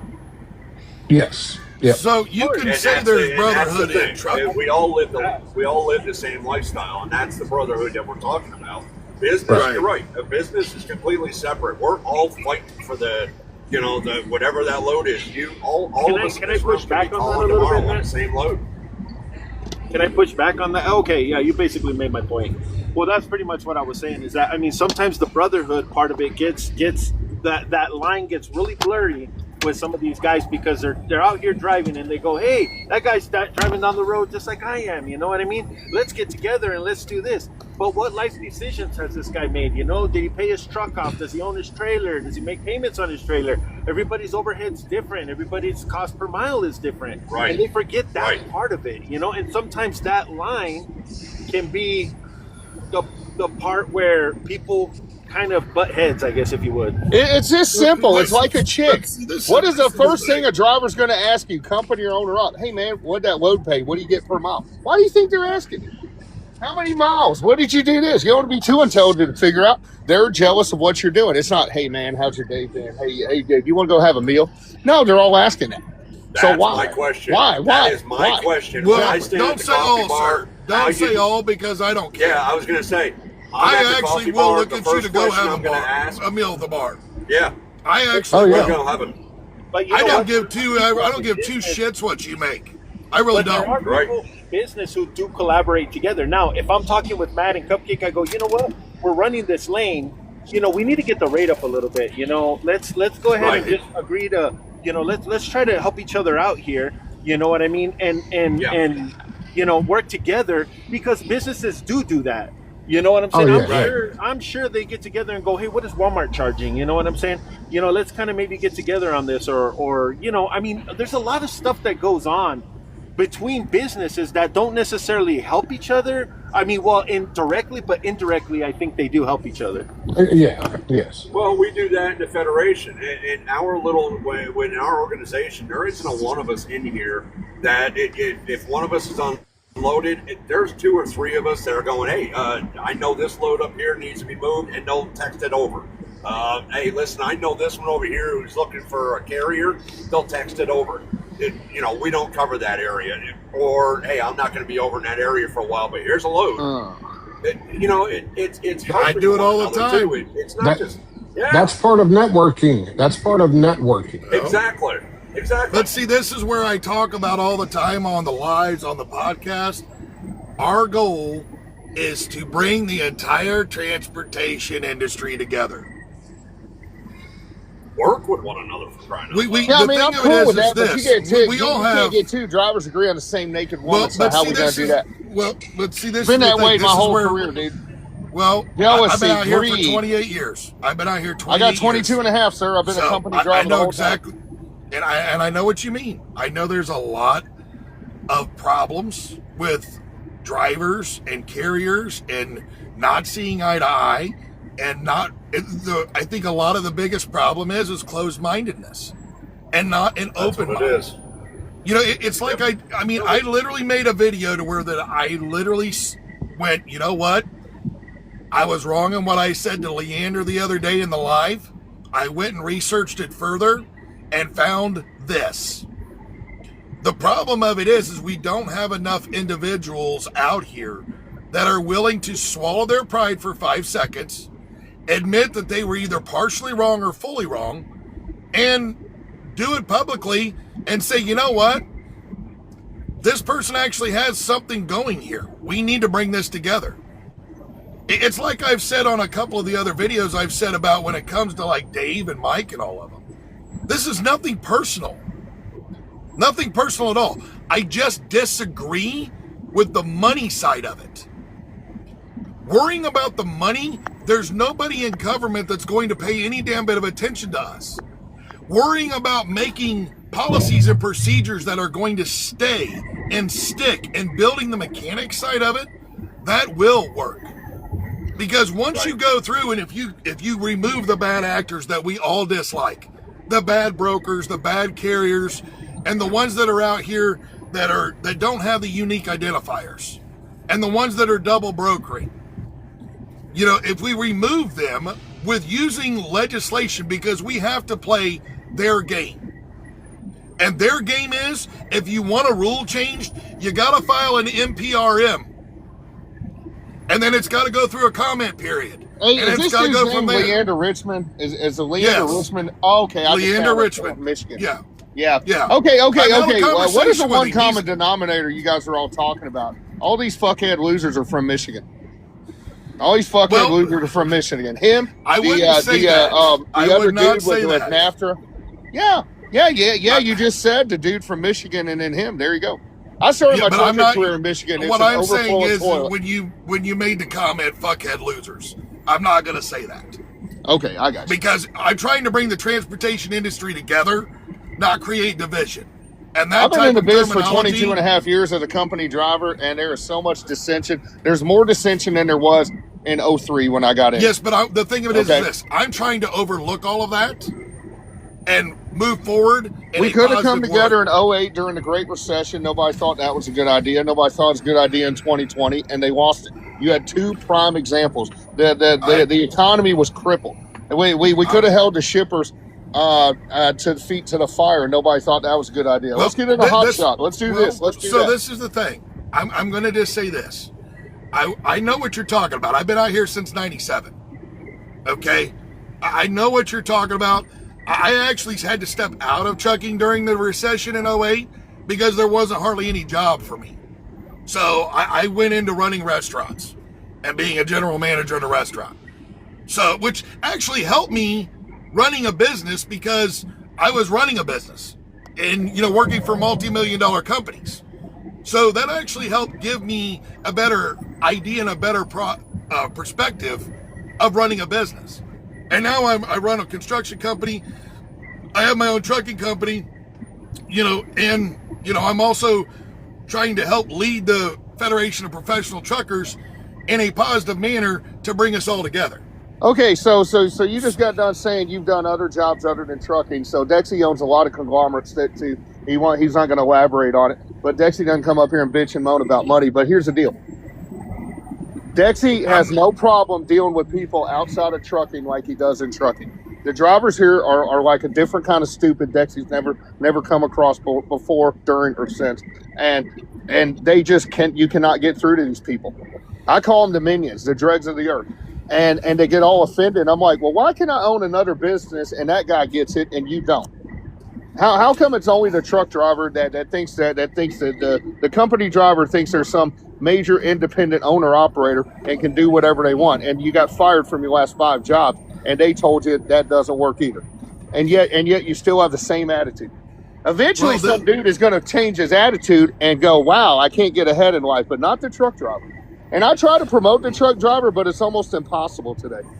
Well, I don't say anything's impossible, but that's because of my father. My father instilled Okay, in so me, you do not tell quit. us the other jobs and industries you were in. Why can you deal with those people? You get into trucking, and we have the same issues we've had for 100 years. Well, the thing of it is this: for the most part, I can deal with almost any truck driver or any carrier out here because I'm open-minded, and I don't. I will say the one thing that helps me that might be hurting you is I try not to say things like "fuckhead losers."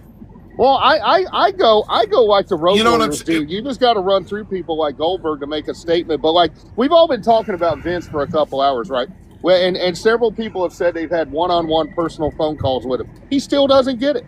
How many conversations do you have to have with somebody? Like I said though, last night with the conversation I had with him on the live, he's actually changing his mindset. I've said this twice now. I know I held heard a you, co- but on I the haven't live, seen so the it's- action from Vince. Well, but this is just starting, so let's give it some time, and not because I will tell you one thing: Rome was not built in a day. It was and if 600 somebody years, is going but to- there you go.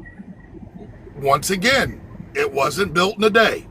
Okay, So, okay. How yeah. about this? I haven't heard anybody say how long Vince has been going at this. So has Vince been doing this for a year, 2 years, or what? If you go back and look at his videos, I think it's somewhere within about 6 months to something like that, 7-8 months, something like that. Okay, It's so not been a Vince very got long- on this Save a Trucker deal for 6 months and been gaslighting. Okay. Well, if Vince is changing his mindset, that's good. That's progress. He's been So, on it. It's I like mean- 4 or 5 months now. His first trip to DC, his that- first live was his first time. Okay, so there you go. There we go. Thank you, Rocky, for that information. Okay, This is the thing. and how did that visit go? About the same as the last one? Look, I'm going to tell you this. Anybody that goes to Washington, D.C., if you have not been vetted, if you want to speak to anybody in the cabinet, which is all your secretaries, or the vice president, or the president, even if you want to speak to a congressional member, you have to be vetted. Especially after the bullshit that happened towards Trump where he tried to lose an entire ear. And I'm going to leave it at that so that we don't have any issues with TikTok and community standards, because we all remember that. So with all of that being said, you have to be vetted. So there's no point in going to DC and doing that. No different than when Matt and I was talking about our podcast. If you roll in 1,000+ deep with trucks to DC, you are not a protest.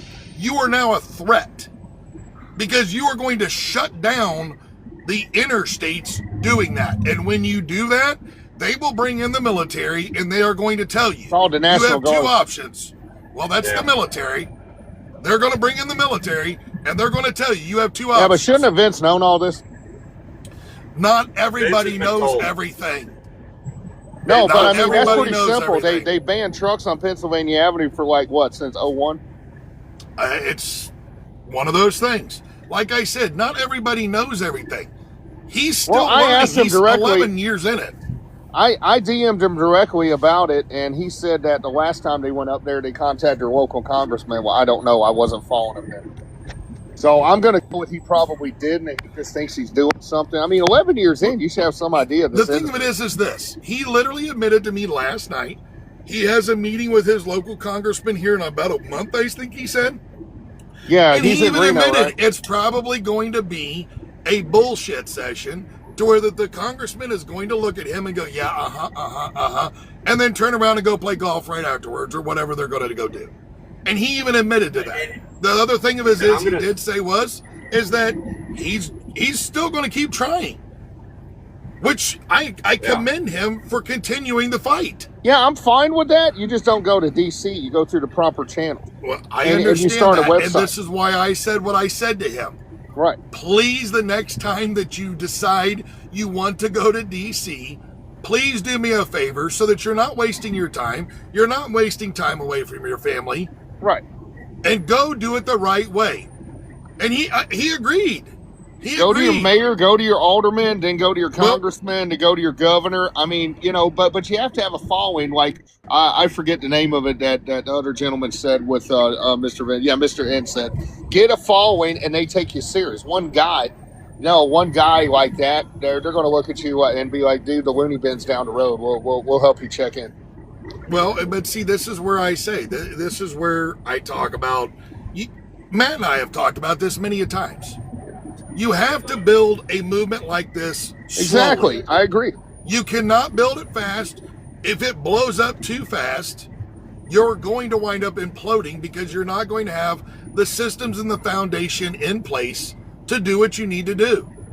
This is one of the reasons why I left over there with Dave McCowan, is because I had tried to talk to him multiple times about Wait a minute. proper You were in foundation. the inner circle? You were in the inner circle?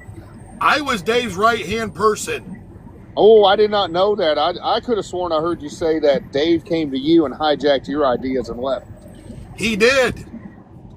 Okay, but that was after you were Actually, in. Okay, actually what happened was I wrote this. My FOPT Act is actually just a document that I wrote over the years.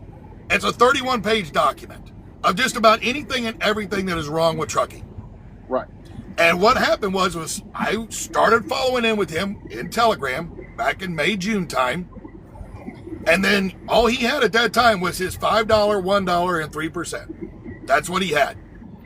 And then he asked, is there anything else that maybe we could put in this? Yeah, bro, there's a crap ton. So I gave him 14 one-line little ideas, if you will. Like skilled trade. What else did I do? Lumper fees. The Detention. training side, stuff like that. Yeah. Just one little line. Insurance. The next day, we had a ChatGPT created document. And I was like, what the fuck is this? You know, But this is where I also went through and I was like, look, bro, we need to bring somebody in here. I need some help here with this. So at the time, Jane was in the group with us, and I had talked to Jane. I'm like, by the way, really who is Jane? Can you tell us exactly who is Jane? 3J Trucking with WeThe3Truckers.com. They literally just started their website, WeTheTruckers.com. Oh, I've been texting with her in the comments. Okay, I got you. Okay, yeah. So Jane was there. I talked to Jane. And I was like, you know who I really need to help with this? Because she was coming to me going, Mike, this is not going to work. This is not going to work. And I said, I know. So I told Jane, you know what? I really need to talk to Matt. I really wish I could get a hold of him. I don't have his number anymore. He changed all his shit up. I can't get a hold of him. Jane went out on her own, found Matt and brought him in. And got him in touch with me. Matt and I so talked. You're talking about Mr. N here. Northman, yes. Okay, cool. Okay, all right. So the next thing you know, we're talking because she called me one day. She's like, have you talked to Dave? And I was like, no, not yet. She's like, well, can you get a hold of him? I'm like, why? She says, well, I got somebody you guys probably both want to really talk to. And I'm like, okay, I'll see if I can get a hold of Dave. So I get a hold of Dave. I tell Dave. He's like, well, I guess I got like 5 minutes because I'm supposed to be going to somewhere in Missouri. And I was like, can you take 5 minutes, please, and talk to this guy? You know. So anyways, get on the phone, and it's Mr. Matt Kilmer. And I'm like, what's up? So we talk. Dave gets off the phone because he supposedly has such an important meeting that I think was bullshit, but anyways. And Matt and I talked for about 2.5 hours catching up on life. And Matt asked me what the situation was, and I laid it all out to Matt. 100% of what the fuck was going on over there and why I needed his help. And then the next thing you know, Dave decided that he was... Matt and I had almost got him convinced that we needed to build a better structure to support the AFTRA movement. Okay? And after all of that, Dave turned around and he kicked out Jane and he kicked out Melissa and cussed a bunch of people out and said, fuck you all, this is not a team. This is my fucking show. And at that point, Matt, Jane, Melissa, Laura, myself, who am I missing here? Who am I missing? I'm missing somebody's name. That was it for the original. Was it? Okay. So we left, and that's when we decided Laura, who was the Trucking by the Grace of God who was in here, she helped. She is actually the one that came up with the name for our group, a Federation of Professional Truckers. So who came up with that a fart name? That is Dave's ChatGPT Jarvis came up with that. Okay, so who do you think was behind Dave telling him to do that? Because the dude has an IQ of less than I don't 20. make assumptions, sir. I have no clue. Okay, I've never got I'm going to say that. Somebody was behind him. I've always been told it was that Ponta dude, that Leander dude. No, actually, Leander came in way after I did into the mix. Okay. I can tell you that because I was in the Telegram group and I kept trying. After I left, I stayed in the group to actually talk and try to still help people because I was giving a lot of ideas and a lot of advice to a lot of people over there, trying to help them along the way. And then because I kept saying, if you guys would quit worrying about broker transparency and just learn your operating costs and just say no to cheap freight, which cheap freight in my definition is anything that's not profitable. Okay, so That we've is been my having that definition. same discussion the whole time I've had a Class A CDL active, and yet nobody listens and everybody does it. Amazon finds some idiot to haul their freight every day. So why Amazon do we finds still have those same issues? non-domicile CDL drivers that are to haul. I their just freight use them every as day. an excuse, but we've been Right. having cheap freight the whole time I've been driving. So why does I've nobody seen it. understand that? Well, what it is this. Okay, so this is where the issue happens. A lot of people, when it comes to the cheap freight side, they go through, you'll get somebody that has a direct customer. They'll haul the freight, we'll say down into Florida, and they're going to make like $4 to $4.50 a mile because Well, I they mean, know I their know the operating answer costs. real quick. They don't know if they're making money or not. They're just taking a load to take a load, and they're racking up debt and IRS debt. And Well, then not they're out. necessarily. No, so I can tell you this. I take loads into Florida all the time. When I do, I make sure that the load pays me enough to come back out of Florida 400 miles or 500 miles, whatever it is, to get into Georgia or Alabama. So I make sure the load pays me all the way in and all the way out the rate that I want. And then, if I want to and I feel froggy about it, I will pull a load out of Florida that might pay $1.90, $2 a mile, or just barely meet my operating cost at $2.25.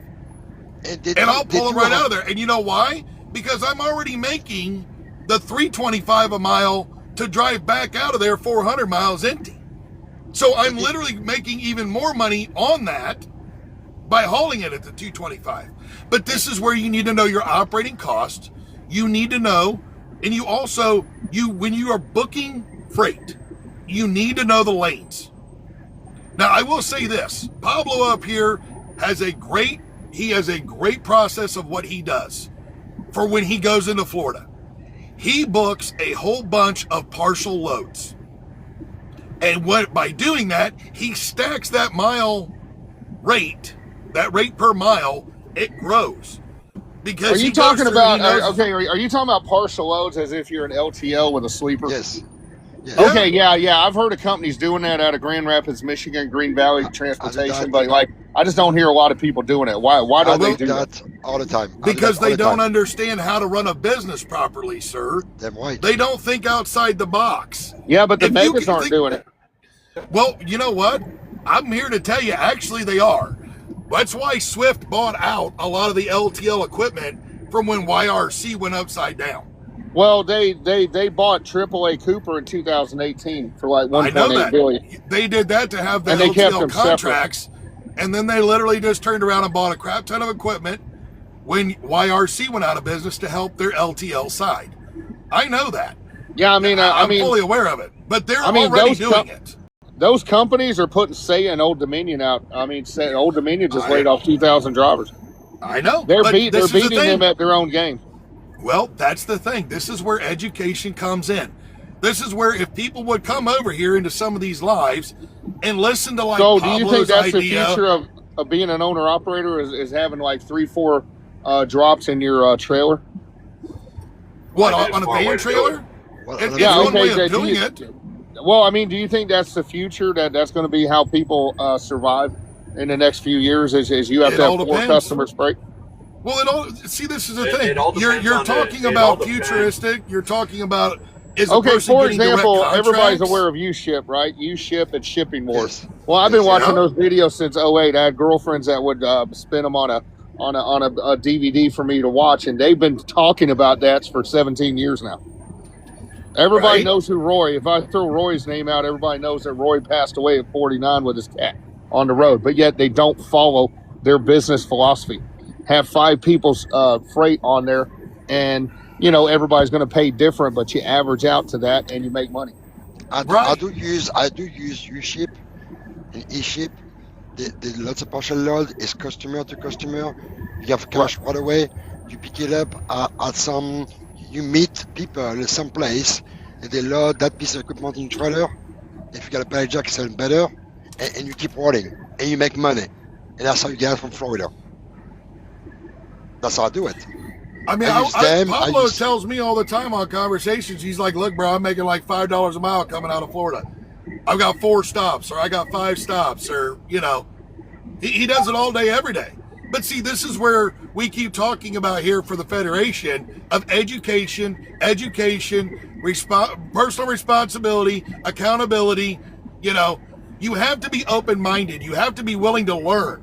You can't just sit there and put your head in the sand and hope to God that the fucking largest freaking organization of crime called the United States government is going to do something to help you. It's never going to happen. The deal is that owner-operator become lazy and lazier. I'm telling you why.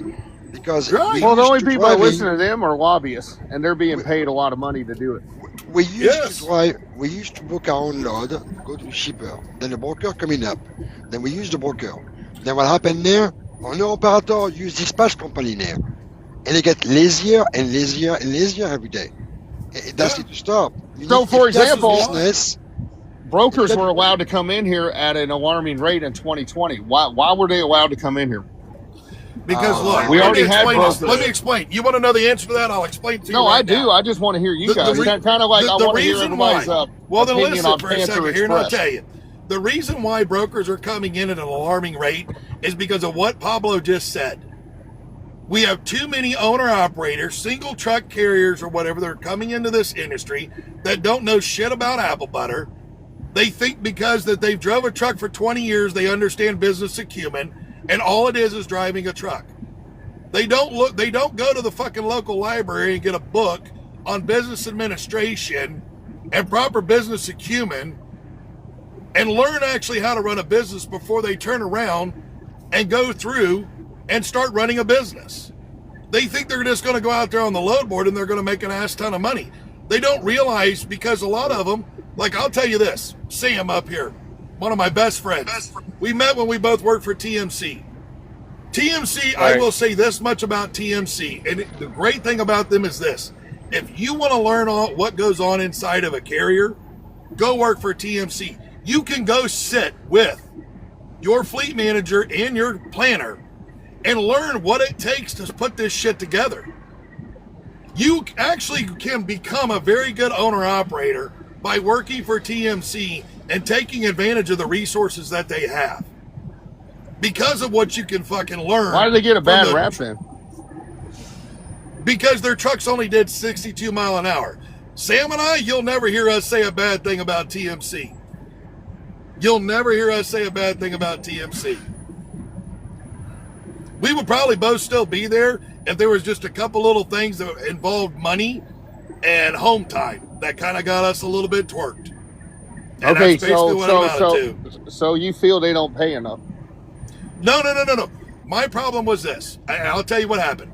My father got sick. I went to my fleet manager. I was one of the guys over on line haul over there.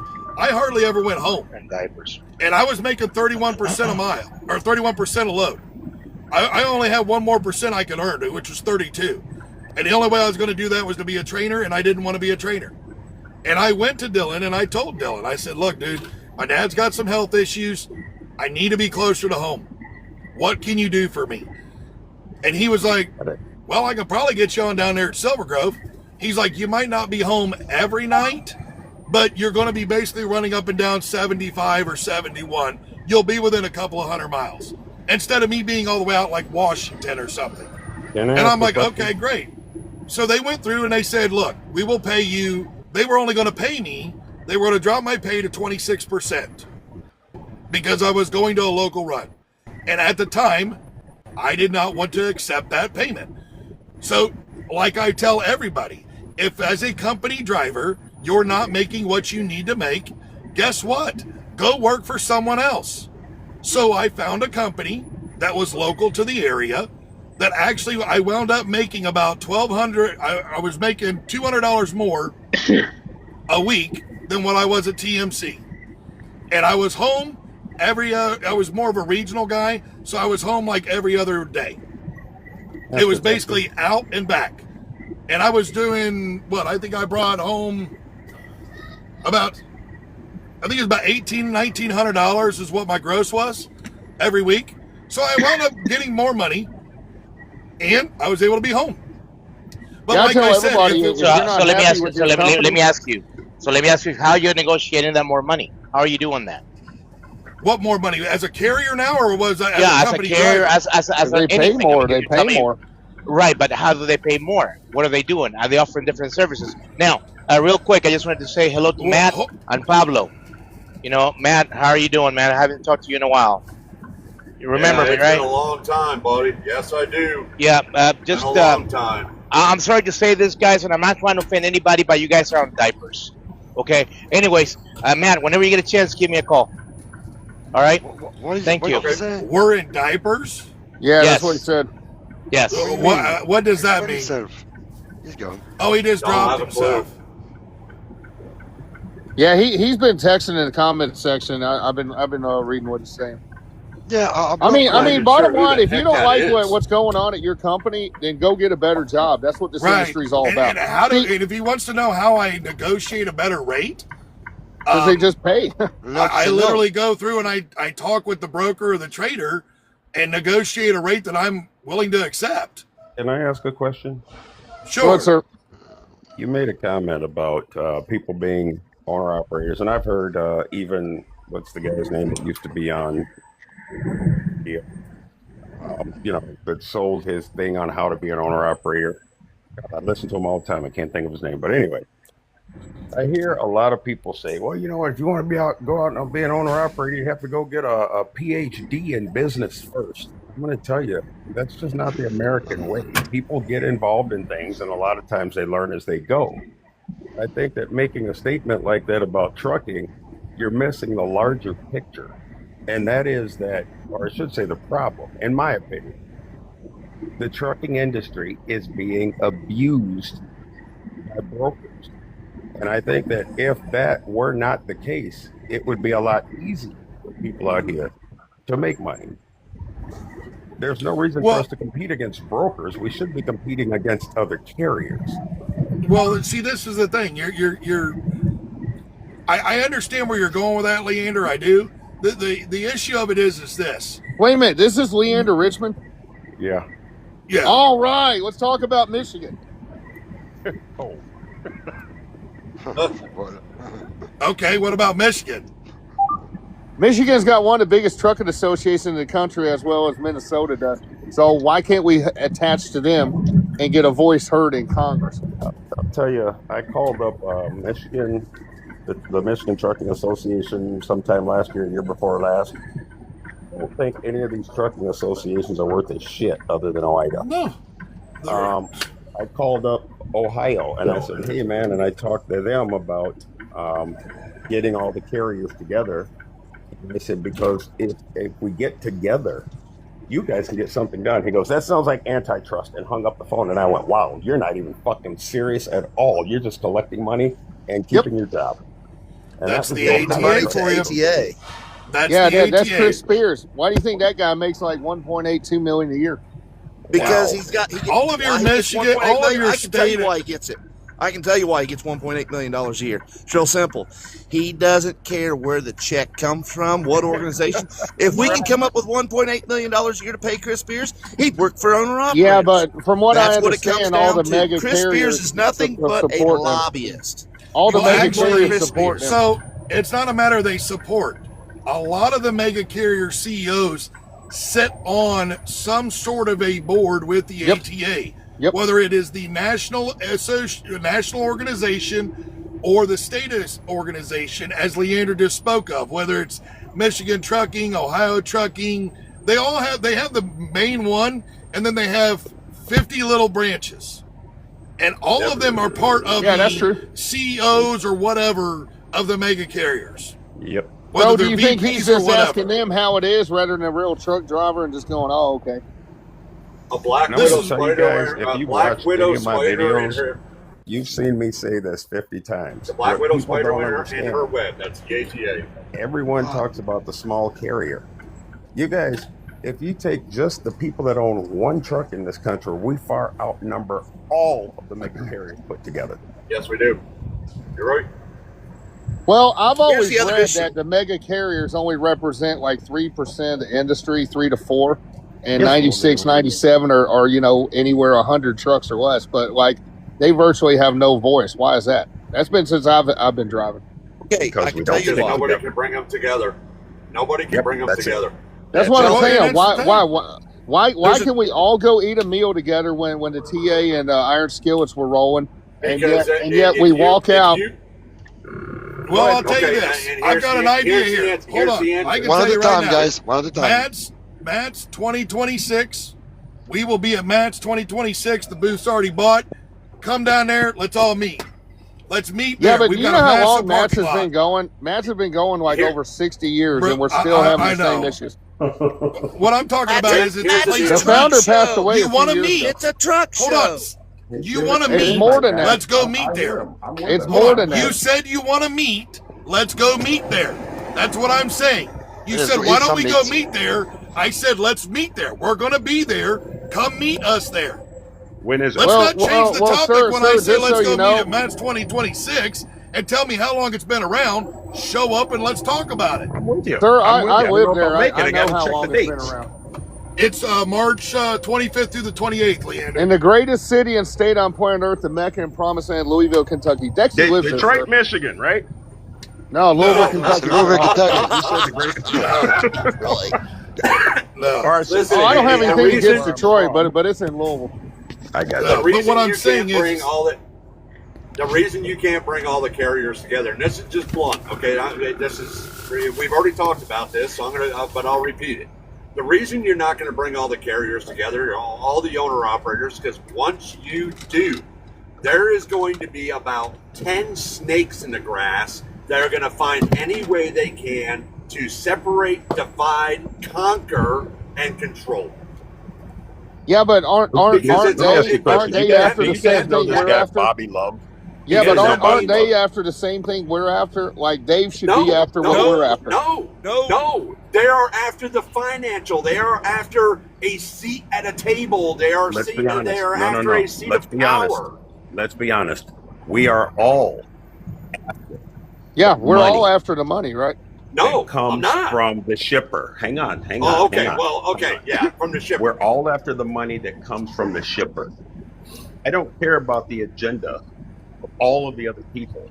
If we're all trying to at least accomplish that, they can go on if they want a seat at the high table, that's fine. As long as I'm getting what my trucks deserve to haul the freight for the people that need it shipped. Well, and this That's is where my we goal. need to get the education increased to those that don't know their operating cost and don't realize that they're losing 30, 40, 60, 80, $1 a mile because they don't know how to add everything up. They don't know what all they're looking at to add everything up. That's the biggest problem I'm you have. going to show a correlation here. You have some of the most uneducated people in professional sports and entertainment, but yet they're at the biggest salaries and the biggest they've ever been. That's yet because trucking they is have like, agents. They And have talent. agents. They have talent agents. It's called an Right. agent. Watch Jerry Maguire. It will tell you all I about it. love it. Show me the money. Show me the money. That's it. Help me. Well, help you. it's a little bit more than that because they had to get network TV contracts in, which were the NFL owners. But they call them up like Jerry. Watch Gambler and the Cowboy on Netflix. Jerry talks about he was the first to do his. Steinbrenner was first to do it in Major League Baseball. Why haven't we had any advocates here? We're the first $1 trillion group business on the history of the planet. So, I mean, why are we still stuck like it's the 50s as far as the drivers go? Well, here's a couple of I'll tell you- reasons. no, First of I'm all, gonna tell would you you right now. advocate for those who throw buffalo bags and urine bottles all over the frickin' highways and interstates and parking lots? Would you advocate for, the truck drivers Yes. that you see walking in that look like they haven't showered in 8 weeks, wearing frickin' jogging pants and flip flops with 12-inch toenails and Yes, I would. all the rest? I would advocate for them. You know why? Yeah, but I that's would- been going on since I've been having a CDL. So, but yet they're still saying we need pay. The reason I would advocate for them, because if we can create a better situation out here, we can demand more of them. The only time I Well, see right. your Well, Texas garbage, belt buckle man. and a real truck driver is at the truck shows. I don't even see them at Yeah. Iowa 80 unless Iowa Jams going on. The good old days are gone, brother. But we Yeah, can make that's what I'm saying. So the days of convoy smoking a bandit are long gone over the top. So, boom. So this is what we have to work with, right? right. Right. Absolutely. And Okay, that's what well, we're then trying we to have to with. work with it. And I'm not going to put anybody down. I'm with you on the garbage and shit. Okay. Well, yeah, we just seen what I've happened to had your some of trailer, my Leander. trucks trashed. I've had some. Oh yeah, that too. I've had some of my trucks trashed. We just actually finally got that kit together today. We're going to take it off. I'm going to run it as an open flat for a while because it's going to cost me like $10,000 to fix it. Right. Right.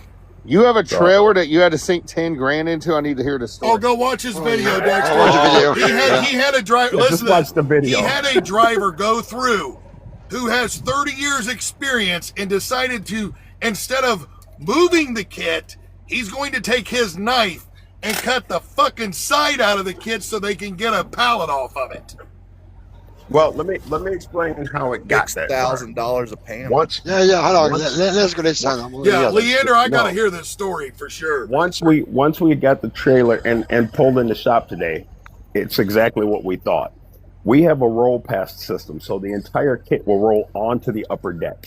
But when you do that, you can't move the truck because as soon as you turn, the wheels kick out and bend it. They damage it. So then the wheels on the lower carrier for the lower deck won't line up with the upper deck or with the rail. So he did that.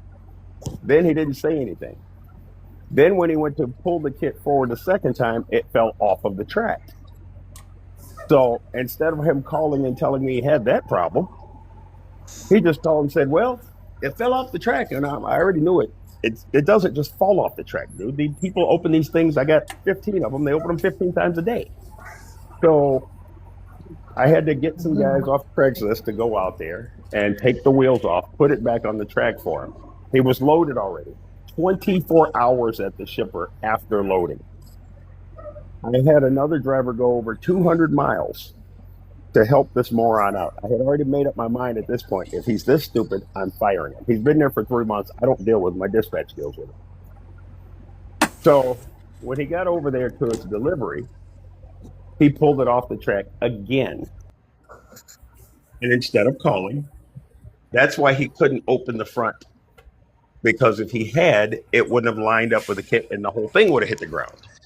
So he cuts it out without calling me or asking. The next day he calls me and says, okay, I made my delivery. What am I doing? I said, dude, you're going to come up here. You can't pick up a load. We have to fix your trailer. He says, okay. I said, roll it forward like an accordion, put a strap all the way around it, and come on up here.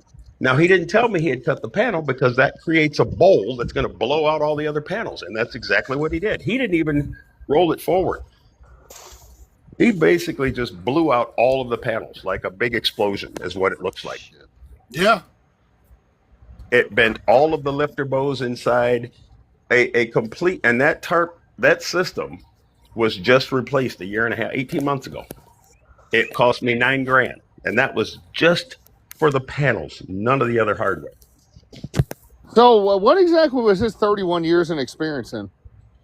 Believe it or not, it was in flatbed trucking. He had some Conestoga experience, and he was an owner-operator when I hired him, whose motor blew out on him, and they wanted $35,000 to fix it. He said, I don't have $35,000 to put in it, which we can all relate to. So I hired him. And I regret it. Obviously. But I'm going to tell you, man, I always maintain. I've got 13 trucks. I used to have 15. I have 13 trucks. I have 10 guys that any one of them, if somebody called me and said, I have an emergency, I need this right now, I don't have to worry. I go, okay, John's here. Go. He's got you. He's going to do a dynamite job. And then I've got 2 or 3 that I have to worry about. So, and that's been my norm. I mean, I've got a bunch of fantastic drivers that can be trusted. I can close my eyes, go to sleep, and know the job is done when I wake up. Then you have those guys you go, what the hell? But this guy was actually doing everything great for 3 whole months until this. And it's like just an explosion of fucked upness. So, it happens. Yeah, it's pretty amazing the amount of damage that was done to that Conestoga kit for sure. I didn't tell you the best part. When I backed the thing into the garage today, we're walking around it. Of course, everybody in the garage is looking at it like, what the hell? And we're standing behind the trailer, and I look down and I'm like, why does that look weird? No, holy fuck, there's no bumper on it. Huh? He ripped the bumper off? He ripped the fucking bumper off. Don't even know where it is. Oh, shit. Oh, my God. I'll send you a picture. I'm not making this up, man. Oh, my God. Oh, my God. And see, Somebody this said it is looked like he the rolled that issue. trailer. See, this right here, and this, when I made that stitch of the video you did, it was nothing against you. But my question is honest. Why does someone that does that to your equipment, sir, deserve $1 a mile? He doesn't. Exactly. He doesn't. And that is my issue with the pay first structure that is going on over there at AFTRA. Yeah. No, I hear you. They Dave actually called me about that, and we talked, and he was saying, dude, he doesn't hate you. That was why I called you. But I saw a long time ago somebody was talking about making truck drivers. They were saying you're professionals, doctors have to have liability insurance. Maybe truck drivers should have to pay $25 to $50 and pay some sort of insurance when they're company drivers, like a $10,000 or $15,000 policy. Yeah. It would help weed them out, because if you do too much damage, you won't be insurable, and maybe you'll go do something else instead of tearing up people's shit. You know, sir, Well, that's kind of what you do with the escrow, though, isn't it? Isn't that kind of what you do with escrow, though, Leander? What does $1,000 escrow do in a situation like this? Oh, you only do $1,000 max. Okay. Yeah. I thought maybe you just did a continuous escrow to where it's like $5 or $10 or $20 or something like that out of the thing. So I read about you and I in didn't know. I Overdrive was magazine. just assuming. I read an article about you back in November, Overdrive magazine, about over solicitation. Is that the one where the guy sent me a threatening letter and It was something to that effect. Talk about it. Yeah, it said something about you guys want to sue each other back and forth. Wait a minute, guys. Lot Shark in here. If you want to come in here and talk, it's fine. But if you want to come in here and talk about diapers, that won't happen. If you come and keep it on like that, I just stop the comment and mute you. You know, it's enough of that crap. Yeah, he's talking about Load Shark. He's commenting. In the section. Yeah. He says you took it out of context or something. That's all. all. I don't know what you're talking about either. You cannot come on TikTok and say that and leave. Yeah. You know, if you say something, explain yourself. Don't say something and leave. Yeah. I have a question I'd like to ask. Okay, sure. If I may, okay. First of all, the comment was too much pride and ego to be united. That's the reason why you misunderstood. It had nothing to do with the diaper comment. Okay, Second of all, thank you for diapers coming back. second of all, we're not addressing real issues. We're not. We're definitely not. We're trying to fix the industry from the core up. That's what we're trying to do. But have we identified the real issues? You know what? We have problems with driver training, ELDT. Okay, I will ask you this, sir, may I finish? Sir, may I finish? You're making an accusation where if you were to go to our website and read what was written on there, sir, everybody and their mother, everybody and their mother has a website. Okay, but are we really listening to it? Are we really listening to it? Are we really doing? Are we following through? We are. Well, we've only been doing this for about 2 months. As far as the Federation you know of what? Professional We're Truckers, 30 years. I already we're 30 have years too late. I already have 3 NPRMs in place that I have submitted to the FMCSA. Rome was not built in a day, nor was the trucking industry fucked up in a day.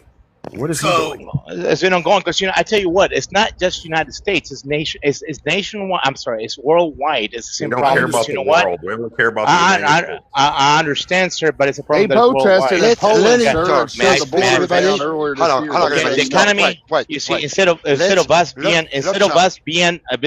being the backbone of America, the economy, right? They look at us as a cost to the economy. All right, if we don't unite and really pick the real issues and really press for them and make a change, this will never change. Agree with you. Well, that's what we're trying to get done. That's actually what we're trying to do. That's literally what we're trying to do. I don't understand I his encourage you, point. I Let me encourage you, ask Load this. Shark, Let to me- go to the let me ask website, this. Sir, read my the guy who- FOPT Act, and come No, no, back no. to me Yeah, with hang what on you one think about it. Hang on one Sir, second. I've never heard about your federation till No. till senior here. So Let me We've ask only you a been around question. 2 months. Hey, and hey, everybody talks bad. Everybody talks bad about everybody else too. I know. I don't Hey, wanna We're talk not about talking Once we bad drop about that- anybody here. Mike, Let me ask you hold a on. question. Lot Shark. What Hey. have you done this year? No, hold on. I- Oh, Lot Shark. I done plenty. You know what? Yes. You know what? I got interview by Fox. Try to tell them all that, but turn it all political. I was Okay. invited to meet Sean Duffy in Austin. So tell me, what have you done? Sweet. No, Good hey, deal. look, You okay. don't understand. I'm No, I happy do. I that understand you're plenty. doing that. Hey, Lot Okay. Shark. Lot Okay, Shark. and I also had a Hey, conversation with you, Mrs. Pontificator. Hello. You know what? And you completely blew me off. I'm Completely just blew me talking off. to you guys. When? Oh, a couple months ago. I think about 6 months ago. What did we talk about and I blew you off? We talked about, carrier tools. We talked about a bunch of stuff, and then you said something about, it's just something that I don't even. You weren't even gonna listen to me. You did not listen to me because you were not gonna listen to the little Mexican, right? Well, even though I'm not gonna Mexican, tell you right now, I take right? offense to that because my wife is Mexican. So is and my this, so is kids this are what half you're mad about, Mexican, sir? So it has nothing to No, do no, no, with no. being Mexican. No, this is what you're mad about. You know You what? want to We bring it up developed- flashbacks like No, you're we in don't the want to knob. bring it up. Is Jump Nixon on a different president? horse. Yeah, where My you're wife from? is Mexican, dude. I'm not Mexican either, but you know what I Well, mean. It's just whatever. it, Well, we, I don't we know why just you said want- that. Well, you we literally do just not made the listen. comment. Yes. So you're impersonating a Mexican. I like that. No, Well, hey, let me Or tell you maybe that. it's a and I'm, TJ thing. No, I am let me. impersonating No, French because guy. somebody didn't explain this listen to to him. you. You're upset. Let Well, me welcome explain No, this to no, him. no, welcome guys, to stop, I'm America. stop. upset Welcome to because the we're plan. going on circles. Whoa. I'm upset because we're all I going wanna- on circles, I not want to addressing the explain real something issues. to you. I want, Hey, I Well, then want, why stop, don't you guys. join the listen, cause and help fight? listen. Sir, I I have want to joined the listen cause to me. many times, and Matt Kilmer When? knows that. Listen to me. Okay, I did not blow you off or anyone else. I am running a trucking company on a very so do I. skeleton crew. And I am also fighting every day, doing a lot of things. Now, I'm not blowing anybody off. People that reach out to me in my phone hear from me. And I've told people and I've put it in my videos. Don't message me in TikTok or in YouTube. I can't keep up with all of that shit. Okay? I don't blow anybody off. So I apologize if that's We what you talked think on the I phone. did. But the whole claiming a Okay. racist thing, I'm black as shit. I'm the last person in the world that would. No, How sir, about sir, this? Why don't sir, you? let Why me don't let you me let me talk to tell a let me tell man? you this. You might not. You know what? You might not be, but you know what? That's a lot of people will not listen. Will not listen. Will not listen. I'm trying to fix. That's We're a trying to generalized fix the statement, sir. industry. Throw out some names. Throw out some names of people that don't listen to you. I can get up here Okay, too and say, you "Oh, know dude, what? no, You know nobody what? responds You know to who me. I doesn't? got blocked." You know who doesn't listen? Who? Sean Duffy. You know who doesn't Well, listen? how many times have you Well, talked to him? I've You said literally you met him. stated. Where is this? Well, hold on. I've You know who literally doesn't stated listen? multiple You know who doesn't times. listen? Well, hold on. a minute. You know who doesn't listen? What's my guy? What's in the OIDA? Don't listen. Oh, no, of Look, course. I've You know who doesn't literally listen? stated this The fact that multiple everybody and their times. mother has a different opinion and don't have the time to listen to each You other. have Well, to let me ask you know this. the Let me people that ask you you are this. approaching and how to approach I them. would like, Okay? I would like would to say love- something in here. Oh, I And, do know how to approach them. I'm Trust trying me, hold I on. do to know. say some. I'm trying to I say would something. love, you know what I want Load Shark to do? I'm going to say the Yes, same sir. thing to you that I did to Lost and Found. I would love for you to go over, go to our website. I think I have it actually as a featured post on there. And for you to go through the 31 pages that's written about the FOPT Act, which is everything that we would like to see changed in the industry, and tell us with constructive criticism what might need to be changed in there. That's exactly I what will I'm do saying. that for you, sir. Please. There's I will an do that for email you. on there. There's an email on the website, so you can We email want me your back. opinion, sir. We want your opinion. But I Sure. want this is why I want you to go through it, because you say if we're not trying to do anything, and yet I'm We're all filing going in NPRMs. Well, no, We're all the thing going of in it is this: circles. you have to get people together and Show us in the a way. large Show group. us the way. And the reason being you have to make it a large group is this: it's like I keep saying. The United States government is the largest organized crime outfit in the world. Okay? And the only way that they are going to listen is if you get enough of us together. And this is where I want someone to tell me, inside of what was written there, what they disagree with or what they can't agree with. Because it's like the one thing with like Moonshine. He tries to tell me that I'm against truckers and that one of the problems is that owner-operators are not receiving 100% of the fuel surcharge. Yet if he would go read the FOPT Act and get behind it, it actually is written in there in Title 6, if I may say Section something real quick. 603, 100% goes to the owner-operator. Okay. I'm all for the education. How many of you? You're in a bad area. You're in a bad area. You're breaking up, sir. We can't Your hear phone's you. cutting out. We can't hardly understand you. Breaking up. Let me ask you guys this, something that I like to jump outside of the box and think inside the law.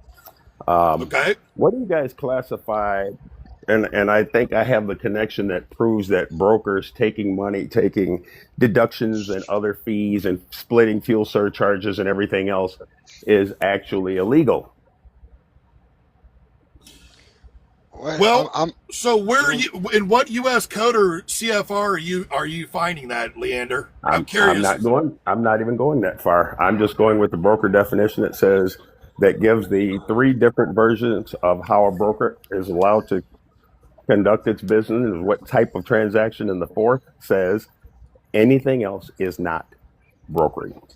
In other words, to me, that reads you're not authorized to collect money for these services using your authority.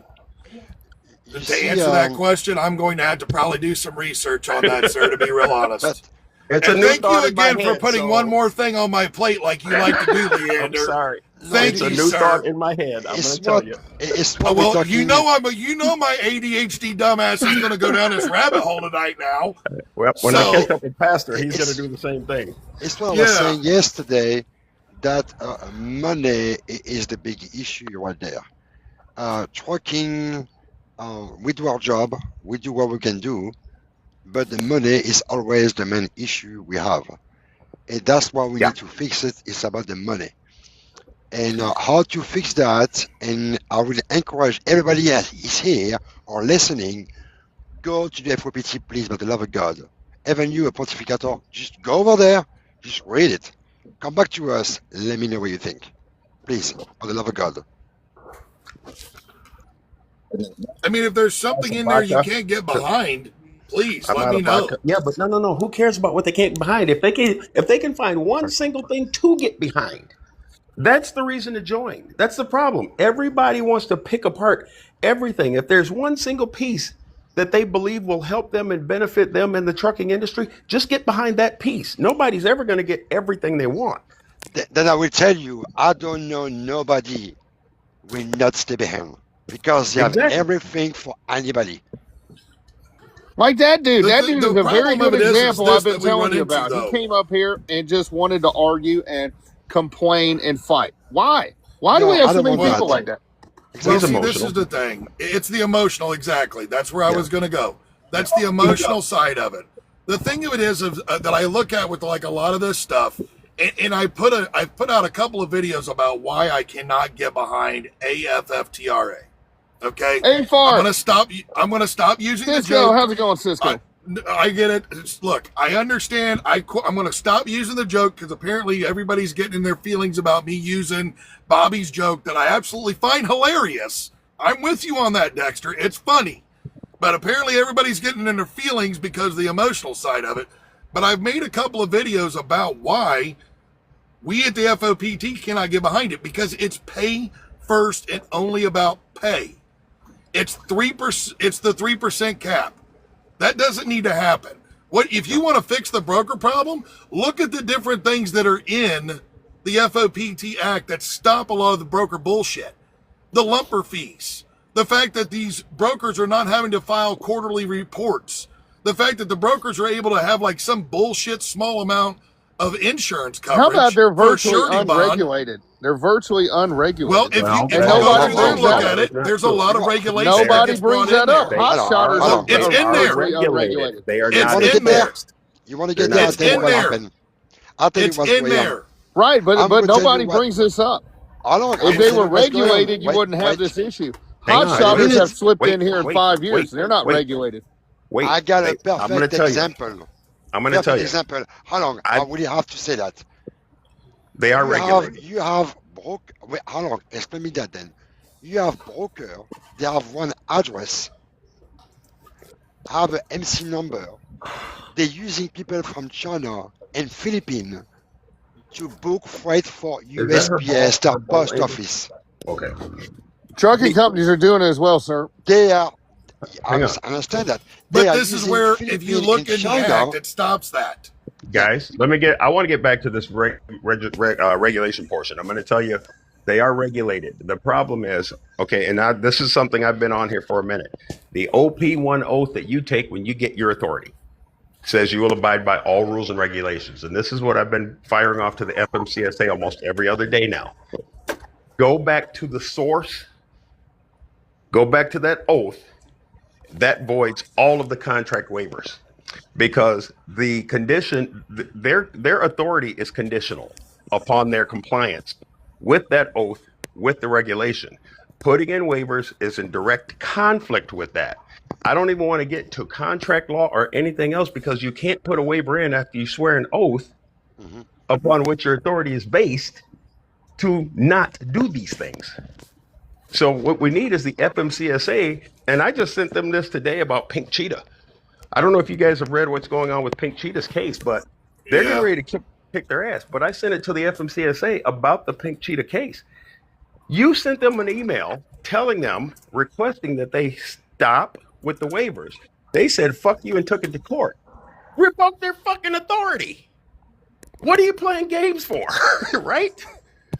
Well, there is a lot to be said for that. There is. The thing of it is this, unfortunately, it's the problem of it is you have attorneys that like to bring in the loopholes from like the USC and the CFR and stuff.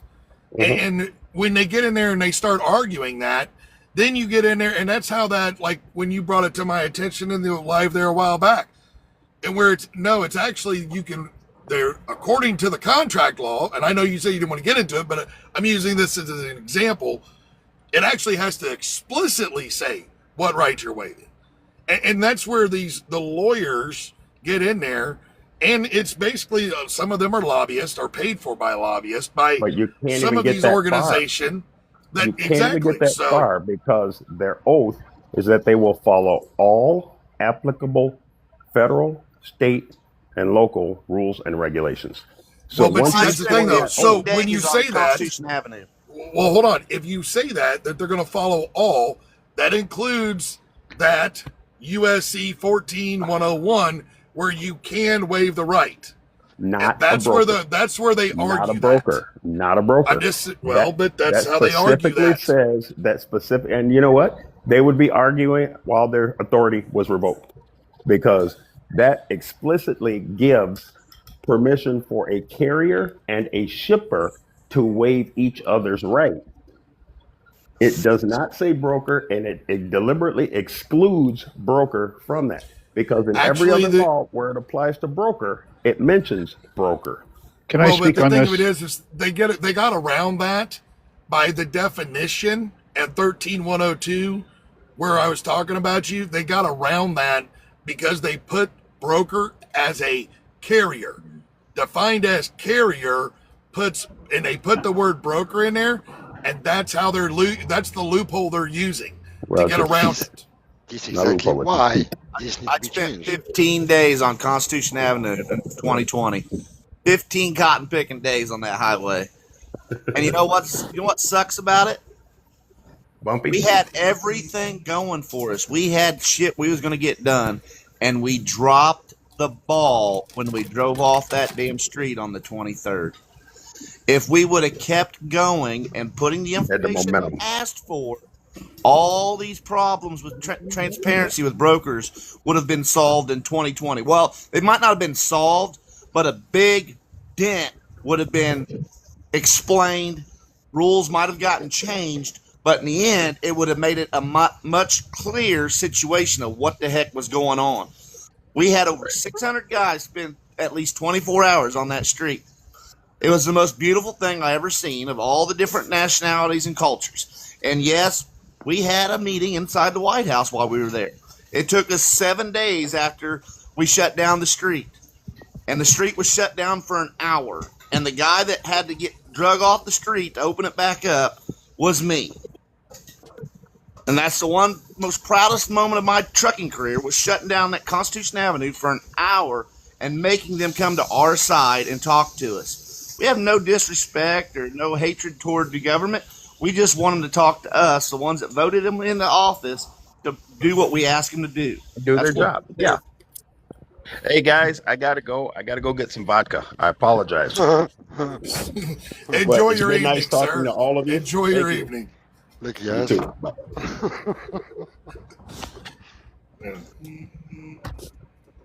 I'm just kind of curious, and unfortunately, the one I really wanted to ask that to just jumped off. So let's say we get some changes enacted and we get regulations changed how are we going to enforce them? Well, this is where you're going to have to hope and pray on a wing and a prayer that the actual government is going to do what they're supposed to do. Because I see all day You heard long. me say wing and a prayer, whoever's laughing. You Yes. heard me say it on a wing and a prayer. Yeah, I know. Okay. You heard everything I said there, all right? Yeah. It's no different, sir, than what we just talked about here, what Leander and I was talking about with the loophole bullshit. You know, yes, they signed the oath. I get that. And they literally put it in the language they do, which gives them the scapegoat because it says all laws, rules, and regulations. Well, that's USC and CFR. And then when you go into this USC and it says that the carrier can do this, and then you go to the definition and it defines a carrier as a broker, that's all they need. You know, and this is the bullshit. And that's one of the reasons why they always have that clause in there that they'll go to arbitration versus going to court. Exactly. And the thing of it is this, though. You can report any broker carrier agreement to the FMCSA if the waiving of the right is not explicitly explained by a court of law. I've literally got an article that's got like 9 cases in there, thanks to Leander of putting one in my brain, and I spent like 9 hours researching all that shit, found 9 court cases to back it up, that it has to explicitly state what right you're waiving. It can't just say you're waiving your right. It has to say you're waiving your right to like 13708 or 371.3C. If it doesn't say that, send the broker carrier agreement to the complaint department at the FMCSA. I think I know it's on our website in one article. I know it's in a YouTube video in the description, but it's no different than like the bathroom thing. If you go somewhere and you can't use the bathroom, report it to OSHA. You're classified as a worker when you're on the property of a shipper or consignee. That's why it cracked me up when the fucking Pew goes in there to the committee a few months ago and says the biggest problem we have in trucking is bathroom access. Bullshit. OSHA's already got a rule and regulation in place that all workers have to have bathroom access and a certain amount of bathrooms per worker. This is why you're starting to see all the shippers and consignees have porta-johns, is because they have to give access, especially on a trucker that's being held there for 14 hours. If they don't, though, pick up the phone, call OSHA. This is, once again, it's all education. They enforce the rules if you make them aware of it. And Exactly. that's what you have to do. Your company will do something, but you got to make them aware of it. You can't come on social media like that dude down in, what was that customer in Waco that detained people 14 hours? You just came unglued. And I'm like, you didn't call the correct people. The news channel even showed up. I know everybody knows about it down there. Right. They had trucks lined up the streets at 35. This is like a month ago. Like I say, if you say something, say something. This is the thing. We have Google. Everybody has a smartphone. But unfortunately, 99.9% obviously don't know how to use the damn thing to be smart. Yeah, exactly. You have the entire world's information and knowledge at your fingertips. Go to Google. Who do I call if I'm not able to use the bathroom at a work site? It's going to give you the phone number to OSHA. You call Why and make a is it complaint. other industries don't have the issues we have? Other industries don't have the issues we have, and Because that's why unfortunately, there's a reason. We all know, Exactly. the ones of us that have been around here for a long time, we used to call it the liar's counter. Yeah, because but instead but of actually they doing came from something those about industries. it, we want to go in to sit at the horseshoe and bitch about it to our buddies. They came instead from of those actually making a industries. phone call. They came from those industries. Why don't they understand this? I don't get Look, it. I don't know why do a lot of them not know? I mean, why don't some of them take showers? I don't know. Why do some of them leave piss bottles in the I have parking lot? gone to Buffalo bags? orientation. I don't know. I have gone to orientation with dudes that will not shower, get under the covers in the hotel bed. I don't understand it. I don't know either. This is the thing. I could ask these questions all day long. Why do we have a crap ton? I'm sitting at the TA in Hillsboro, Texas, right now. Matt and I've been here since Wednesday because the way my loads went, it's just a whole snafu of a nightmare. But I can tell you, Matt and myself are the only two that I have seen tilt a hood up until 5 minutes ago when Stevens Transport showed up just in front of me. They're the first truck since I've been here Wednesday that tilted a hood. Why is that? Why do we, and I know a lot of these guys and gals that I've seen are owner operators. Why do you think Walmart is requiring them to use a camera and a video on doing pre-trips? Because that's the only way they can get them to do it. Yeah, yeah, that's gonna sweep the nation. So there we go. But see, this is the thing. This is why, like, literally the workout plan that I just posted up on our website to maybe help some of these drivers stay in better health and stuff involves the pre-trip, post-trip process. Yeah, how hard is it to work out in your truck? I do it every day. Well, You have to eat your way obviously into some 400 or people can't 500 think pounds. out of the box, but I've literally put it on there, like, do a 30-minute walk. Yeah, You yeah, know? but they still go, dude, I don't have time to do anything. Yeah, I guess when you're on social media all day, but there you go. Yeah, that's Or it. sleeping all day. Go ahead, sir.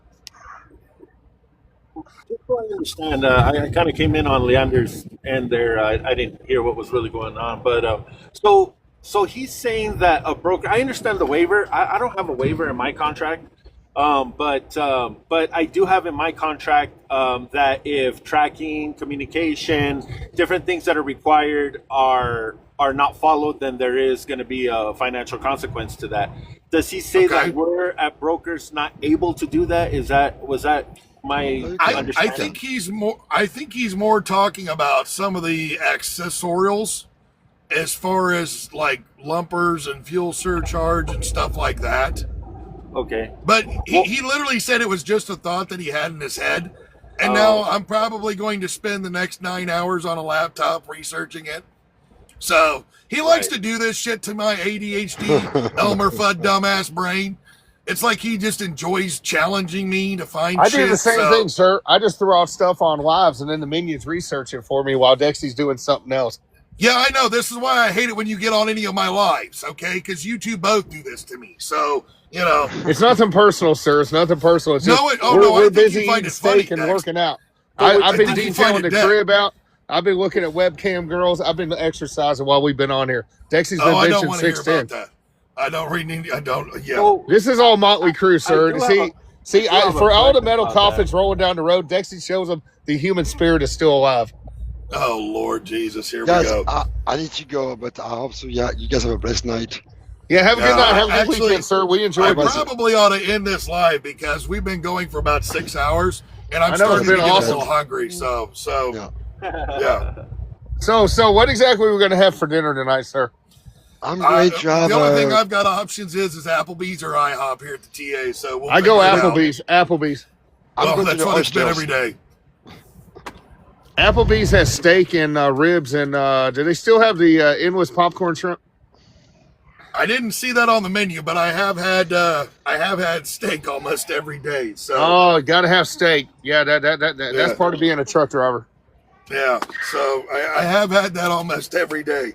I mean, I had steak this morning with eggs. So There you go. That's another thing that the drivers don't eat healthy or anything like that. So No, they don't. Well, that's why. Well, Laura, she put it in my brain this morning about now to go along with the exercise side of it, the trucker longevity program. I need to add a diet thing to it too. So Yep, you know, that's true. And vitamins. Vitamins are very important. I know you got to make sure you're Yeah, having your plug GNC, sir. micronutrients. GNC has University of Florida backed research. Why do we love them? Because they gave us Gatorade. Bro, here's all of my vitamins every day. So every day. Yeah, as long as it says GNC, you're fine. I'm not a fan of GNC, but anyway. Why? Some of the stuff they Gatorade. have is good, and some of the stuff they don't is good. So it's Okay, you if know, it's a GNC house product, yes, but they do sell other products. right. So that's why I say Mega and some Man, of their stuff's Mega a little Man. overpriced. So Everything But is, sir. anyways, Everything I'm is. gonna wish you Applebee's all overpriced. I'm going to wish y'all a good night, and I'm going to hop off here and go see if I can eat some Yeah, dinner. have a good night. Enjoy chatting with Yeah. you, sir. Have a good weekend. Enjoy Applebee's. Yeah, go get some dinner. We'll talk at you later. Have a good night. See you, Rocky. Yep. Bye. Oh, and Laura's up here telling me tortellini soup.